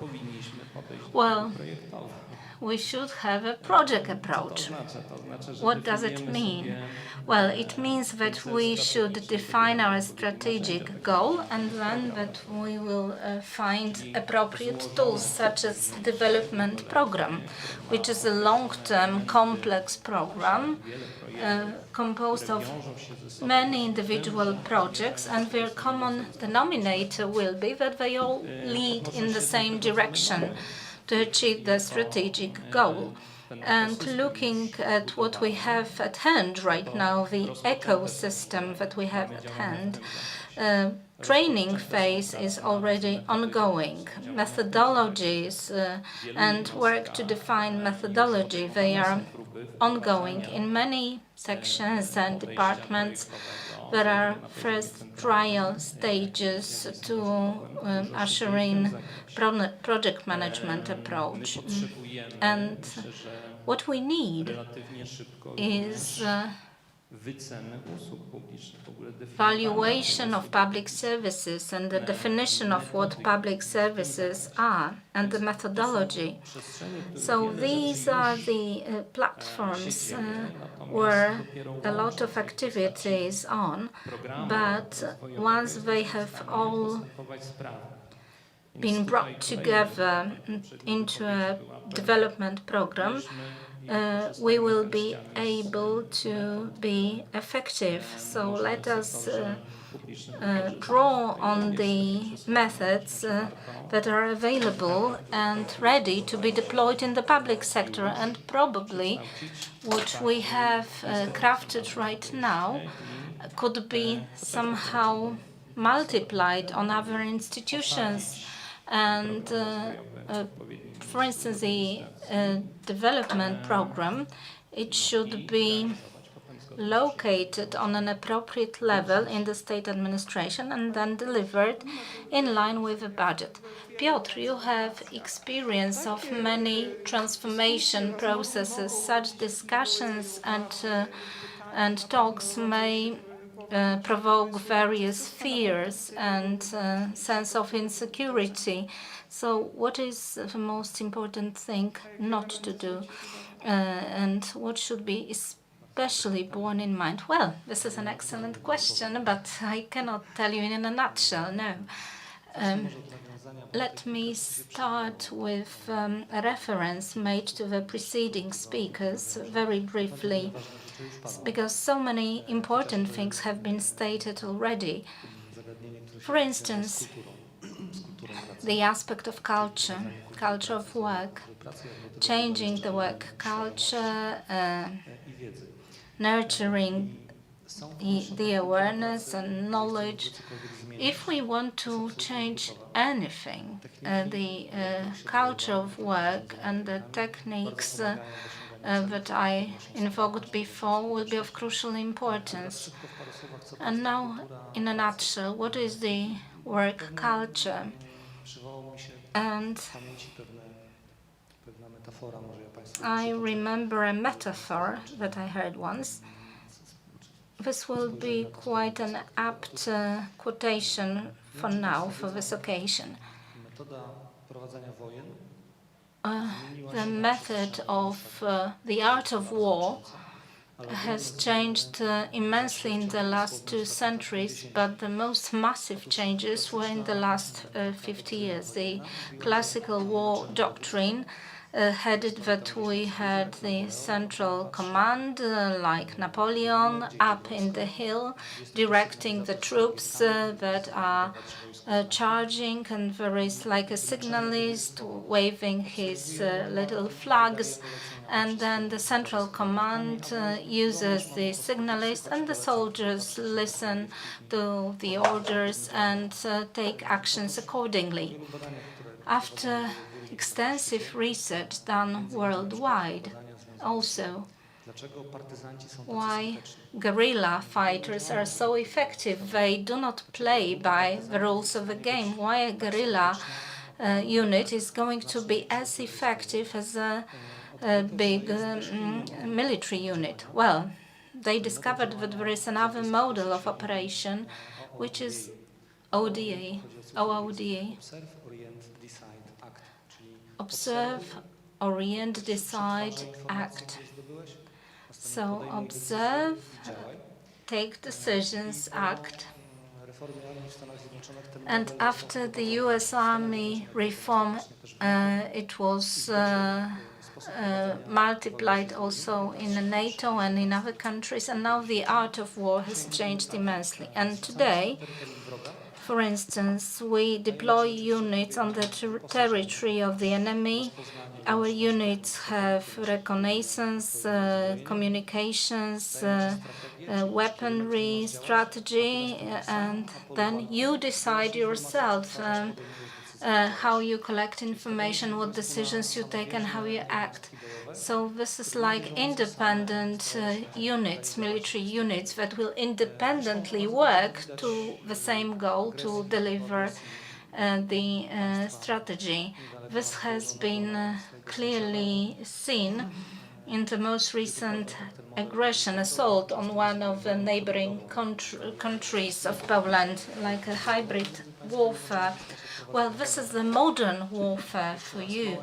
So small, agile groups deployed on the territory of the enemy, effective, independent, and the central command will only equip them with appropriate tools and indicate the direction, but decision-taking is left to them. And this is probably how you raise your children. You say, if you approach the street, just stop on the pavement, look right, look left, and if there is no vehicle, cross the street. This is OODA. So we raise our children as if they were independent military units. Life is like warfare. Well, I raised 3 children, but I never realized I trained them like an army unit. So all other structures that draw on the military experience tend to operate in the same way.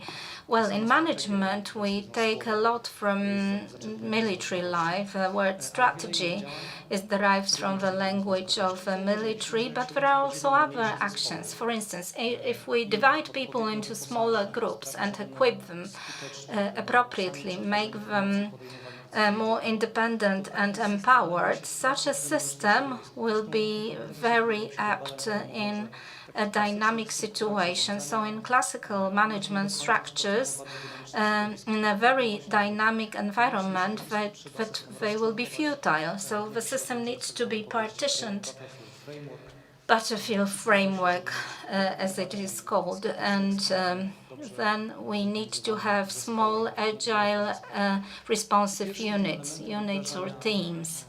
And the first element of rolling out a new culture is empowering or promoting privates into higher ranks, allowing them to take decisions, enhancing their knowledge, making them capable of cooperation. Without it, there will be no go. So there are regular troops and there are special operations. And for regular, repetitive actions, it is sufficient for soldiers to obey the orders. However, if you want to capture some heavily armed post on a hill, you send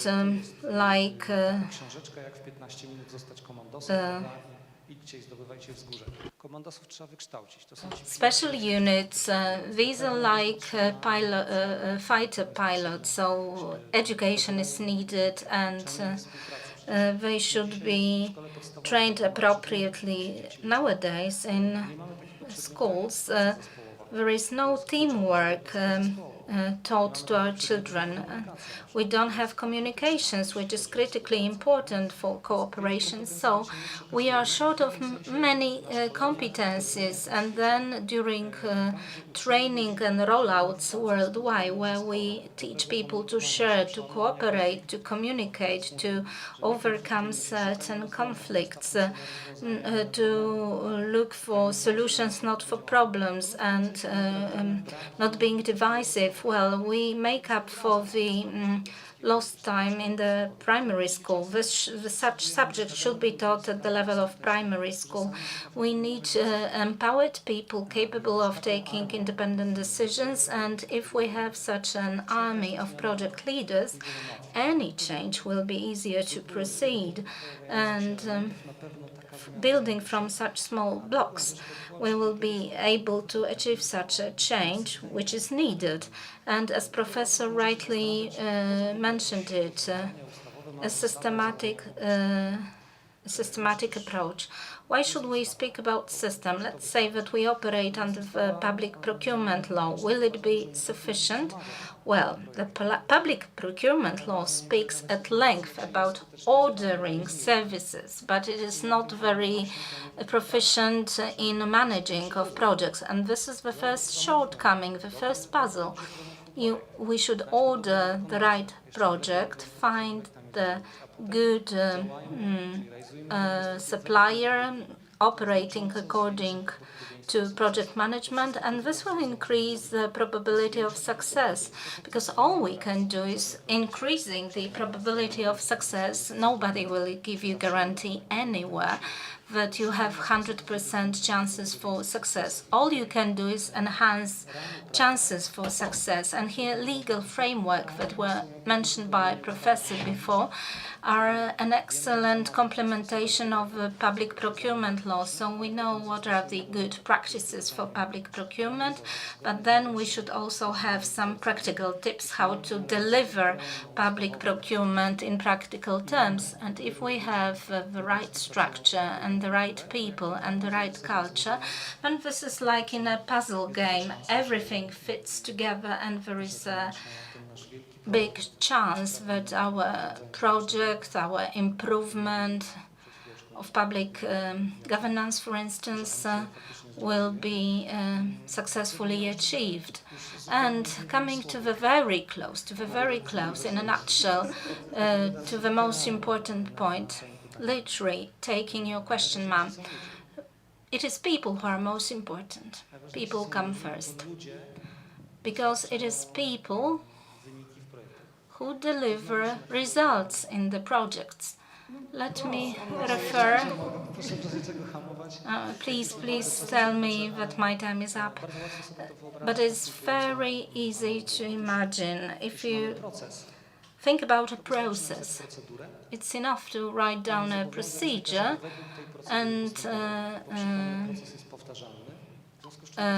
make sure that people abide by the procedures, because the process is repetitive, routine operation is in order. And if we apply the same approach to the project management, it will soon turn out that there is no procedure in place that will guarantee us success in any project. Procedure will not be sufficient. So laws, the letter of law, or any other normative act, needed as it may be, will not be the end of a story, because at the end of the day it will be humans who will deliver results, and everything starts with a change of attitude, of mindset, of a system of values. So what is most important? People come first. So when speaking of training people, and let me just mention that Jacek Strojny and Mr. Ogonowski already train our special forces and special unit, because they are trainers for our Marines at the National School for Public Administration, and this is why there's all A's and B's in evaluation questionnaires. So I can imagine how successful you are as trainers However, we speak about things that may seem obvious, and we may be rediscovering things that are already in place in the West. What is the sense behind working out a Polish methodology? And let me ask Mr. Bogdan Lent, maybe the solution would be to adopt Scrum or Agile as a methodology, and then we'd have ready-made solutions. Well, we all say everything is going to be agile, easy, quick and light, and move with speed of light, but this is and also lean. So there are also other aspects such as communication. We may make a beautiful product, but if user is not aware how to use it or is not convinced to use it, this product will not really be the right one. In our methodology that we adopted and prepared at the Prime Minister's Chancellery, and copies of this methodology are at the back of the room, so you are free to take away a copy. So agile elements are to be used only during the implementation stage, because it needs to be planned properly. Yes, depends on the situation, and indeed every undertaking has many different aspects, and I'm very grateful to one of the previous speakers for mentioning the conflict of values. Whenever there is a conflict of values, we need to resolve it, and there are techniques. They are very time-consuming and costly, but for each project we should probably add 10% of costs in order to resolve a conflict of values. So we know that we discuss things, we need to work on trying to resolve conflicts of values. So PMI and other big methods offer whole chapters that are devoted to conflict of values and leadership. International Project Management Association, that is what you mentioned. Yes, indeed, and human factor is not taken into consideration sufficiently. Your methodology also shows that human factors are taken into account, so the leader receives tools that pertain to human factors. One of my PhD students said that there is 1,800 different actions that need to be made by a project manager when it comes to human factor. Well, it's better not to frighten people to begin with. So this needs to be well studied, just as well as other tools such as controlling and so on and so forth. Some of the other aspects go beyond culture. So world leaders sometimes do not show class, and sometimes the best footballers in the world, for example Messi, are not always performing well, and sometimes amateurs win matches. Emma Raducanu won US Open, and she was ranked 150th in the world. So certainly there may be an effect of inertia, but if we prepare a method that is based on culture, and when we read our textbooks, there are many elements that do not actually use the word culture, but when we look at elements that have been addressed, Polish culture and Polish specificity is taken into consideration, because in order for any undertaking to be successful, it has to be based on culture. So PMI or EPMA or Prince2, that was very popular in Poland 10 years ago, are effective, but they would not be as effective as a Polish method. Germany, France, the UK the United States, which is the cradle of PMI, all prepared their own methods. For example, in the US, ANSI is a recommended methods for public projects. So it's very important to take culture into consideration. I would not want to use stereotypes, but when I think about cultural elements, and we all are creative and we have a lot of imagination, we're very proud of that.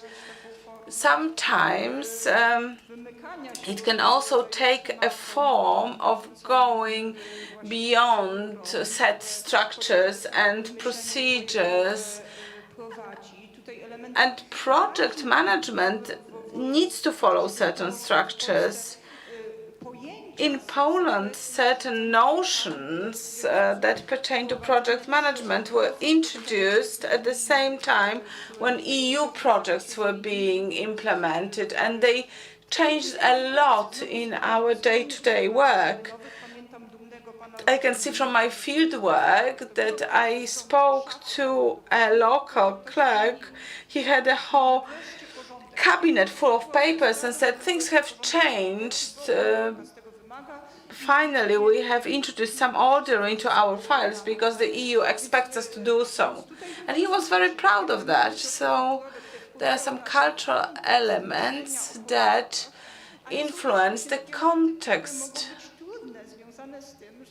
of the way we perceive projects. But sometimes when we have a project, we have a set of indicators, and when we prepare our application, sometimes we're not aware of everything. We wrote indicators, but they were not the right ones. The reality shows that we miscalculated certain things, and there are many people who apply for funds, and then they find out that situation changes and we need to adapt. So how to deal with such threats, with such situation in projects, because we need to be very careful when we select our indicators, that we need to be very strict when it comes to the timeline of the project. So, Professor, we will be going back to the culture. I wanted to show you a somewhat different perspective. We spoke about culture, leadership, methodology, knowledge. I wanted to draw your attention to management-related information. And that is the capacity of administration to manage different sets of data. It is very important to be able to do that in order to function in an effective way. We need information. Information is a basis for decision-making, for planning, for financial settlements of projects, and also for project assessment. Poland, alongside other countries, still has a lot to do. We have IT tools that help us, but we still need to develop in order for us to govern our state effectively. We need to depart from this silos approach, and we need to be efficient. And we keep saying this over and over again. We need to be able to accept failure. And this is very clear in administration, also in the world of business, but even more so in administration. People are not engaged. They do not want to get involved because they are afraid of failure. They are afraid of consequences that may be unpleasant, also from the legal point of view. And without accepting the possibility to fail, we are not able to create leaders and persons who would agree to introduce change. And of course, then there is the Supreme Chamber of Auditors that may come. Yes, it is true, they may come. My institution is subject to 3 such audits right now, and our auditors have already asked me 700 questions. I hope they will understand the sense of what we are doing and not just the letter of the project. at the end of the day, it is a problem with the European funds because there are so many formal requirements that we seem to lose our overall objective from sight. So we should be able to manage information in public administration, and we should also not be afraid to show initiative. Well, let me tell you, sometimes the management information, which is the two sentences of importance for a CEO or a minister, sometimes the minister needs to go through 5, 6, or 7 pages in order to find the 1 or 2 sentences that are really important. So, ladies and gentlemen, we have said a lot already. We spoke about the most relevant things and what we need the most. But when we spoke about management-related information, you touched the issue of transparency of projects. Is this something that is indeed relevant? Is transparency really so needed in public administration? Should we be showing everything? If we look at Weber's definition of politics, politics is a fight for power according to this definition. So should we be disclosing everything? Should we inform about all the projects? I'm not sure which one of you would like to speak first. I know Professor Lent spoke about this very well. As we sit across the room from each other, I have eye contact, so let me say that we spoke about this, and I am as an advocate of full transparency. The question is, who is the recipient? So when there are projects that are covered, there are persons who would be allowed to receive information, and if we have a project that pertains to all the citizens, over 30 million people should be able to see what this project is about.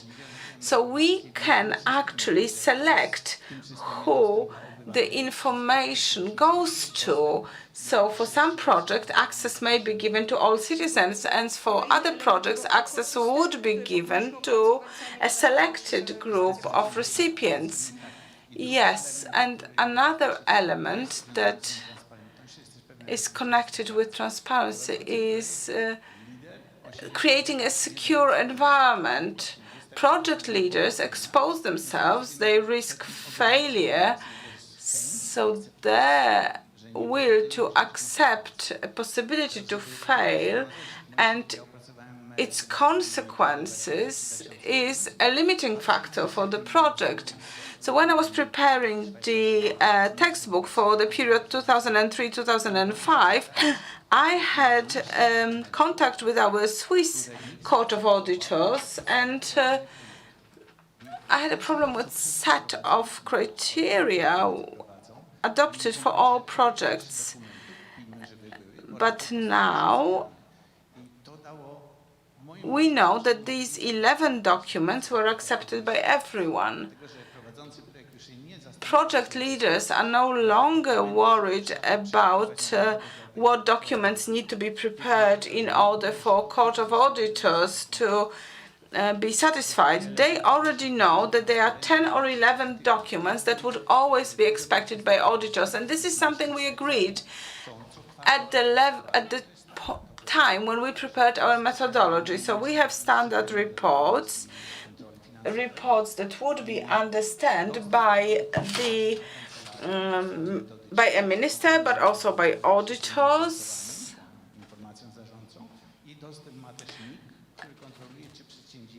And they are structured in such a way so that all the institutions would find relevant information. Gentlemen, we need to be wrapping up, and now by means of conclusion, to questions, and you can pick and choose which one you would like to take. In the first place, how to persuade those who have not yet been persuaded about the merits of such an approach, and what kind of challenges can we see for public administration coming in the nearest time? CEO, please. Well, I'll take your first question. How to persuade and encourage people to take on such initiatives? Well, in the first place, by appreciating achievements and rewarding achievements, because in our culture we are heavily critical, and then we are astonished to find out that nobody is willing to embrace a new initiative. So one should really be appreciated and acknowledged. So there should be a culture of appreciation built in a ministry, in an institution. Well, thank you. Gentlemen? I will also take your first question, but from a different angle, by questions. Speaking about transparency, because transparency can be defined either through the prism of management or through the prism of citizens, and people would normally follow something that would make their lives easier. This is the basic rule. Do you know what for is a given project? What is the object? For whom it is delivered? Do you know how many projects you run in an organization? Do you know their individual maturities? Do you know how the product is produced, the quality? Are you aware of this? Project management, from the perspective of collecting managerial information, is convenient both to the managers and to the ones who are managed. Yes, I could quote real-life experience. We were a young project management department, and we were viewed with critical eyes, and a lady is calling me saying that if I could have received this project card a week ago, because the project leader was not there and I had no information to submit to the minister. Yes, so there was no habit of collecting information like project card when you have all under one roof, and if our employee wins in the lottery and quits the team, this knowledge will be available in the team. So just to exemplify what you have been saying. I will take the last question. In what direction public administration should go? Of course, this is a vast question, but I was just looking for one word or one sentence. To my mind, it should go in the direction of professionalism. Professional management, professional operation. Why? For a very simple reason. We are all surrounded by countries that have very strategic goals. Each and every state has a strategic goal, not necessarily compatible with our goal. And if we ask ourselves what will predetermine the achieving of such goals, well, how do we have translation from the idea to the practical rollout? To what extent other countries are effective in delivering on their own goals? Well, if so, they will achieve their goals and will not. And in the geopolitical competition, they will be advancing, moving forward, will be lagging behind. We should be moving forward. We should be in advance. We should be in the forefront because we have waited for so long. And the sooner we get into professionalism and effective achievement of goals, the better chances for us are that we will succeed. And no matter what kind of government we have, no matter what kind of government policies are prevailing. So this is the measure of success in public administration. Well, in this regard, let me tell you that one of many excellent trainers in the National School of Public Administration has such a motto: no magic, experience first. And I would say that what counts is not so much the magic, but experience.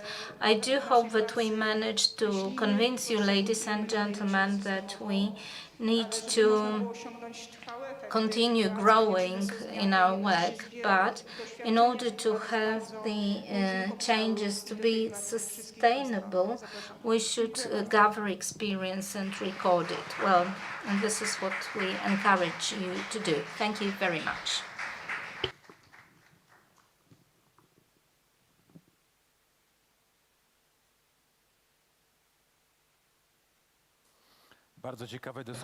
Very interesting debates, and the forthcoming debates will be also very interesting. Thank you very much. Thank you, our panelists, ladies and gentlemen. This brings us to the close of the first official part of the Congress.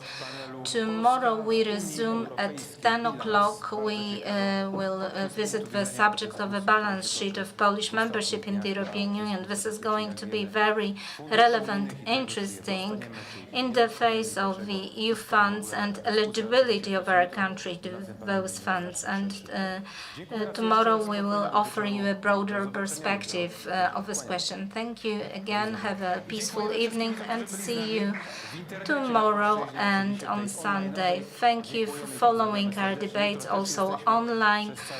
Tomorrow will be also available also online. So